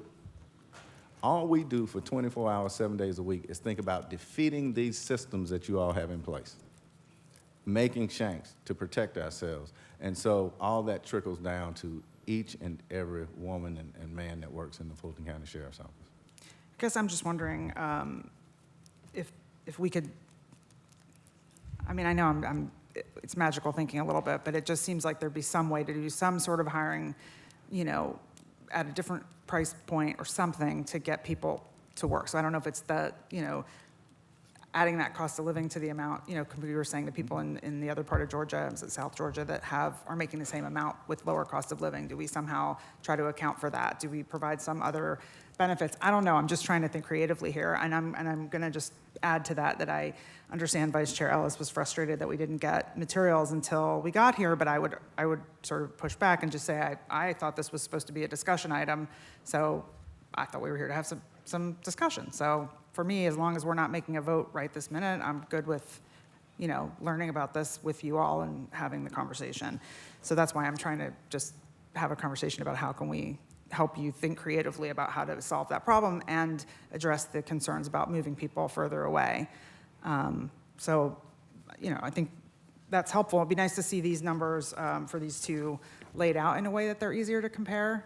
I don't know what the best way to do that is, but then maybe also trying to figure out what would be a timeline if we could convince City of Atlanta to do something different and we did need to try to staff up locally. What would that look like? How could we accomplish that, and what would the cost of that be? And first of all, thank you. And this was intended to be a discussion, right? Informative at best. We want to make sure that you all have the right information to help make those decisions. I tell people all the time, don't worry about thinking outside the box, just move the box, and then you don't have a problem. So the other thing that needs to be said, and I know the chairman put it in his blog, even with respect to the penitentiary, right? That's the first space that we wanted. It's 100 acres over there. It's the first space. We met with the penitentiary, and they said, sorry, since the presidential order came out, we're getting ready to increase our inmate count from 500 to 1,500 just that week alone. So I would submit to you that we have, and I'll tell you the same thing I told the DOJ when they got here. If you can think of something that a rock we hadn't overturned, please, we want to hear it. And so we want to have these work sessions to say, okay, what is the best criteria? Do we look at pay parity, right? Do we look at deputies versus detention officers? What does that look like? How do we have that conversation with HR, right? Again, speeding up the hiring process. Those kinds of things will help us deal with these numbers. But to look at where we came from and where we are, our team is doing an incredible job. It is simply that, and to your point, the conditions at the jail. Now, here's the interesting piece. People leave, and then they come back. They come back because of the leadership. They come back because we are taking the right steps to make sure that we take care of our people. And this is something that Commissioner Khadija and I grew up, right? We're going to take care of our people. And that's just how, and so to your point, we are focusing on our people, and we also, we are forced to focus on the circumstances at the jail. I had another question just about the numbers of people in Rice Street right now, and I think, you know, obviously the first priority is that we try to do whatever we can so that there are no more deaths. But secondarily, I think, you know, we all know getting people off the floor is ideal, lessening the population so that we don't have people in that situation. But I guess my question is from a numbers perspective, what is the sort of minimum number that we need to move out to start doing the maintenance blitz that we've talked about? Because that seems like an important number to know as we make these decisions. And we, after visiting the different facilities, after taking all of the data in consideration, between 800 and 1,000 people we have to move in order to, we have 78 zones. In order to rehab each one of those zones without the connotation that ultimately when we get to 77 and 78, we're gonna have to start over again. So to get people off the floor, get 270 people off the floor, maximize the units that we are outsourcing that's available to us, it has to be between 800 and 1,000 people. Well, maybe I'm confused about those numbers. So if we need to get 270 off the floor at a time, where does the 1,000 come from? The 1,000 ultimately is we get ready to empty these units out so that we can really bring them up to code, bring them up to standards, right? And continue to get these folks off the floor. Most of these folks, if you look at the slide here that's behind you, we had almost 600 people sleeping on the floor. Mm-hmm. So we had to get creative about how we, one, get them into cells or behind cell doors, ultimately out of the facility. Again, no one argues that the system is broken. Ultimately, we get held responsible because the system is broken. And so to your point, but being able to move 800 to 1,000 people out will allow us to go in and collectively address all the maintenance issues that I've brought to the board on multiple occasions. And we'll get you, and I know Mr. Davis's team do a really good job of how many work orders. There are thousands of work orders in a month that are seen.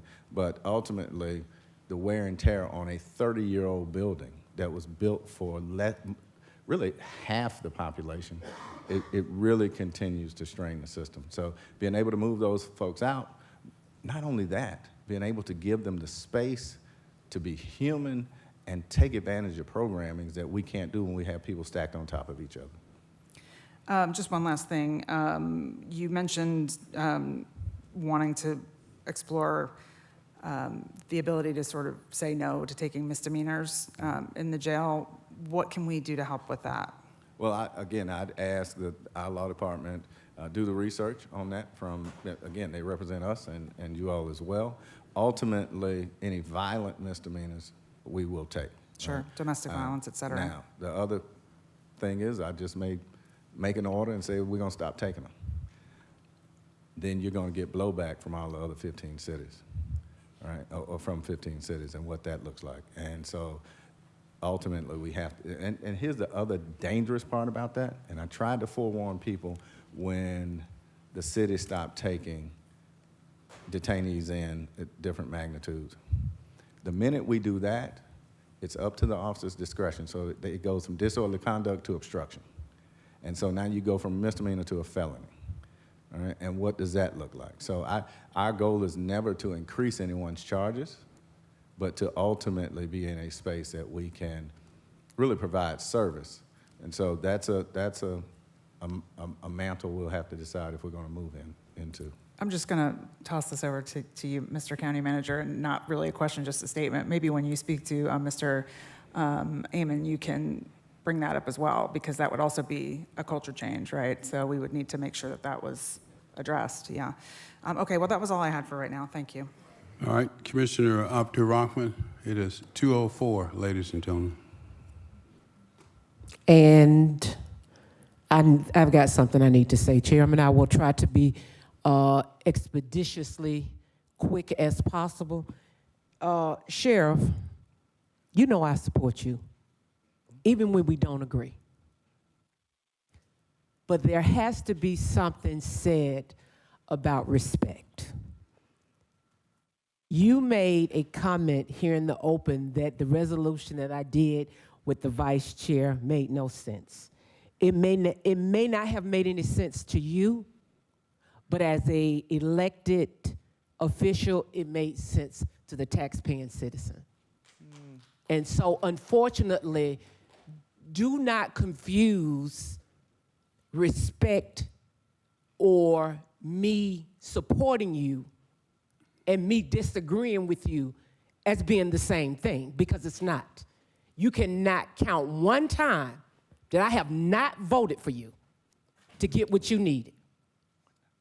Even if it's one, I came in here in January of 21 asking for $6 million as a newbie, and you got it. Mm-hmm.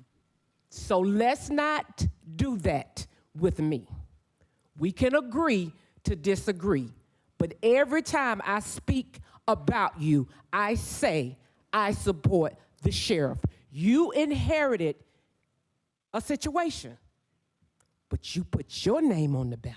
Amen. So the heat comes to you regardless. And so do not convolute the issue. What do I mean? I'm getting ready to apologize to you right now, because you're not going to like what I'm getting ready to say. Those inmates are not props. They are people. There is a person and a couple of people that passed away. You can't exhume their body and bring them in here to say nothing. So you have sent a message that I know that you don't want to send, because I know you. You have sent a message to the families of those individuals that their lives may not be as important. And I know that you didn't mean to send that message.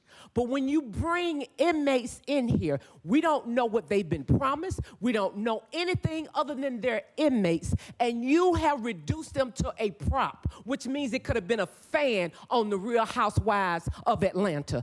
Don't do that, because it sends the wrong message to the constituents, and it sends the wrong message to us. I know that's not your intention, because I know you as a person. But please don't ever do that again. That is disheartening. That is dehumanizing. And you did not, you could have got your point across, I know, to all of us, and especially me, without that. So I'm going to ask you publicly to never do that again, please, because those are lives at your jail that you care about, every last one of them, okay? And I know that to be true. But that right there sent mixed messages, and I would be remiss if I did not tell you.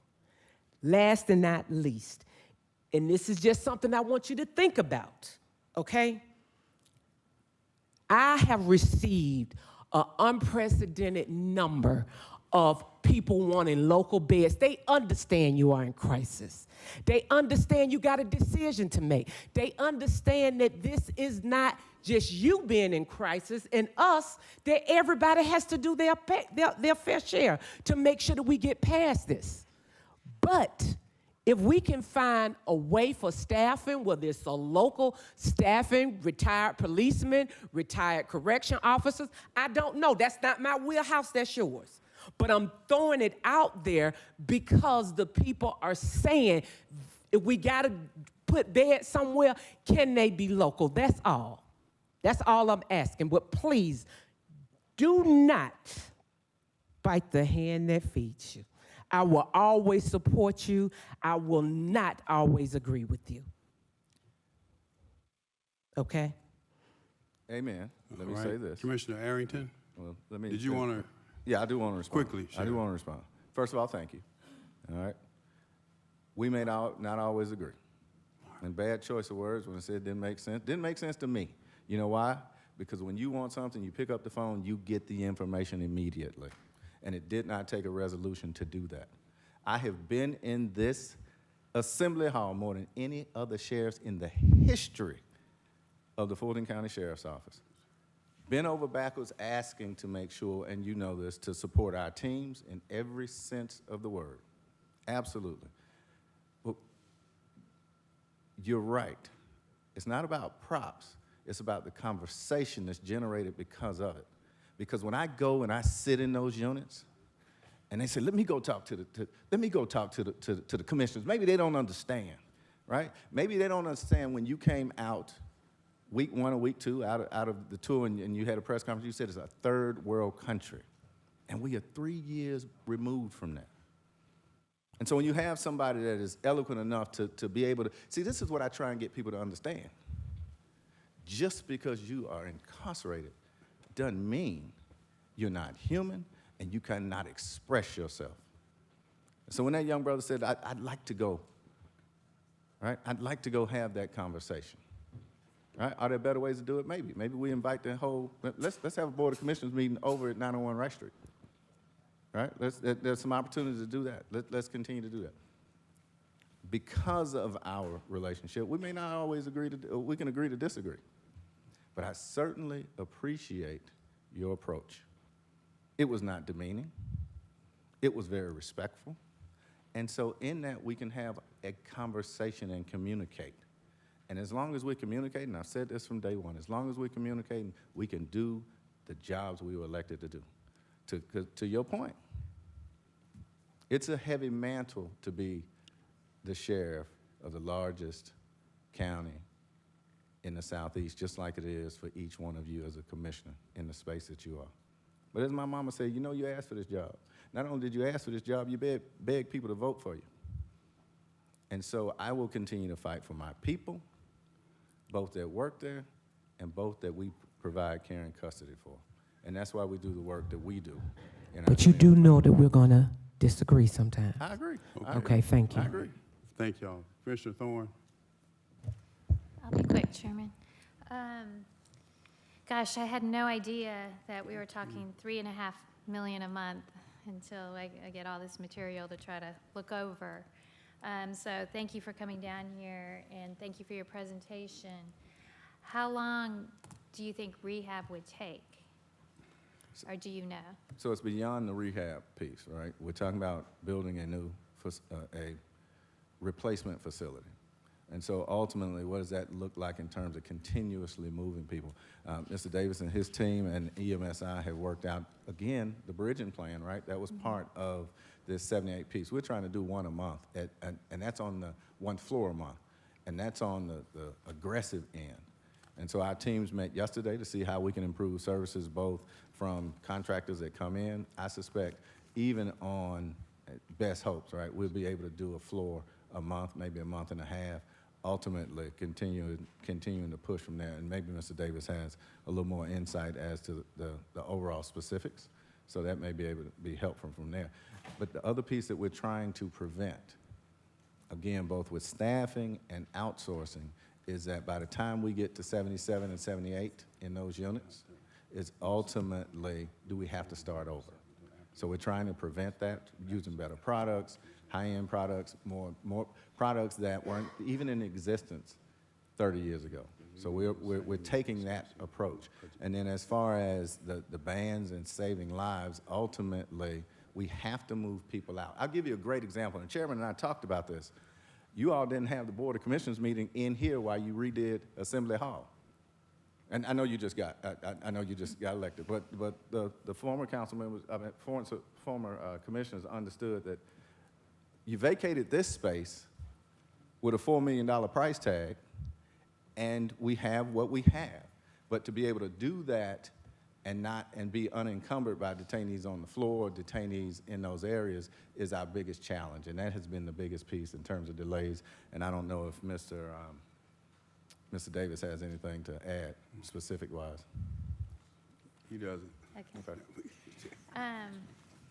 Yeah, I mean, I've been, I went to the opening of the PAD or the kickoff of the PAD project, and one of the things that they really do to hopefully keep people from being incarcerated is connecting them with family, connecting them with community.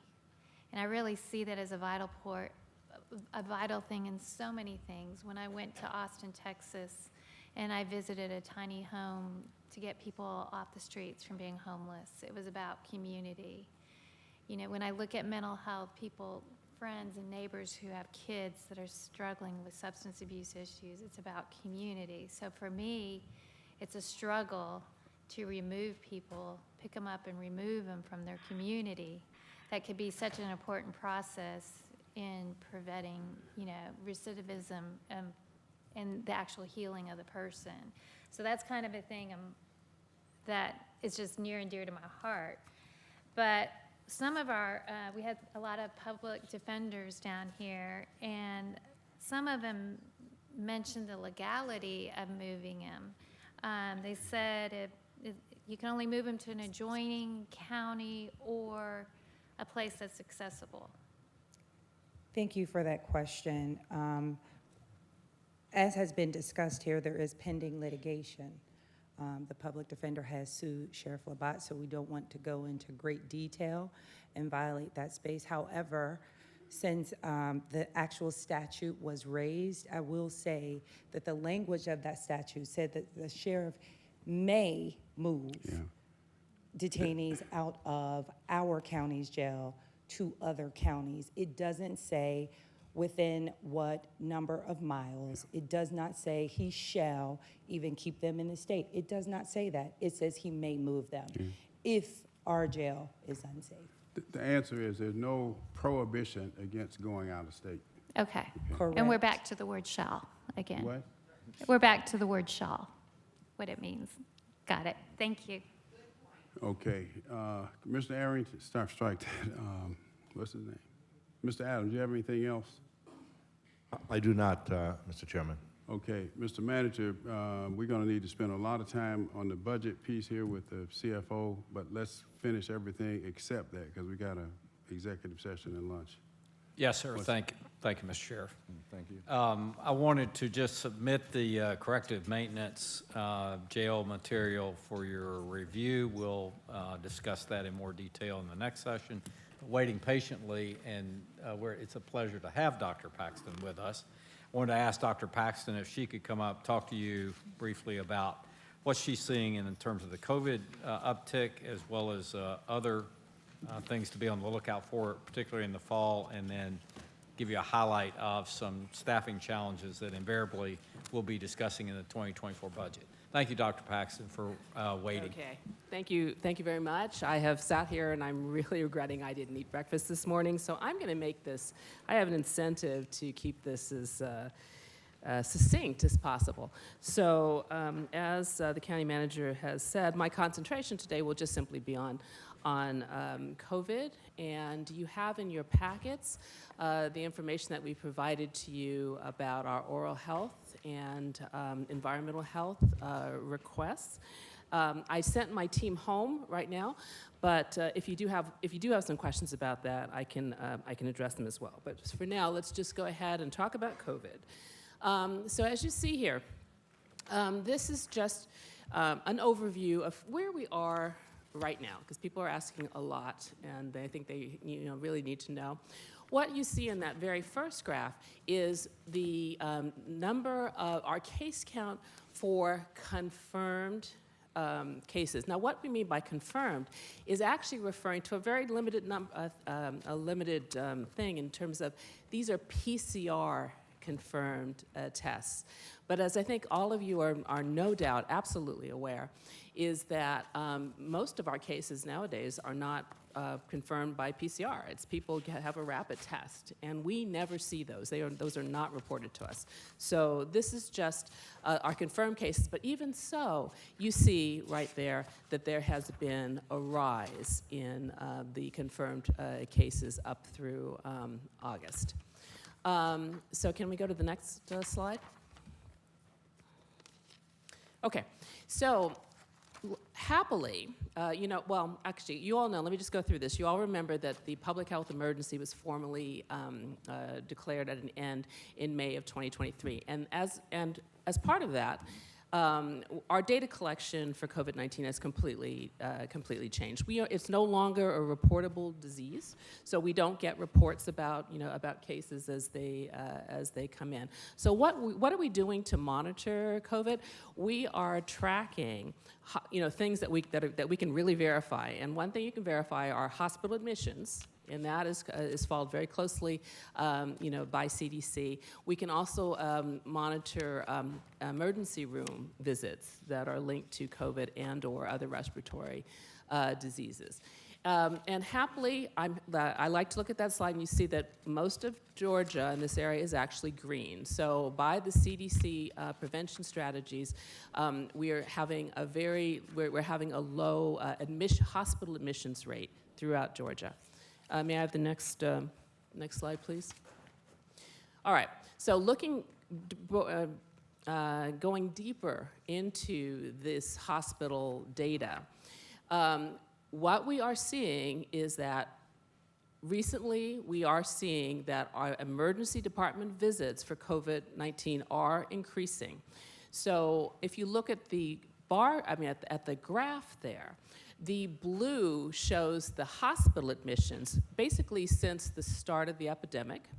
And so and the orange line is the emergency room visits. So happily, we are seeing since the start of the epidemic, we're seeing we're not anywhere near having the big spikes that we had near the beginning in hospital admissions, nor in emergency department admissions. However, at the very end, which is I'm directing you to that red arrow, you're seeing that we are starting to see a rise in both, but nowhere near the levels that we saw in previous surges. Of course, I have to point out, hospitalizations always lag behind. So we don't know what's going to happen with this. Can I have the next slide, please?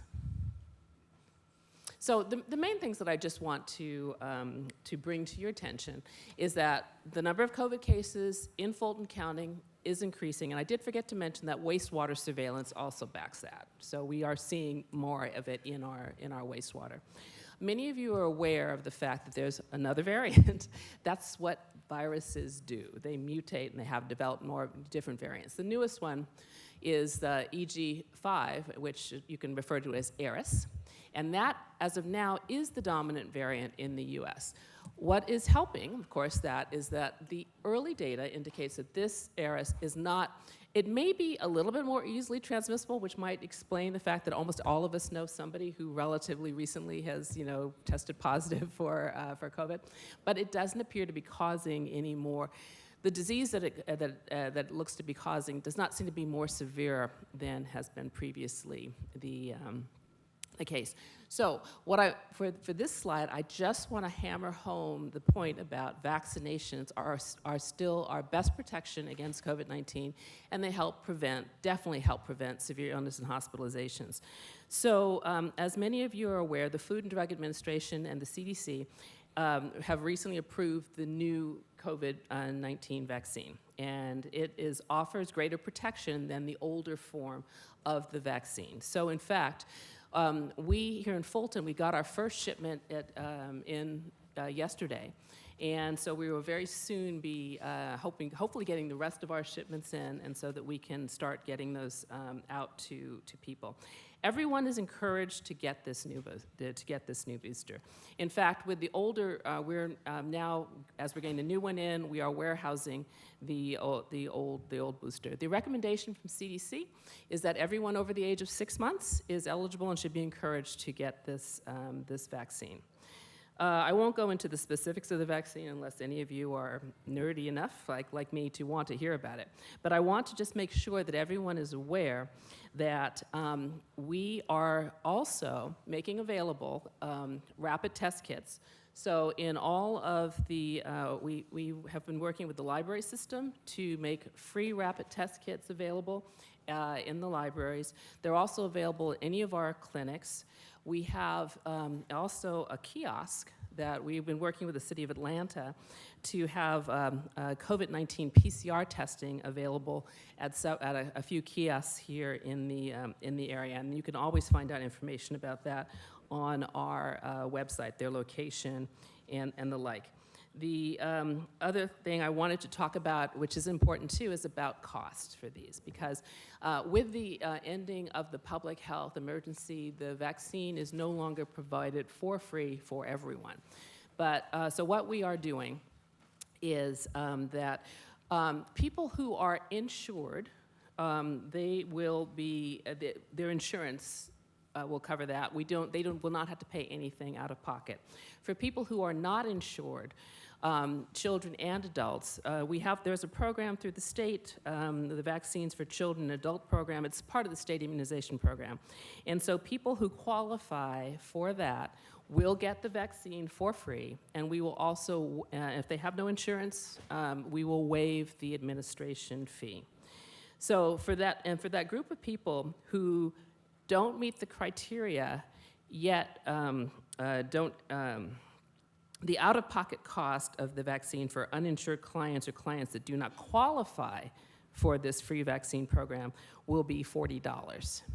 But you know, I just want to reiterate to everyone, it is our commitment that nobody should go unvaccinated because they don't have the money. So that's just sort of what we have here, but we will be vaccinating everyone as well. The other thing is that we are going to, as I mentioned, the updated Pfizer vaccine is going to be available at all of the Fulton County health centers, and except for Oak Hill and Center for CHR, but everywhere else, including Stonewall Tell.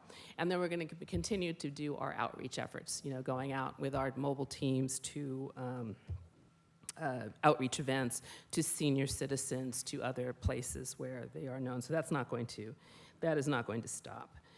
So let's see, can I have the next slide? I think I just have one more slide about data. All right, so no, can you go back? Thank you. For anyone who's still interested, we've had fewer than 10 cases of mpox reported to date in 2023. And our last case was back in May. So we're still offering vaccinations to people who are in need of that, and we have, either through walk-ins or appointments. There is also a lot of respiratory disease surveillance going on right now because we are heading into the usual cold and flu season. So one thing I did want to bring to people's attention, in case, especially people around my age, is that the CDC has recently put out a recommendation that people over the age of 60 should consider, after talking with their healthcare provider, about getting the RSV vaccine. Okay, RSV is very, very common, causes a common cold. It causes more severe disease in the very young and the very old. I'm disconcerted to find out that over the age of 60, I guess I've now fallen into the very old category.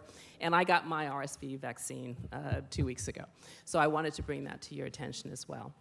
Now, I think that would be it. That is, I think, we'll just stop here at those updates. You'll see in your packets that we have some information about our oral health program and our environmental health program. The only thing I'm going to say about that is for the environmental health, you'll see we're making a request to have at least 10 additional environmental health inspectors, and you'll see from the graph why we need that. We are so, we've gotten way through the backlog, but we have, I don't think I mentioned, but I'm also now the health director for Gwinnett interim. So this is the two largest programs I'm involved with. So I was up there. They have the same number of inspectors as we have for 6,700 restaurants.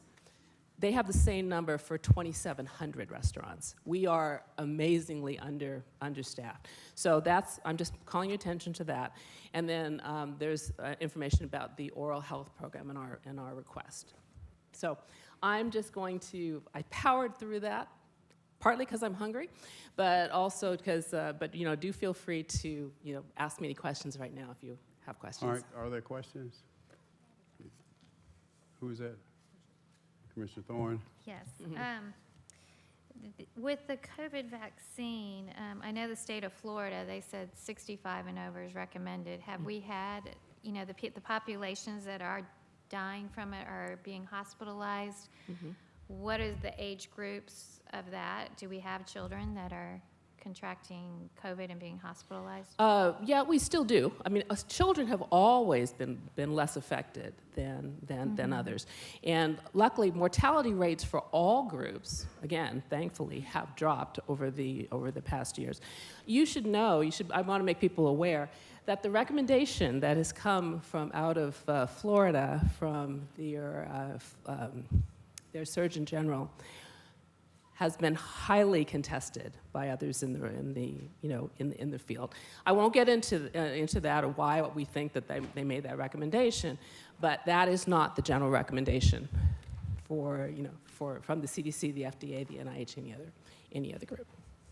So this vaccine, it's not going to protect you from getting the illness. It's just a symptom reducer, correct? Yes, this is not a sterilizing vaccine. A sterilizing vaccine is what you're kind of used to with like measles, mumps, rubella, that, your goal is to completely prevent the acquiring of it. But what it is being shown to do, we absolutely know that it is cutting down on it is drastically cuts down on the risk of hospitalization, on the risk of death. And so that we know for sure.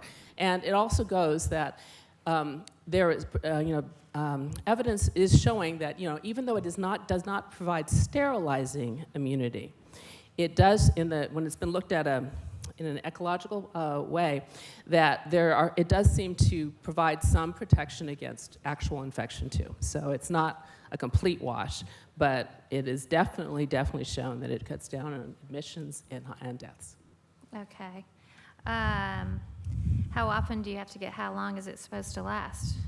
Well, I think I'm trying not to get too wonky, but the immune system, we do know that the protection from both vaccination and antibody levels from both vaccination and from natural infection do wane over time. Absolutely, we know that. That has come out.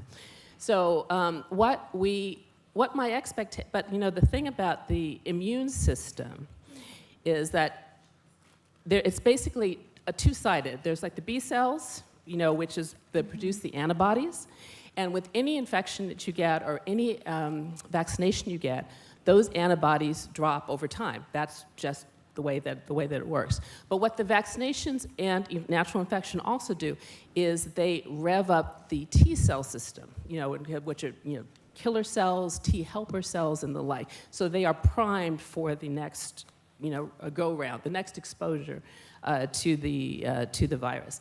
So we don't know. You never know exactly how long it's going to take to for this to wane a bit until you actually monitor it. But I'm going to make boldly go out there and make a prediction. I think that from all the evidence that we're seeing with the past vaccines and the past waves of COVID, I think we're rapidly heading to the point where we're going to be probably recommending like once a year vaccination, like we do for flu. In that, when the cold and flu season comes up, most likely we're probably going to be recommending that go in, get your flu shot, get your COVID shot, and if you're over a certain age, get your RSV. That's my prediction. I don't know. I might be wrong. Okay, thank you. Anything else, commissioners? Okay, so, I'm sorry, Commissioner Hall. Thank you. I just have a question about FEMA. So, FEMA? yeah, there's page 58, and Can you answer that, or I don't, do I don't need have Mike, it in front of me. And, Mike I mean, Rowicki? if Matt or- Call might, maybe if Matt. I mean, Matt Kohlmeyer, or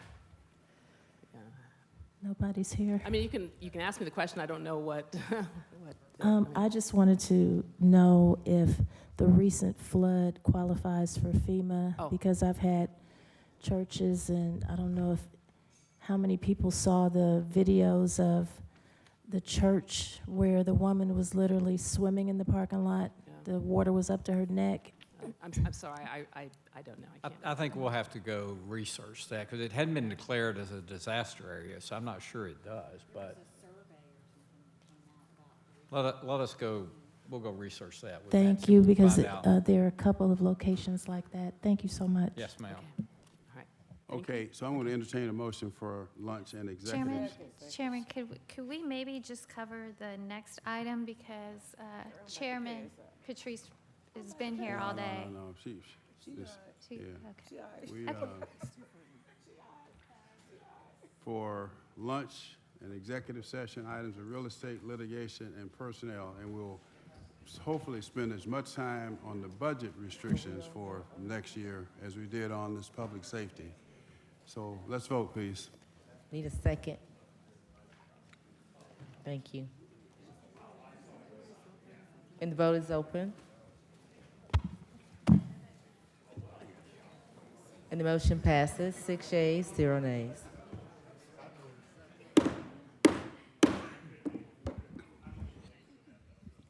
All right, without objection, we will resume the regular order of business. Items from executive session, Madam County Attorney. Thank you, Mr. Chairman. Just have 2 action items. First, is there a motion to approve the request for representation set forth in item 1 of the executive session agenda? All right, a motion to approve by Commissioner Thorne. It is seconded by Commissioner Barrett. Please cast your vote. And the vote is open. Motion passes, 6 yeas, 0 nays. Is there a motion to deny the request for representation set forth in item number 2 of the executive session agenda? All right, motion to approve by Commissioner Abdul-Rahman. It is seconded by Commissioner Thorne. Please vote. And the vote is open to approve the denial. And the motion passes, 6 yeas, 0 nays. Anything else, Madam County Attorney? No further action items. All right, Madam Clerk. Are we going to go to? Yes, sir, Mr. Chairman. This is the last section of the operational report, which includes the 2024 budget preview. That's the last section? Yes, sir. Okay, y'all want to, is that, let's dispose of that, because we need to spend adequate time if there are no objections on this budget. Come on down, come on down. Which item is that? It's on page 8, 230628, registration and election. Request approval to increase the compensation for the Fulton County Board of Registration and Elections.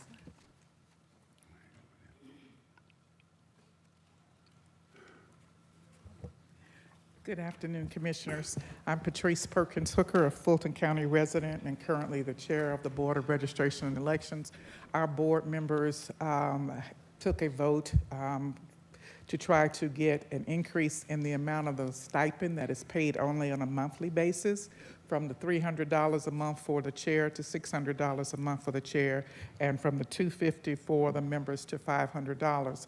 And this is just because of the fact that it has not been changed since 2018, and there's just a lot of added responsibilities that we have as a Board of Registration and Elections, especially in this particular climate. All right, motion to approve by Commissioner Barrett. Is there a second? Seconded by Commissioner Thorne. Any questions? All right, let's vote.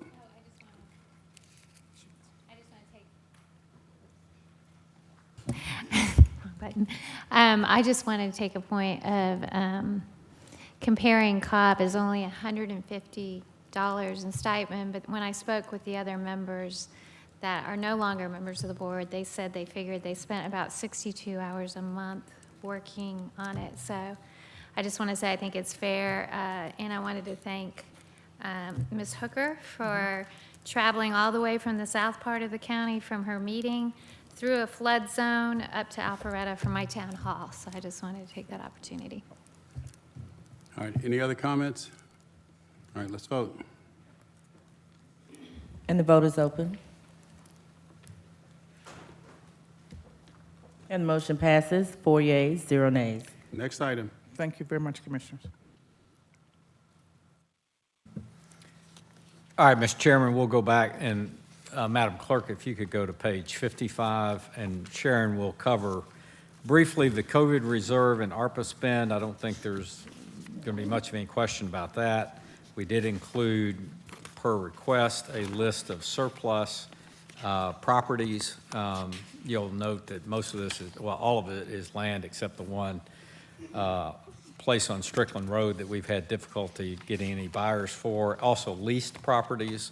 Again, most of that is either dealt with the restacking or is committed property like Board of Health and library properties.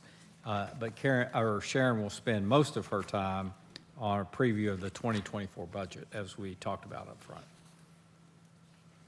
So Sharon. Thank you, Mr. Anderson. Just, I guess, a few highlights on the COVID response report. As is normally the case, the greatest area of expense incurred in the last reporting period is in our Project Orca, and we are continuing to execute against the original plan, and as part of our 24 budget planning process, we'll be looking at the wind down and close out of all of our ARPA projects and ensure that we have full utilization of the resources by the end of 2024 when we have to have them either under contract or expended. And then on page 58, slide 58, please. I just wanted to highlight here what our current FEMA reimbursement looks like. To date, we have expended $29.4 million, submitted $29.2 for reimbursement, and have been reimbursed $21.5 million. And we're still working with with Matt Kallmeyer and his team and representatives from EMSI to close out all of the requests for information and supplemental information from the FEMA reviewers as they are reviewing our applications. So we're hopeful that we will continue to see the reimbursements materialize against the outlays that we've experienced. And next slide, please. Actually, you can go ahead and go to slide 61. This is just the standard monthly financial report.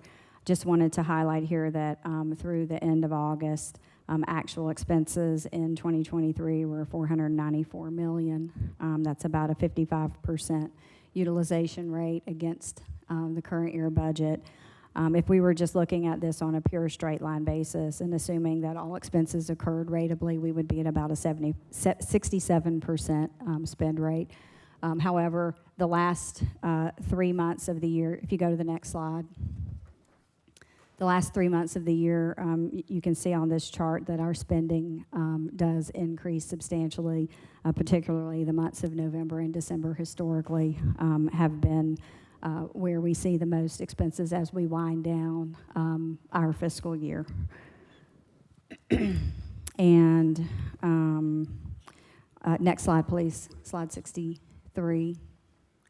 This is the monthly review of our vacancy, departmental funded vacancies. And as you can see, we're holding fairly steady, still at a 14% vacancy rate for the year. Average vacancy rate for the year. And that is it. That's all that I was going to highlight on the monthly financial report. All right. And go ahead, Mr. Chairman, I'm sorry. Some questions. Oh, okay. All right, Vice Chair Ellis? Okay, sorry. Okay. Continue, Madam CFO. Thank you.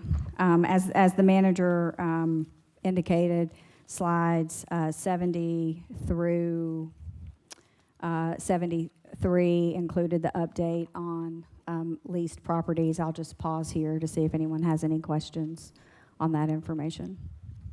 Are there questions? None? Continue. Okay.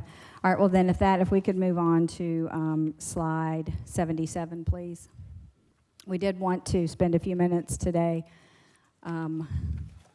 sharing with you where we're at in the 2024 budget process. Excuse me, before you get into this, Commissioners, this is, I think, this will set the table, so to speak, for going into next year. It's very dire, and a lot of things that we've been accustomed to,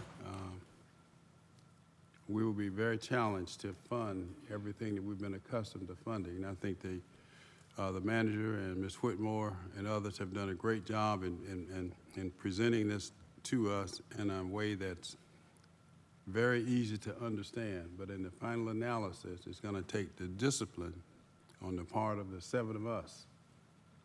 We've already, the revenue, available revenue, that's been set. So we've got to cram all of this stuff into that. Thank you, Mr. Chairman. As we have begun evaluating the 2024 budget, we wanted to come to you today and outline where we're at the starting point.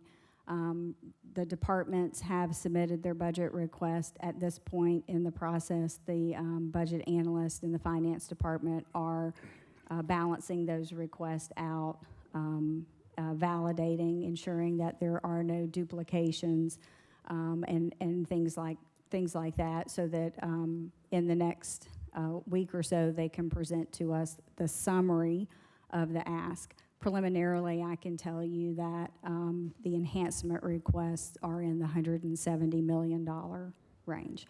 But again, the budget staff is still going through all of the submittals, reconciling and balancing all of that information out. And we have not yet received the summary of that. We've only gotten like the raw figure. So that's a number, though, to keep in mind, 170 million, correct? Right. So as we began looking at our starting point, we used the multi-year view that we have been sharing with the board as a jumping off place, if you will, for building out the 2024 budget. And we wanted to just sort of level set what we are basing our preliminary view on. So from a revenue projection, of course, you know, the largest component of our revenue is property tax. So the assumption that we've used for the development of our property tax anticipation in the 2024 budget is a 5% billable growth in the tax digest. That is consistent with what we had presented to you all in and decided upon in the offsite discussions on the multi-year view. We also based that on a flat millage rate of 8.87 mils, assuming that the board would not entertain any property tax increase, or at least a property tax increase related to an increased millage rate. That is the underlying assumption with regard to the millage rate. And then a standard 96% collection rate for the amount of taxes that we typically collect against the current year levy in the county's current fiscal year, with the balance being collected as a prior year receivable in future years, in a future year. We also adjusted other revenue sources for any known or expected changes. So for example, we know that we'll get a little bump again in the sales tax as we continue to adjust that for the renegotiations that were taken in 2022, as well as the effect of the interest rates on interest earnings and things like that. So we've made adjustments in those areas as well. From an expenditure basis, we've assumed status quo on the recurring expenditure budget, meaning if it's been in the budget as a recurring expense, we've put it, we've built it into the base for 2024, along with carrying forward the same level, the same thoughts around attrition as we had in the 2023 budget, meaning we will apply an attrition factor and we will partially fund vacancies at the beginning of the year rather than fully funding the vacancies at the beginning of the year on the assumption that they will not all have been filled on day one anyway. And then 2024 is an election year. It's a presidential election year, which means we have an extra election cycle. So much like we did in 2022, we have funded 4 out of the 5 election cycles, leaving the general election runoff that would occur in December of 2024 unfunded. And it would be funded instead either through underruns within the election budget itself or underruns elsewhere in the general fund budget. And then I guess in advance of and understanding that there had been some discussion around potentially the need to increase our utilization of outsourced inmate housing. We did increase that budget by $33 million. So that's included in our first pass of a 2024 budget, as well as a 5% COLA for county employees. Next slide, please. So with those base assumptions in mind, where that left us was about $154 million short, meaning that our revenue and available fund balance would be insufficient to support the expenditures, planned expenditures by $154 million. And so we have had conversation and discussion around how do we close that gap or reduce by either increasing the revenue or reducing planned expenses. So the thing that we looked at on the revenue side, rather than increasing the millage rate or projecting a true property tax increase, we are presenting perhaps a 2% bump in our digest growth factor from 5% to 7%. If you recall, it was, I believe 14% was the gross change this year, and then when you got down to the net digest and the portion that just the real and personal property tax are based on after exemptions, it was about 11%. So we've bumped it by 2% from 5% growth to 7%. That generated about $13 million in additional revenue. The next box that you see in the waterfall chart is the effect on our fund balance requirement if we reduce expenditures, and those are the following 3 boxes. So the blue box is really reducing the fund balance requirement as we reduce the planned expenses. And so the first thing that we looked at is what were the items that we had built into the multi-year view that perhaps we will not be able to move forward with now. As you recall, we had a number of items in there, including incremental costs for public health, incremental costs for the jail bridging plan, incremental costs for employee compensation in the form of a transition to the market-based salary plan, the Siegel study, as well as the COLA. So we've eliminated some items out of the multi-year view, totaling about $54 million. The items that we've taken out are a reduction in the planned public health, increased public health expenses of about $24 million. That includes a reduction of the amount that we had originally anticipated needing as a result of negotiations with Grady Hospital, reducing the amount that we would have available to support the ongoing cost of the Behavioral Health Crisis Center, and reducing the amount of resources that we would be able to put into addressing the healthcare desert by supporting the FQHCs, like a copay plan for the FQHCs. What we left in is the minimum amount that we're looking at currently with the negotiations with Grady, a minimum amount to address our contractual obligation with Morehouse School of Medicine, and a small amount as a reserve should we find a need to supplement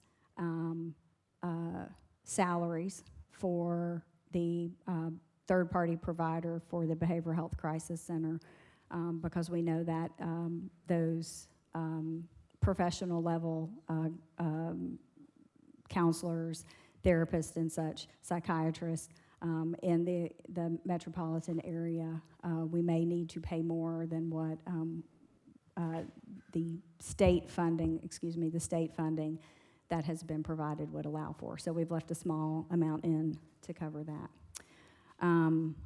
We reduced the funds that we had built into the multi-year plan to support employee compensation by removing or deferring the transition to the Siegel pay plan, and instead just left in funds for a cost of living increase. We reduced the amount of funds that we had programmed for the jail bridging plan, eliminating the continual funding of the facility improvements.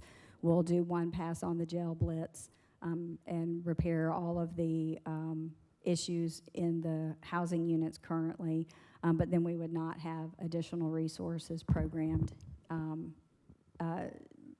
beyond that first pass. We also had originally programmed into the multi-year review a $10 million bucket for funds to address any enhancements that came from departments during their budget submissions. So if they had submitted $170 million in enhancement requests, our multi-year plan would have had at least $10 million built in to address some of those. But in this view, we will be taking that $10 million out. Additionally, in the next box down, there's $37 million of items that were added to the budget in January of this year that were funded from non-recurring funds. So those items are not being recommended for continued funding in 2024. And then that leaves us with, as yet to be identified, $30 million. So in this view, with the steps that we've addressed so far, we've bought down the $154 million by $124 million, and we have $30 million more that we will still have to present a plan to take out of the expenditure plan. Next slide, please. Is everybody following this now, where we are now? Okay. And so, Yeah, you want questions at the end? I think if we get through this, then we can take your questions. Okay. I'll be fairly quick with this. So to address that $30 million gap and be able to consider any enhancement requests over the course of the next 2 months, 2.5 months, we'll be continuing to monitor our revenue projections and evaluating the final tax billing amount back against what we had projected when we were talking to you about the millage rate, to see if we came out where we thought we would, or if we came out a little higher, or if we came out a little lower. So we just received some information from the tax commissioner's office last night, and we'll be finalizing that review shortly. And so if that generates any additional revenue, that will help to close the gap. We'll also continue to look at our current year 2023 spend and monitor all of our spending patterns and underruns in order to generate fund balance to potentially carry forward an improved fund balance position from where we were at the mid-year point. And then, again, looking for any specific targeted type of reduction that we could make. As I mentioned, we've already taken one pass at attrition. Maybe we take a deeper, we apply a deeper attrition factor. Do we need to go in and make across-the-board reductions in operating budgets? That really won't, in the operating portion of a department's budget, not their salary and fringe benefit, but the operating portion. That won't generate a lot, but it's something that we could address. Are there other areas of expense countywide that we could look at rolling back on? Do we go into contracts for services, CSP, those kind of programs, and give them a haircut? We have not done those type of, taken those type of actions with what we're presenting today, but it is something that we will be considering as we continue to move forward in this process.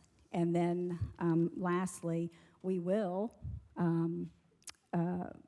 do a complete review of all of the enhancement requests in order to understand what departments are asking for, to identify anything that is a statutory requirement, something that perhaps is new, that cannot be avoided.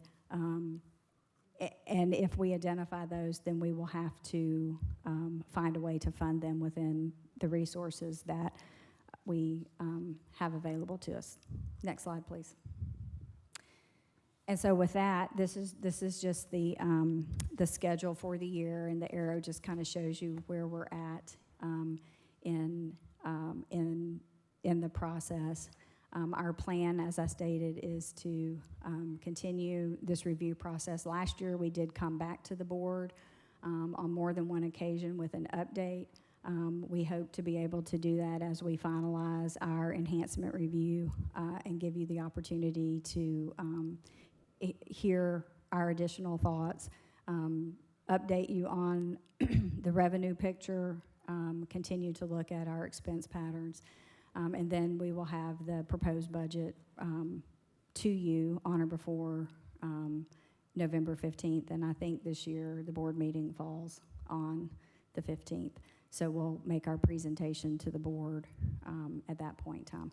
And then in December, we'll hold the one legally required official public hearing that will set us up to be able to adopt the budget in its final form at either the first or second meeting in January. I would say that as we've had our conversations around approaching this, any underrun or any improvement, I guess I should say it like that, on our financial position between now and the end of the year, and then once we present the budget to the board in November, if we end up with any additional resources, if we've had to take out items from the budget that we have historically funded, or there were enhancements that we were not able to fund within the resources that we had. Our intent is to have, when we present you the budget in November, is to present it to you along with, if you will, like if we get, $10 more, here's the next 10 items that we would recommend be funded with those $10. So that's the plan as we have thought through it this year. And Mr. Chairman, we're ready to take questions or comments or get some feedback from the board on what we've presented. All right, starting with Commissioner Barrett, followed by Commissioner Hall at this point. Thank you, Mr. Chairman. Thank you, Madam CFO. Just a couple of questions.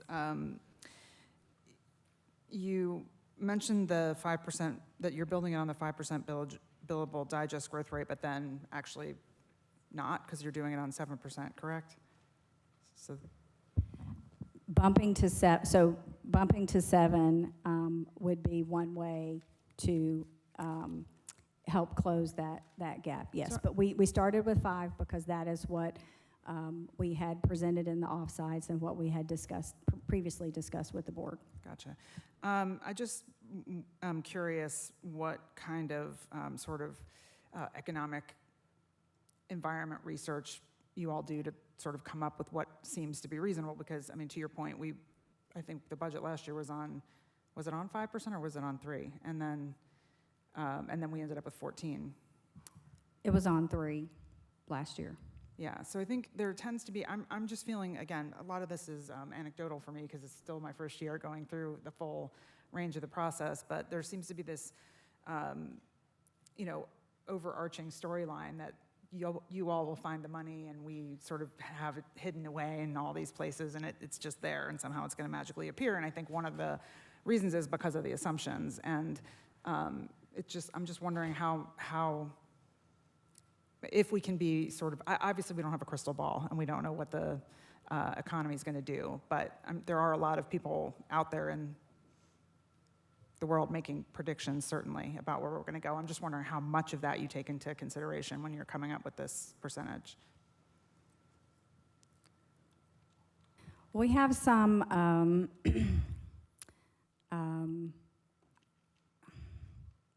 historical perspective, I guess, that we try to apply to it. And also, we will have a conversation with the chief appraiser to see if we can get a sense from him.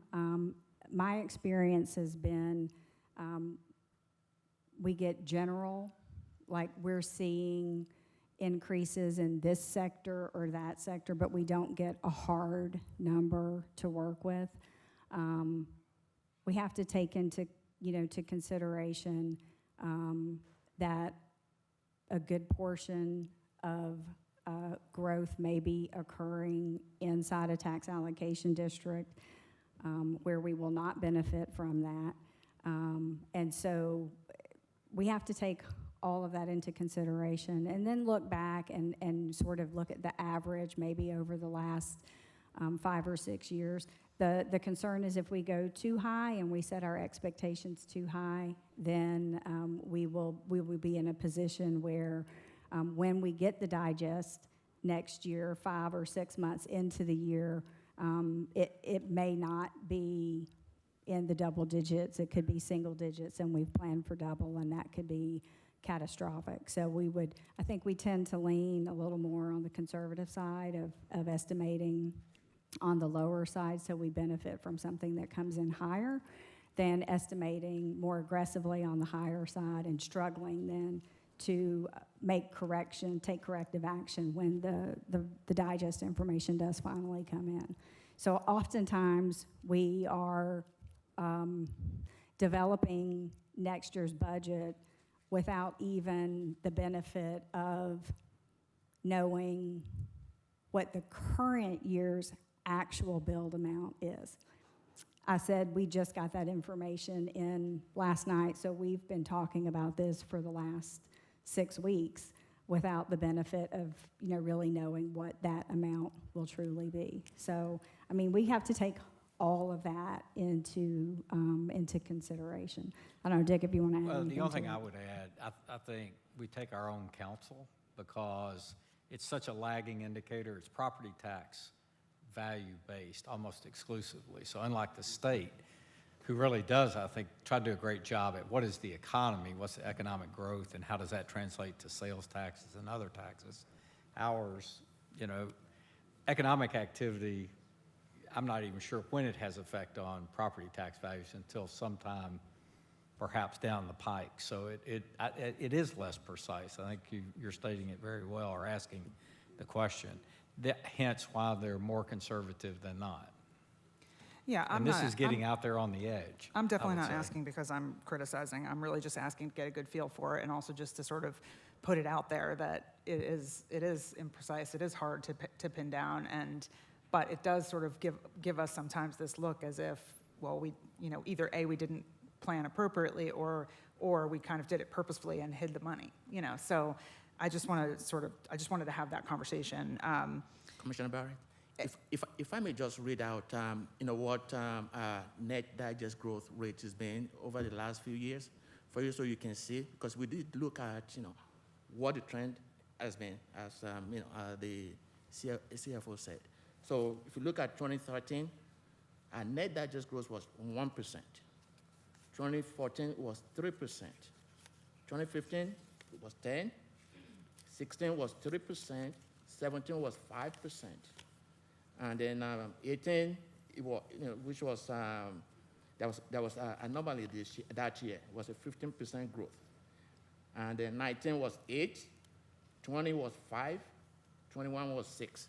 So you can see by us using 5%, we're very close to what our average has been, over the years. So Right, I think I get that, and I appreciate those numbers. But I think what I'm, if we're thinking through what, to your point, Mr. County Manager, the state can look at sort of the economy in a much broader brush and say, okay, it looks like it's going this way, therefore income will go this way, therefore the tax base will go this way. I mean, for us, it's the real estate market, right? I mean, to some extent, it's like, what are housing prices doing?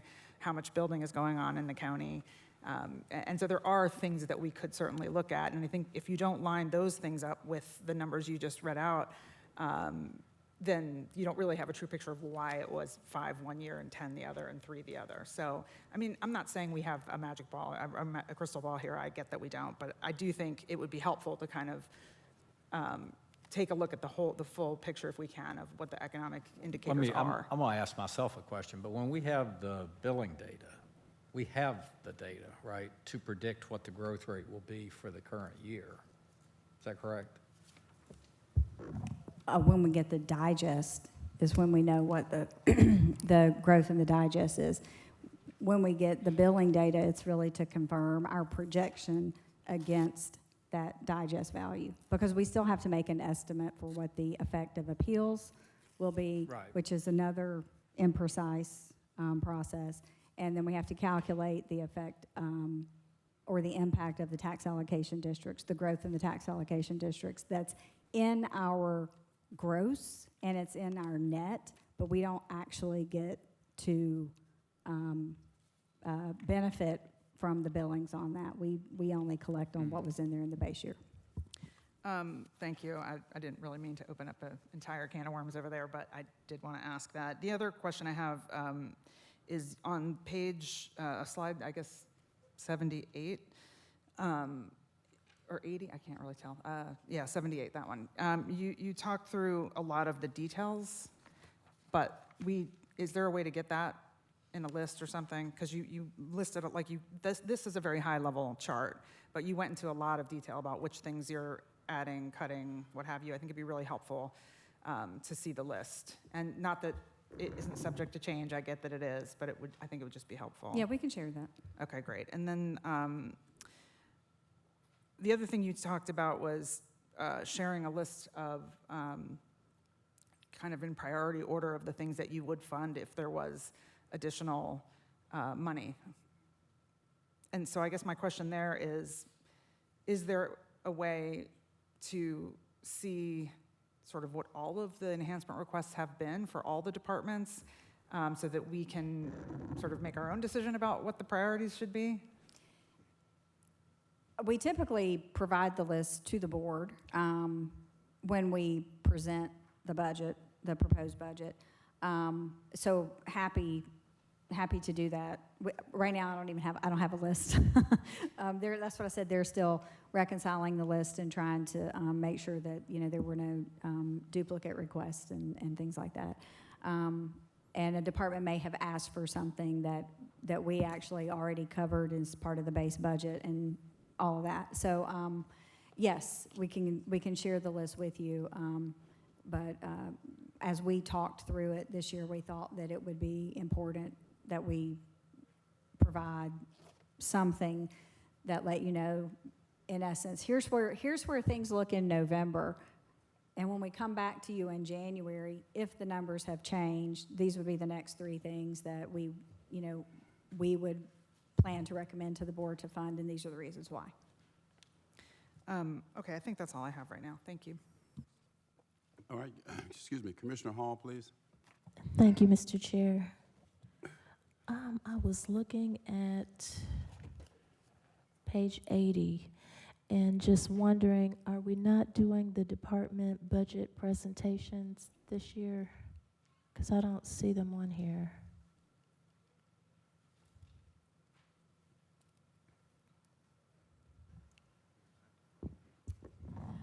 Commissioner Hall, I think that we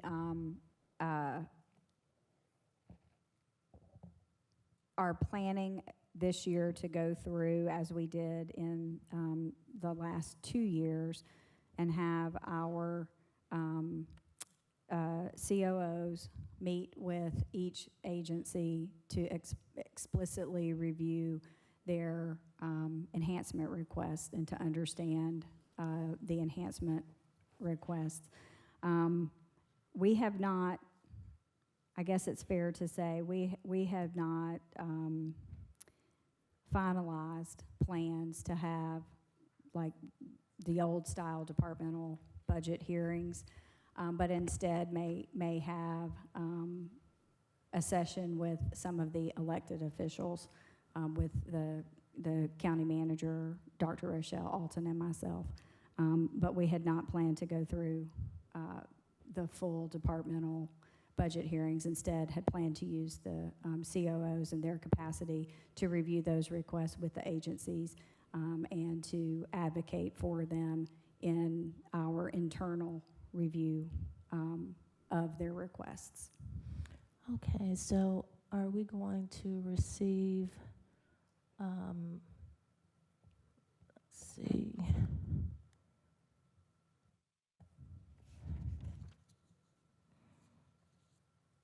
So if you're reviewing all of their enhancements that they submitted as part of their 2024 budget request, are we able to see those? Is that going to be part of the presentation as well?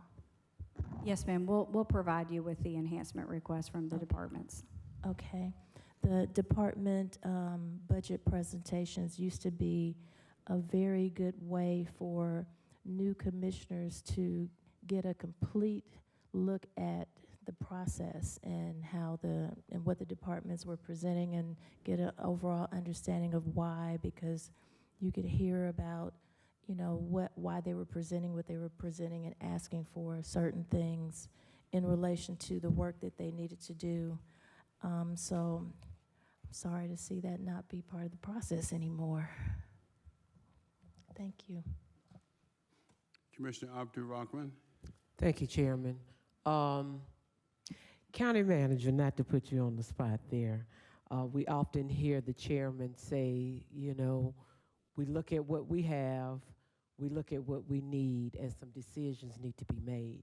Have we communicated across the board, or more importantly, do we need as a body to communicate across the board that departments need to look at their department and see where they can cut, where they can save? I mean, I know no one wants to have that conversation, but that's a conversation that we're going to have. And so I'm just asking, as a body, I hear you saying it all the time, Chairman, but it's one thing to say it, it's another thing to communicate it to all departments. So I'm asking, is that something that we can do, or County Manager, that you can do at our direction? I just want to put that out there. Yes, ma'am, I think it would be helpful. And one of the reasons that it would be helpful well, first of all, is to set expectations across the board, that there is not a lot of room in this budget for additional new programs. And that's first and foremost. That's one of the reasons why we would not do a complete dog and pony show for each department, because it's equally frustrating to them to, quote, not be heard, as it is to be heard and know that it's a charade at some level. If there are, you know, life and safety or regulatory issues that are unavoidable, then that's where our internal review generally surfaces those. And then, honestly, you may see something in a complete list that does rise to a level that it needs to be funded. But I think the message of, if you look at this, there's only 2 or 3 ways to solve this problem: more revenue and we've limited that for the time being. We're off looking for alternative sources like a sales tax, but that's probably 2025 at best. It is not adding new, because if you start with 150 million in a gap, you don't add another 170 million and then try to solve for that generally. So that's a message that definitely could go out. And then as you can see, even after we go through this exercise of not adding anything new, and there's about 100 million in total, you're still left with 30 or so to solve for. How do you solve for that? Well, those are what you're referring to. They could be across the board cuts. They could be in specific areas. Or if someone has something, and this is where the message I think could be turned into a positive, that is in the minds of the department and maybe in everyone's mind a high priority. Well, the first thing that they should do is reprioritize within their own spend. So if they have a new idea, a new need, what we don't do a great job of is not reviewing that. It's we don't go and review item number 100 on their list. They could. And I think the only way, honestly, to do that is with a consistent message from the board, because what they have seen in previous years is, we start tightening this, and then one will say, I choose not to participate. Now, these are elected officials generally, or I choose not to adhere to that guidance. And so that creates a ripple effect across all other departments that, that is a confusing notion of why are they left out and I'm not. So I think a consistent message would be very helpful, and we could help, develop more specificity if you'd like, but a general message would be good. Well, I'm sorry, go ahead, Chairman. But, Mr. Manager, it seems to me, though, that the departments, they report to you. Why would the message come from the board? Well, about cutting? To be, again, direct is because we will send them a message like we did last year. Take one of the gap closing tools was we would capture 25% of the attrition and not fund it. So in other words, if you finished with, you had 14 people and you had 10 at the end of the year, then we would only fund for 13. We'd capture 25% of that attrition. Right out of the gate, two elected officials say, well, I don't choose not to participate. That's why. Now, departments that work for the county manager don't have the option not to participate, but it creates a dissonance when they see that occur. So that would be the reason why. And of course, we act at your direction. So if we're acting at your direction and we're applying consistency across the board, I think that's helpful. Well, my purpose for the question was I see it as being a problem later as opposed to now. So I thought if we at least get the conversation going, that across the board, Chairman, I know there are going to be probably individuals that will disagree. But I think as a body and the executive staff, if we at least have a conversation about expectations and about what we truly are up against and what we're going to need to see. Now, it may come out to be something different, but what I'm hoping is that this body, or should this entire body, will, in the spirit of understanding that we eventually are going to have to tighten our belt somewhere. And so that's why I was saying, can we get ahead of that now? Because what happens is you have some departments that say, well, I didn't put in an enhancement because I was told there were no enhancements. And then other departments say, well, I went and I talked to the commissioners. So I think in the spirit of what we see, we as commissioners see what's going on, that we do that now. We have those conversations now. Where can you cut? Where can you prioritize? What do you absolutely need? And so that's why I was asking more than just the chairman saying it. Maybe in a meeting or maybe in a letterhead or what have you. I mean, an email. I really do think this is a conversation that we need to go ahead and have and, let the sparks fly now instead of on the day of it. Okay, Commissioner Barrett? I just want to sort of echo some of what the last two colleagues who spoke said, and one is Commissioner Hall mentioned that those departmental hearings were good because they were helpful to kind of get a view of what the departments were looking for. I understand why we're not doing them, certainly, and I understand the mentality of putting on a dog and pony show only to be turned down is not really a joy for anyone. I get that. But I will say last year coming in and looking at the list of enhancements, which I remember getting now that we're talking through all this, trying to understand it just by reading the lines was not easy. It was a very long list that we didn't have the ability to like sort it ourselves or, you know, and the idea of you all sitting one by one with us and going through it also seems sort of unwieldy. So I'm not quite sure, but I think maybe we should start thinking about some way to sort of express what all of the enhancement requests are, including the ones that where departments are, you know, elected officials are sort of ignoring our request for no additional enhancements, where if we can sort of look at them all and at least understand what they're asking and why, it'll be a lot easier to either just say we're applying this rule, we're sorry, across the board, or you know what, but this one thing really feels life or death. It does feel really critical and important, you know? So I don't know exactly what the right solution is there, but I think something. And honestly, that's where we've been from between pillar and post of, we did all of the departments, commissioner staff participated at the airport. So that was one model. Then we've switched all the way over to the COOs reviewed it. We tried to consolidate it all and bring it forward. We have just been discussing, is there some middle ground where perhaps it's not 40 presentations, because these are several days then worth of presentations. Is there another way of doing it where you get enough insight with departmental participation, but perhaps not 15 minutes per or 30 minutes per? So give us, I think we've heard you, give us the opportunity to bring something back at the next meeting in terms of a revised schedule. And then maybe we can couple that with messaging, because I could see a benefit, quite frankly, to that consistent messaging and those sessions. So you'd have more insight and be able to deliver messages that would help the end product. Yeah, I'm you know, continuing to echo Commissioner Abdurrahman too, just in the sense that if some of them get the message and others think, you know, are following the rules essentially, and others say, I'm not going to follow the rules, I'm going to come forward, I'm going to call you all individually with my request.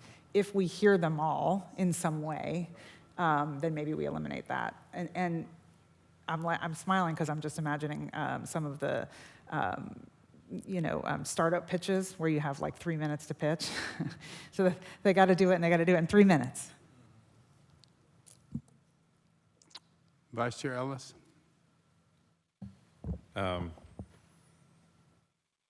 Yeah, I mean, definitely some of the stuff said sort of resonates with me. I definitely think coming up with a consolidated message that we would vote on as a group to give you direction, I think would be a useful thing, right? We go on record, it's our message, it's your message, this is what's going to get delivered back in terms of a budget presentation. I like the concept of, I mean, hey, yes, we may find some new money or whatever, but you know, there's not going to be, we want to hold our millage rate the same. There's not going to be this ability to go and have the spending level increases that we saw last year, or the budgetary increases we saw last year. Just practically not possible, particularly when you lay on the concept of a 5% COLA plus elections. Math is not going to work on that. So I like the message of, hey, if you have different things you want to do with your department, think about reprioritizing within your own budget. So, I mean, I like that message. One other alternative that I'll throw out there is that if there are to be, to entertain any enhancements, they need to be submitted by a particular date. Pick the date, end of November. Not in for end of November, not considered, period, end of story. Another thing to consider is when we present this, when we get to the stage of presenting a preliminary budget, perhaps we even vote on and approve a preliminary budget in December. And, in terms of anything after that, any changes to that would only be dealt with in a mid-year review process. Perhaps we consider no enhancements this year, and we would have a mid-year review process at then and only at that point in time in which enhancements would be considered.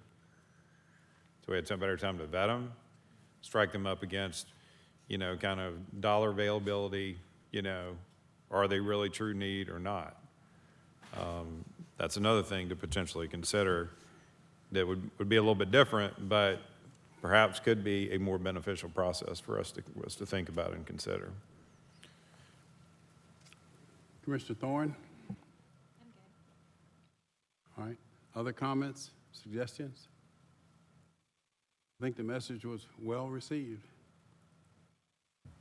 Thank you. That completes our report. All right, Madam Clerk. Mr. Chairman, members of the board, the next item that was moved up is Vice Chair Ellis's on page 11, 230642. Request approval of resolution directing the county manager to not include or consider any budget enhancements or budgetary increases for any Justice Department or agency in the 2024 general fund budget and for other purposes. Well, the timing couldn't be better for this one to come up based on that previous discussion. Commissioner Ellis? Yeah, and I know we spent a lot of time, kind of talking about different components of this within our discussions before lunch. But to me, this is largely a no-brainer. We increase collectively, the budgets for the Justice Agency 16.5%. In addition to that, we're providing ORCA funding. We'll continue to provide ORCA funding next year. We've already seen that we really do not have a tremendous amount of budgetary flexibility. It's not sustainable from a taxpayer standpoint. And then we've also got pretty good detail showing that the activity levels and the results that are currently being generated by the justice system merit or warrant any additional funding. And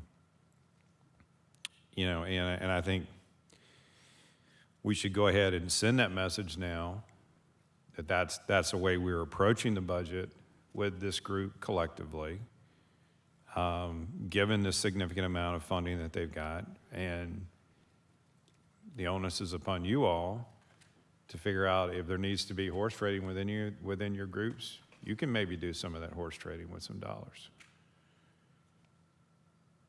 But to individually go and enhance this one because somebody else isn't doing this and that, going through it and being the arbiter again, when we've applied so much additional funding to it, I think that 16.5 bump last year is more than enough to really serve the purposes for 2 years, particularly when you overlay the additional funding provided through ORCA and the fact that we've also got this other potential large capital expenditure that presumably we're going to continue to plan for and need to spend money on potentially in 2024. And explicitly the resolution would carve out any sort of placing of reserves, design work, that sort of stuff that would be associated with a new jail facility that would not be contemplated in this resolution.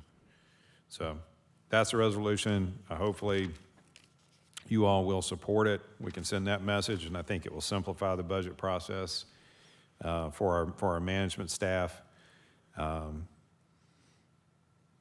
for us, and also help drive some of the messaging that was provided in the first half of the meeting. Commissioner Barrett? Thank you, Mr. Chair.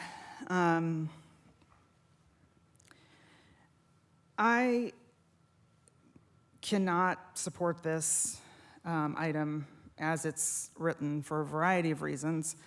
The first of which is it is written with an antagonistic and accusatory tone that, for me, is not how you solve problems. The people who elected all of us, the judges, the DA, the sheriff, all of the elected officials on the justice side and us as commissioners expected us and expect us to work together. And this, to me, is just, as I said, very antagonistic and an attempt to sort of shield ourselves from responsibility. I think collaboration is the key to progress here, and as my mother likes to say, you get more flies with honey. I also think that this is written with too broad of a brush.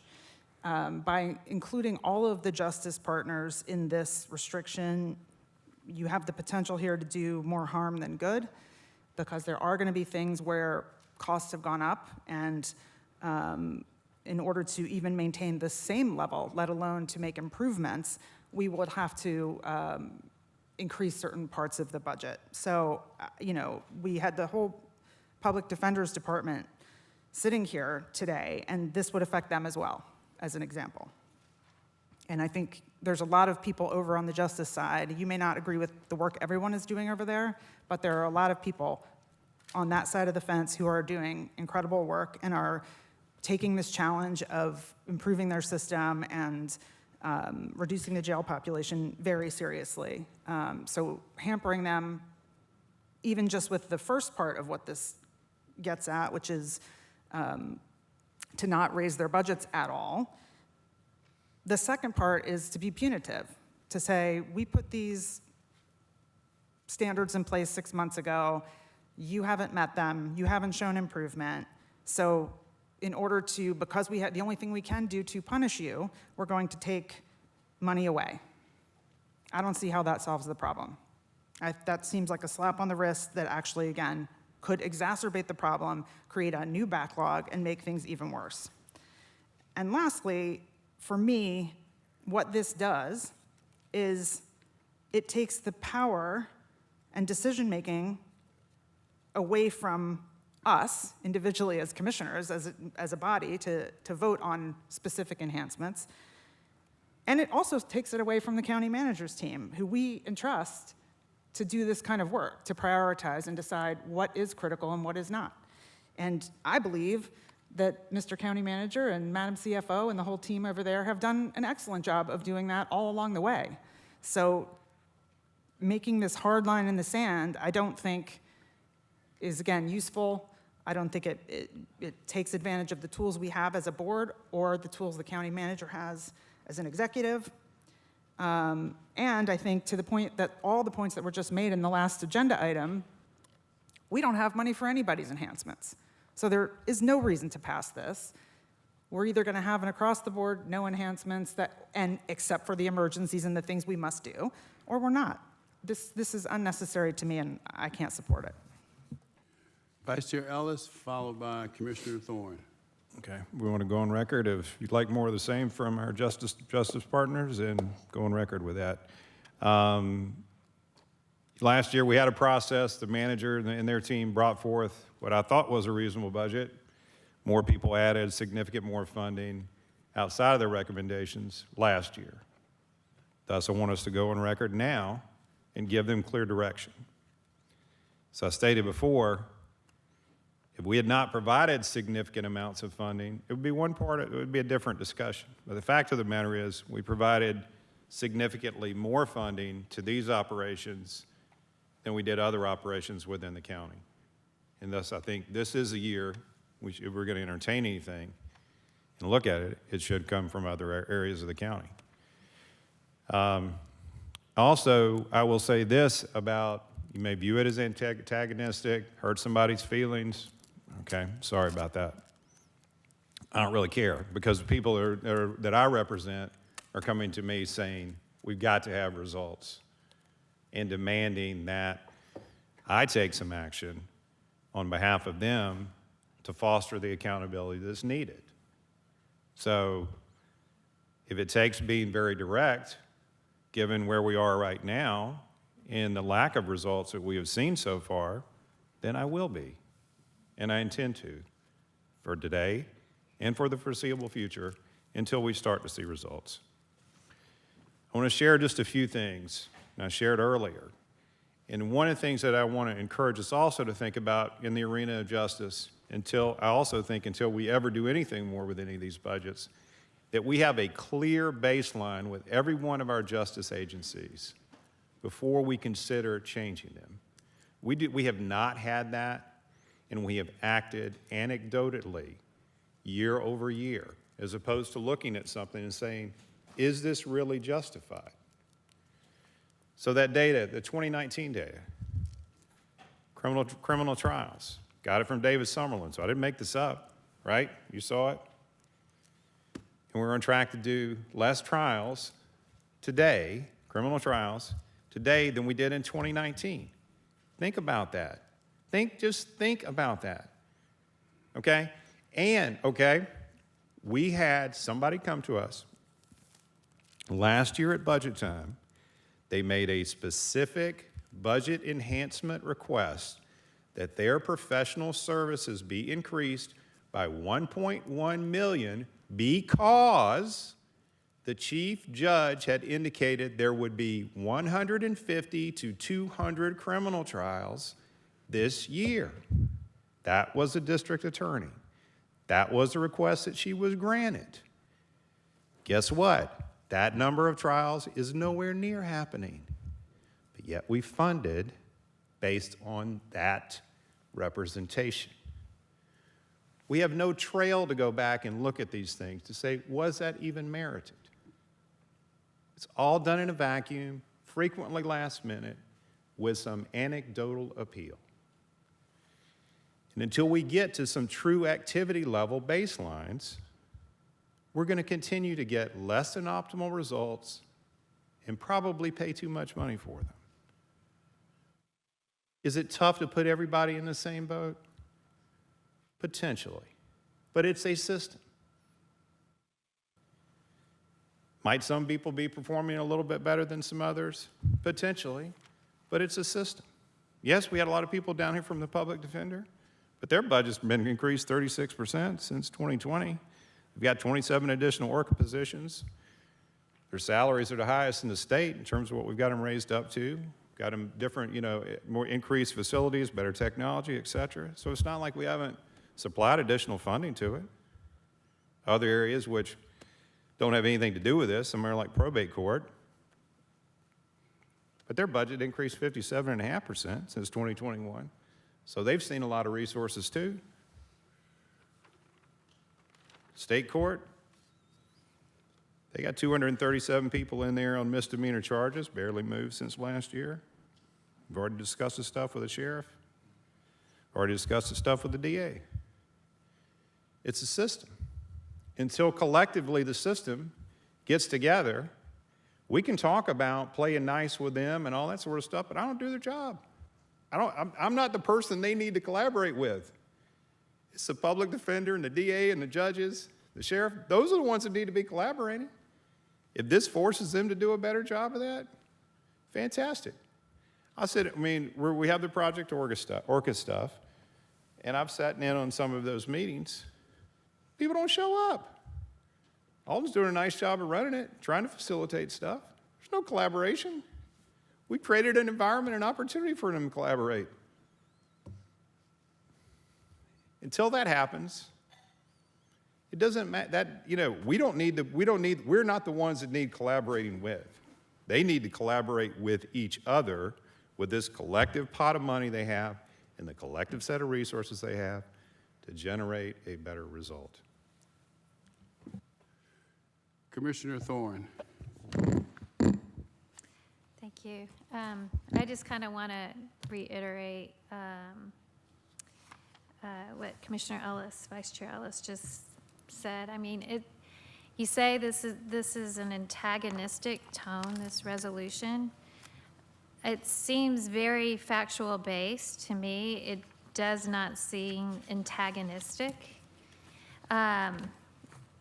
Like you said, we've got to make some tough decisions, and it's not easy to bear down, but we cannot keep doing the same thing. Every time someone comes down here, they have a justification for $5 million, $10 million, now $33 million, and it all seems good. And we've been giving them all the money, but it's been the same old, same old. It's the same as it was before as a commissioner and listening in on these ORCA studies that, reports that come through.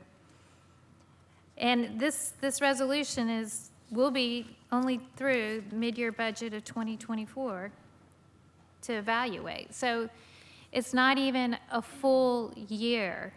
This is, let's try something new. If someone comes down here and they have an emergency and they can justify that they need extra money and they have nowhere else in their budget to find that money, we'll be compassionate as commissioners, I believe.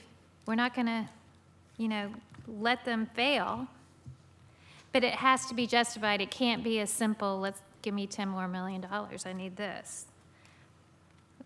We got an email, I requested to try to get data that contradicted what was in here because some people say, oh, this is a lie, it's not correct.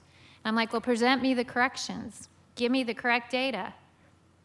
I didn't get it. And none of our justice partners except for the sheriff came here to refute anything that's in this. So to me, I'll have to take this as fact.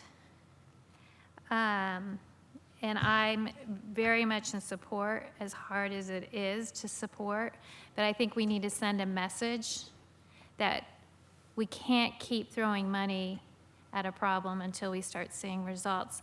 And Alton mentioned that there have been recommendations made and not accepted. Those were adoption of case management standards, expanded use of diversion, and then the mental health aspect. Am I missing one? I think there was a fourth one that I didn't quite get.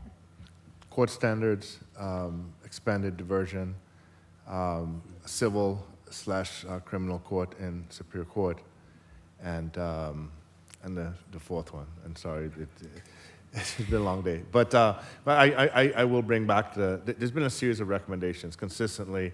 Accenture was here, JIRI was here, Barry Mahoney was here 20 years ago. The recommendations are pretty consistent. And I believe these are good recommendations, and we need to try to play a hand to make them try to make a change and work together and accept some of these recommendations. And I see this as the only way we possibly can. So that's why I support this. All right, anyone else? Anyone else? All right, the motion on the floor is to approve. Let's vote. And the vote is open.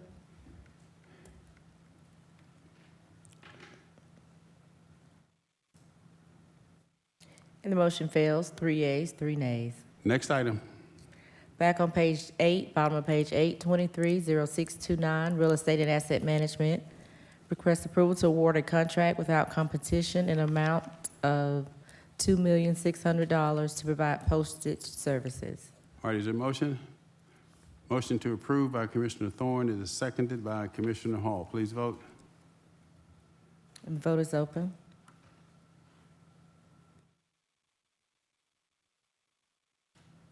And the motion passes, 6 yeas, 0 nays. 230630, request approval of an acceptance letter for Georgia Power's Make Ready program. All right, motion to approve by Commissioner Thorne, seconded by Commissioner Hall. Please vote.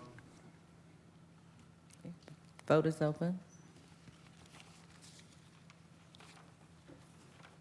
And the motion passes, 6 yeas, 0 nays.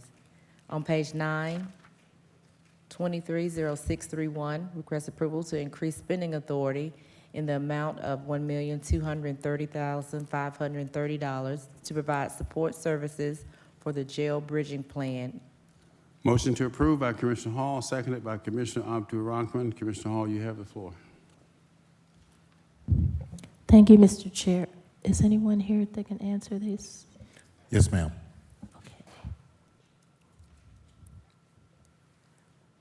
I just wanted to know what are the preventative and predictive maintenance services that will be provided at the county jail in South Fulton Regional Jail? So the excuse me, Commissioner, the overall contract that we have currently with Johnson Controls for maintenance provides maintenance services at all 3 jail locations, of which the Union City location is one. The current contract requires Johnson Controls to complete all scheduled preventive maintenance based on the current equipment that's installed in the building and the manufacturer's recommendations. It also requires them, with the same labor, to complete all corrective maintenance, that is, repairs that are needed, using the same labor that's assigned to the facility for preventive maintenance. It allows for them to bill the county just for materials used at a proposed markup that they put in their bid as a response to the original RFP. So essentially, the only difference between the South Fulton location, the Alpharetta location, and the main jail is the size of the building, the amount of equipment to be maintained, but the approach is the same. I hope that answers your question. Absolutely, thank you. All right, let's vote. And the vote is open.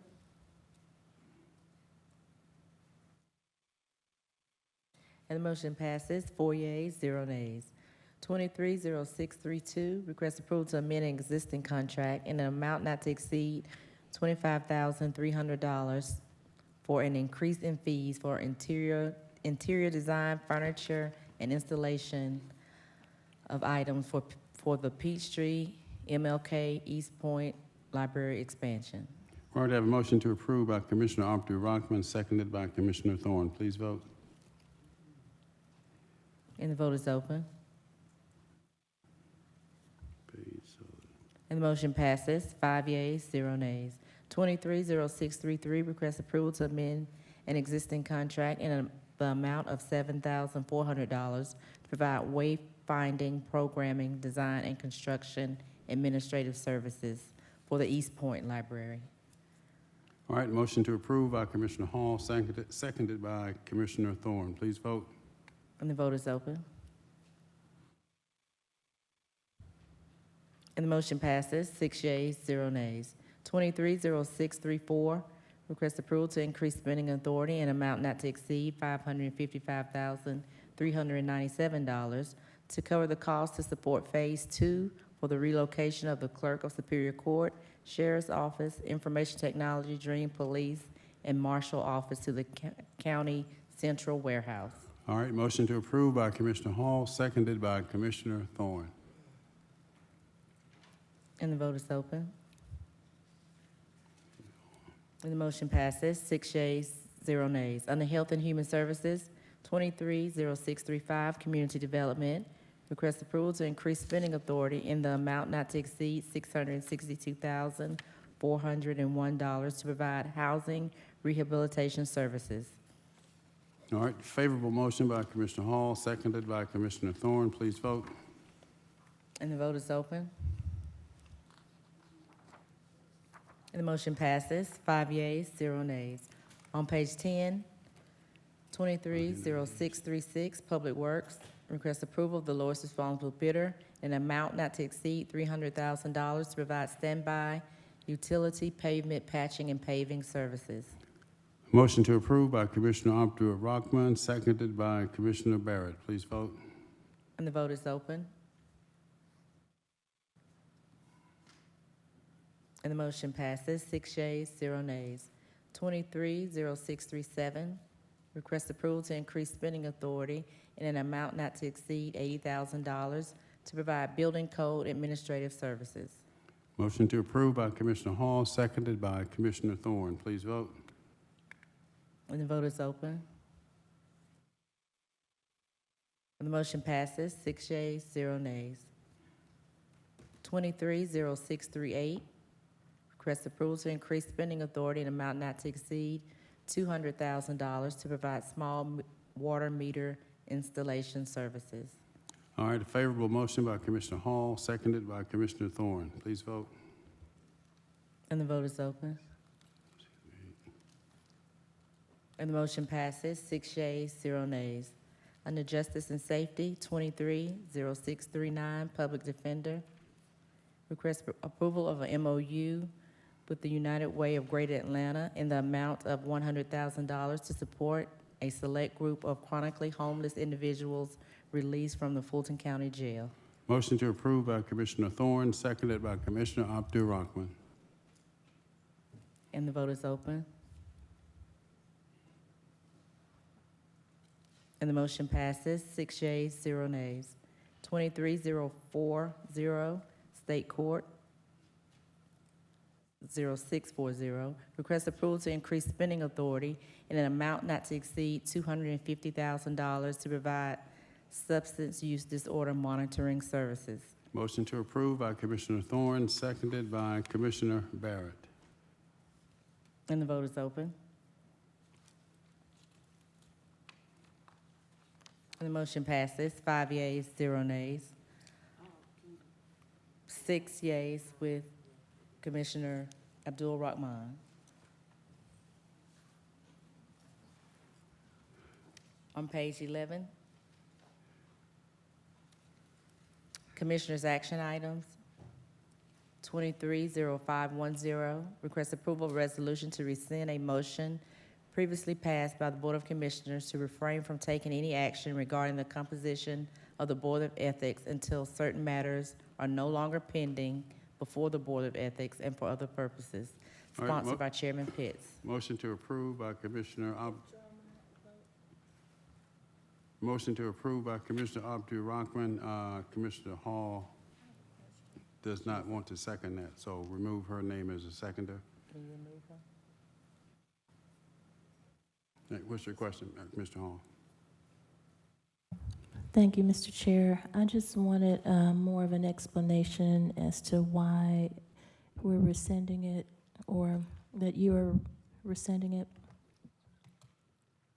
The reason for the resolution was because the Board of Ethics, based upon the original resolution that was approved, we held up confirming any new nominations that were coming to the board until such time as the issues that were being litigated, I guess would be the proper word, were resolved. And in order to accommodate their request that we approve new nominees from certain organizations, we would have to reverse the previous action.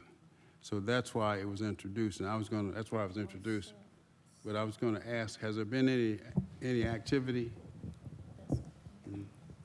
So if you'll recall, the original action establishing the moratorium was done at a time when we anticipated that the matters involving Commissioner Arrington would be resolved shortly. That has not happened.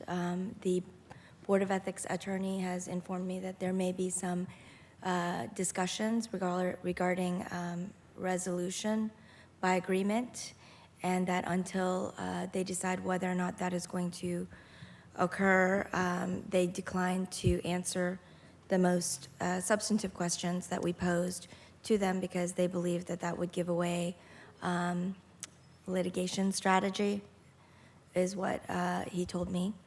But that's where it is now. There's been no final resolution of Commissioner Arrington's matters, and we don't have substantive responses, but it does remain a fact that the resolution is taking a bit longer than was originally anticipated by this body when the moratorium was put in place.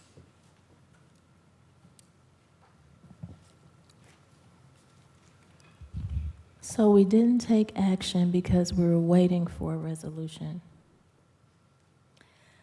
So I think out of an abundance of caution, this body decided to not take any action on the composition of the board until those matters which were ripe for decision were decided, so that it would avoid any appearance that you were entering into that fray. At this point, it has now been, I think, more than half a year since it's been ripe, and it does not appear that the matters will be resolved in the immediate future, or we have no way of knowing how long it's going to take to be resolved. That still goes back to what I just said. So we did not take action because we were waiting for a resolution, and there still is no resolution. So why are we about to take action? Why are we putting it back to taking the action when we don't have a resolution? And that was the whole reason for us not taking action in the beginning. So if this resolution is approved, I think the rationale for the change would be that at the time when the initial action was taken by this board, you anticipated and had every reason to anticipate that those other matters before the Board of Ethics would be resolved in very short order, and that has not happened. So at this juncture, you would have to decide whether you want to continue the moratorium or proceed with filling the board so that they can conduct their business in the meantime. And did we have some appointment that was made? I don't recall. Was there? Well, when I spoke with the chair of the Board of Ethics, he indicated that the Chamber of Commerce, that South Fulton Chamber of Commerce may have someone that they want to put forward. And the Greater North Fulton Chamber has a nomination that's pending, as well as the South Fulton Chamber.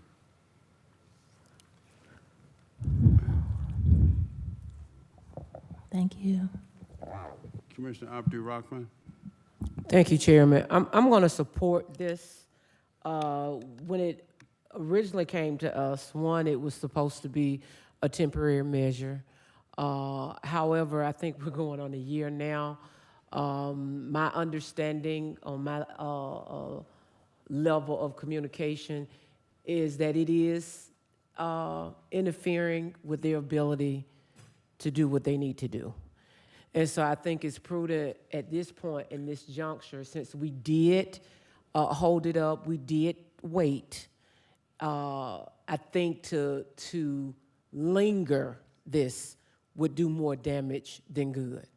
And so I'm going to support this, and I think we have to send a message that the Ethics Board is a different entity. And we have to be very careful that we're not interfering, even though we do want them to do their job. And depending on who you talk to, you may get a different answer. But it is not our authority to keep them from doing their job. Our authority is to make sure that we're not blocking them from doing their job. And so I will be supporting this, and I will ask my colleagues to please support this as well. All right, other questions? The motion on the floor is to approve by Commissioner Abdul Rahman, seconded by Commissioner Thorne. Let's vote, please. And the vote is open.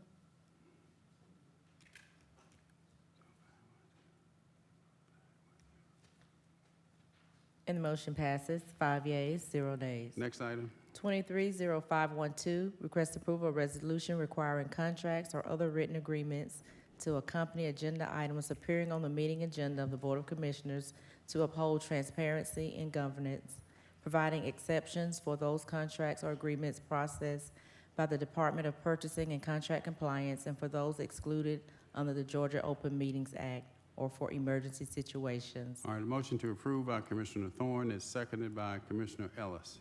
Commissioner Hall, you have the floor. Thank you, Mr. Chair.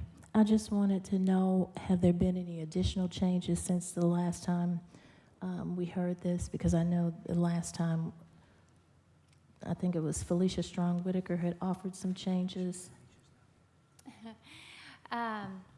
It's the same, but we met with Felicia to go over. I think her response confused people, that we specifically took out anything that would affect her and her work out of the contract. Whereas most of our contracts and agreements go through purchasing, we eliminated any effect on her work, which initially, when I first was proposing this, I don't know, back on 8/2, I held it because she came up to me before the meeting and said, hey, this is going to hinder my work. So I worked with her to go and draft a new one, but then it kind of got convoluted, confusing in the question response. But we did meet with her yesterday to confirm, and unfortunately, she had to leave. but I can verify that we did meet with her, and she's good. Thank you. All right, the motion on the floor is to approve. Let's vote, please. And the vote is open.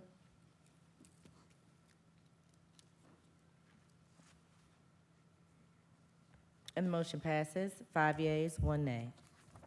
230595, request approval of an ordinance to amend the Fulton County Code of Ordinances relating to budgetary controls for members of the Board of Commissioners by reducing the travel conferences budget by the members of the Board of Commissioners and for other purposes. Sponsored by Vice Chair Ellis. How do you second? Let me do that. Get that. All right, the motion on the floor is to approve. Motion to approve by Commissioner Ellis, and I seconded that motion. All right, no comments? Let's vote. And the vote is open. Now let me refresh everybody's memory. At the last meeting,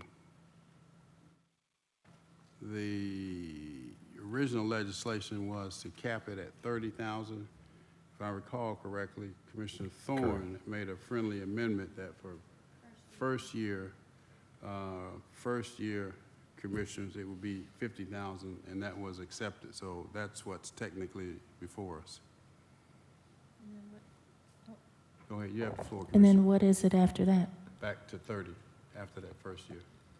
So just 50 in 2024 and then 30 for all remaining years? First year commissioners. For first year First year, commissioners? Yes. And going All right, back. thank you. Yeah.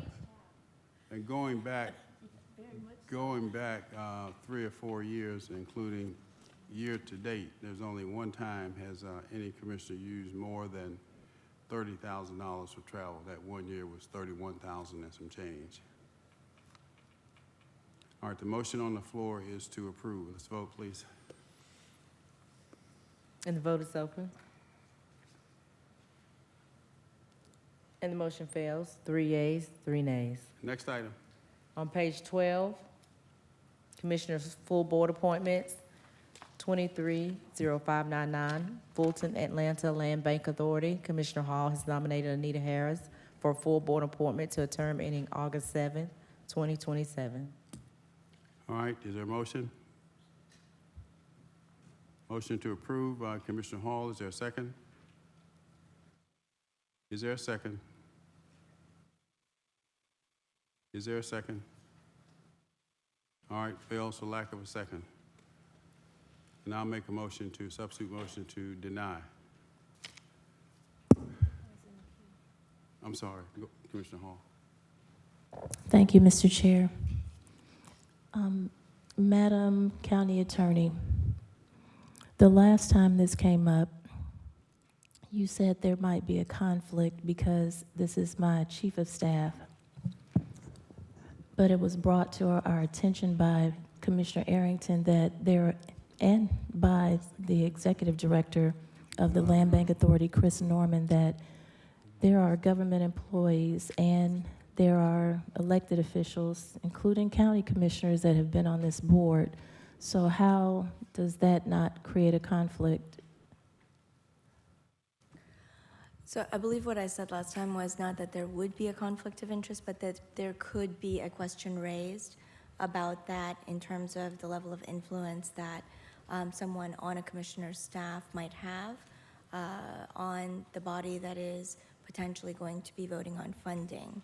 I think I made it clear that I did not see any direct conflict, and no one that I know of was indicating that there would be a conflict of interest or that Ms. Harris would not serve well in the capacity, but that there was a possibility that that question could be raised based upon the relationship.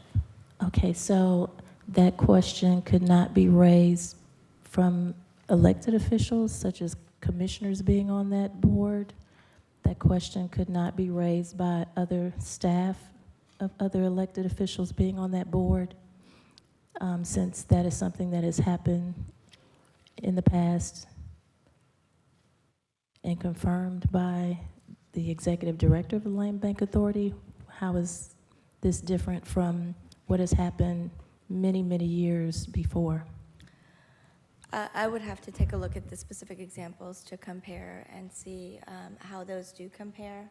I was not aware of commissioners serving on the authority. So unless I had specific examples, I wouldn't be able to make a direct comparison or speak on that.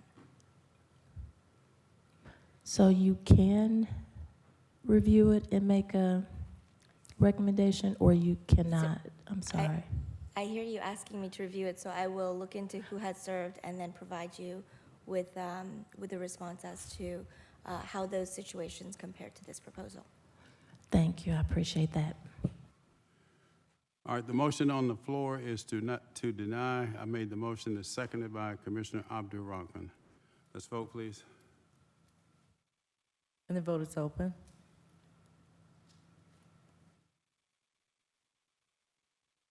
And the motion passes, 4 yeas, 1 nay. Next item. 230643, Fulton Atlanta Land Bank Authority. Chairman Pitts has nominated Edith Latipo for a full board appointment to a term ending August 7th, All right, 2027. motion to approve by Commissioner Abdul Rahman and seconded by Commissioner Barrett.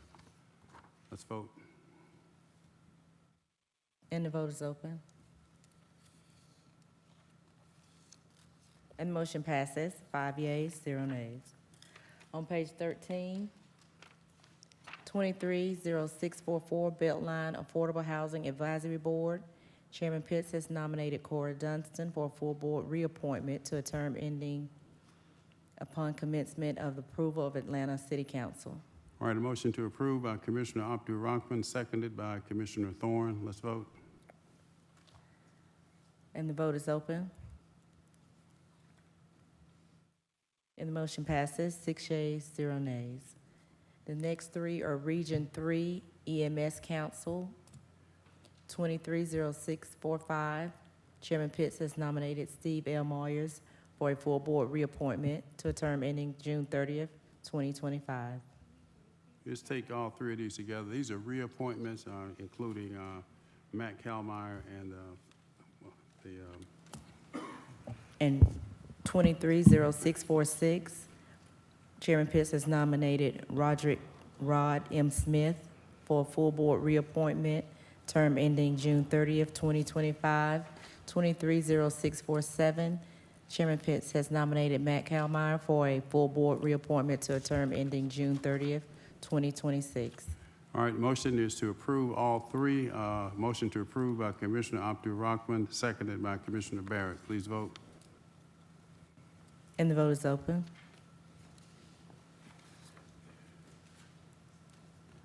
And the motion passes, 5 yeas, 0 nays. Any other matters to come before us? We have the one emailed in comment. Okay. I can either read it or email it to you. How would you like to? You can just read it quickly. Okay. Comment from Lisa Jones. Thank you, commissioners, for allowing my comment. I represent myself and over 150 county residents on behalf of Fulton County Animals in support of amendment to Ordinance 230641 to prohibit outdoor animal sales. As the ordinance states, according to UGA, the overpopulation of pets in the state of Georgia has reached crisis level. Year-to-date 2023, Fulton County Animal Shelter has taken in over 5,000 animals.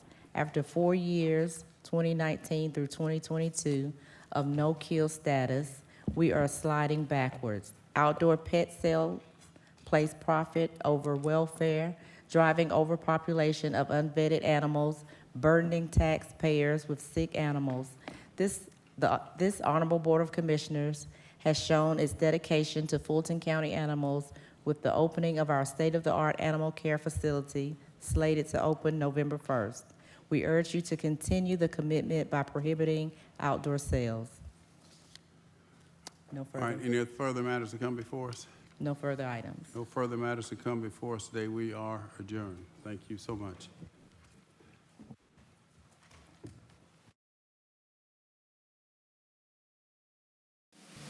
For a written transcript of this meeting, or if you need reasonable accommodations, including this communication in an alternative format due to disability, please contact the clerk to the Commission's office at 404-612-8232.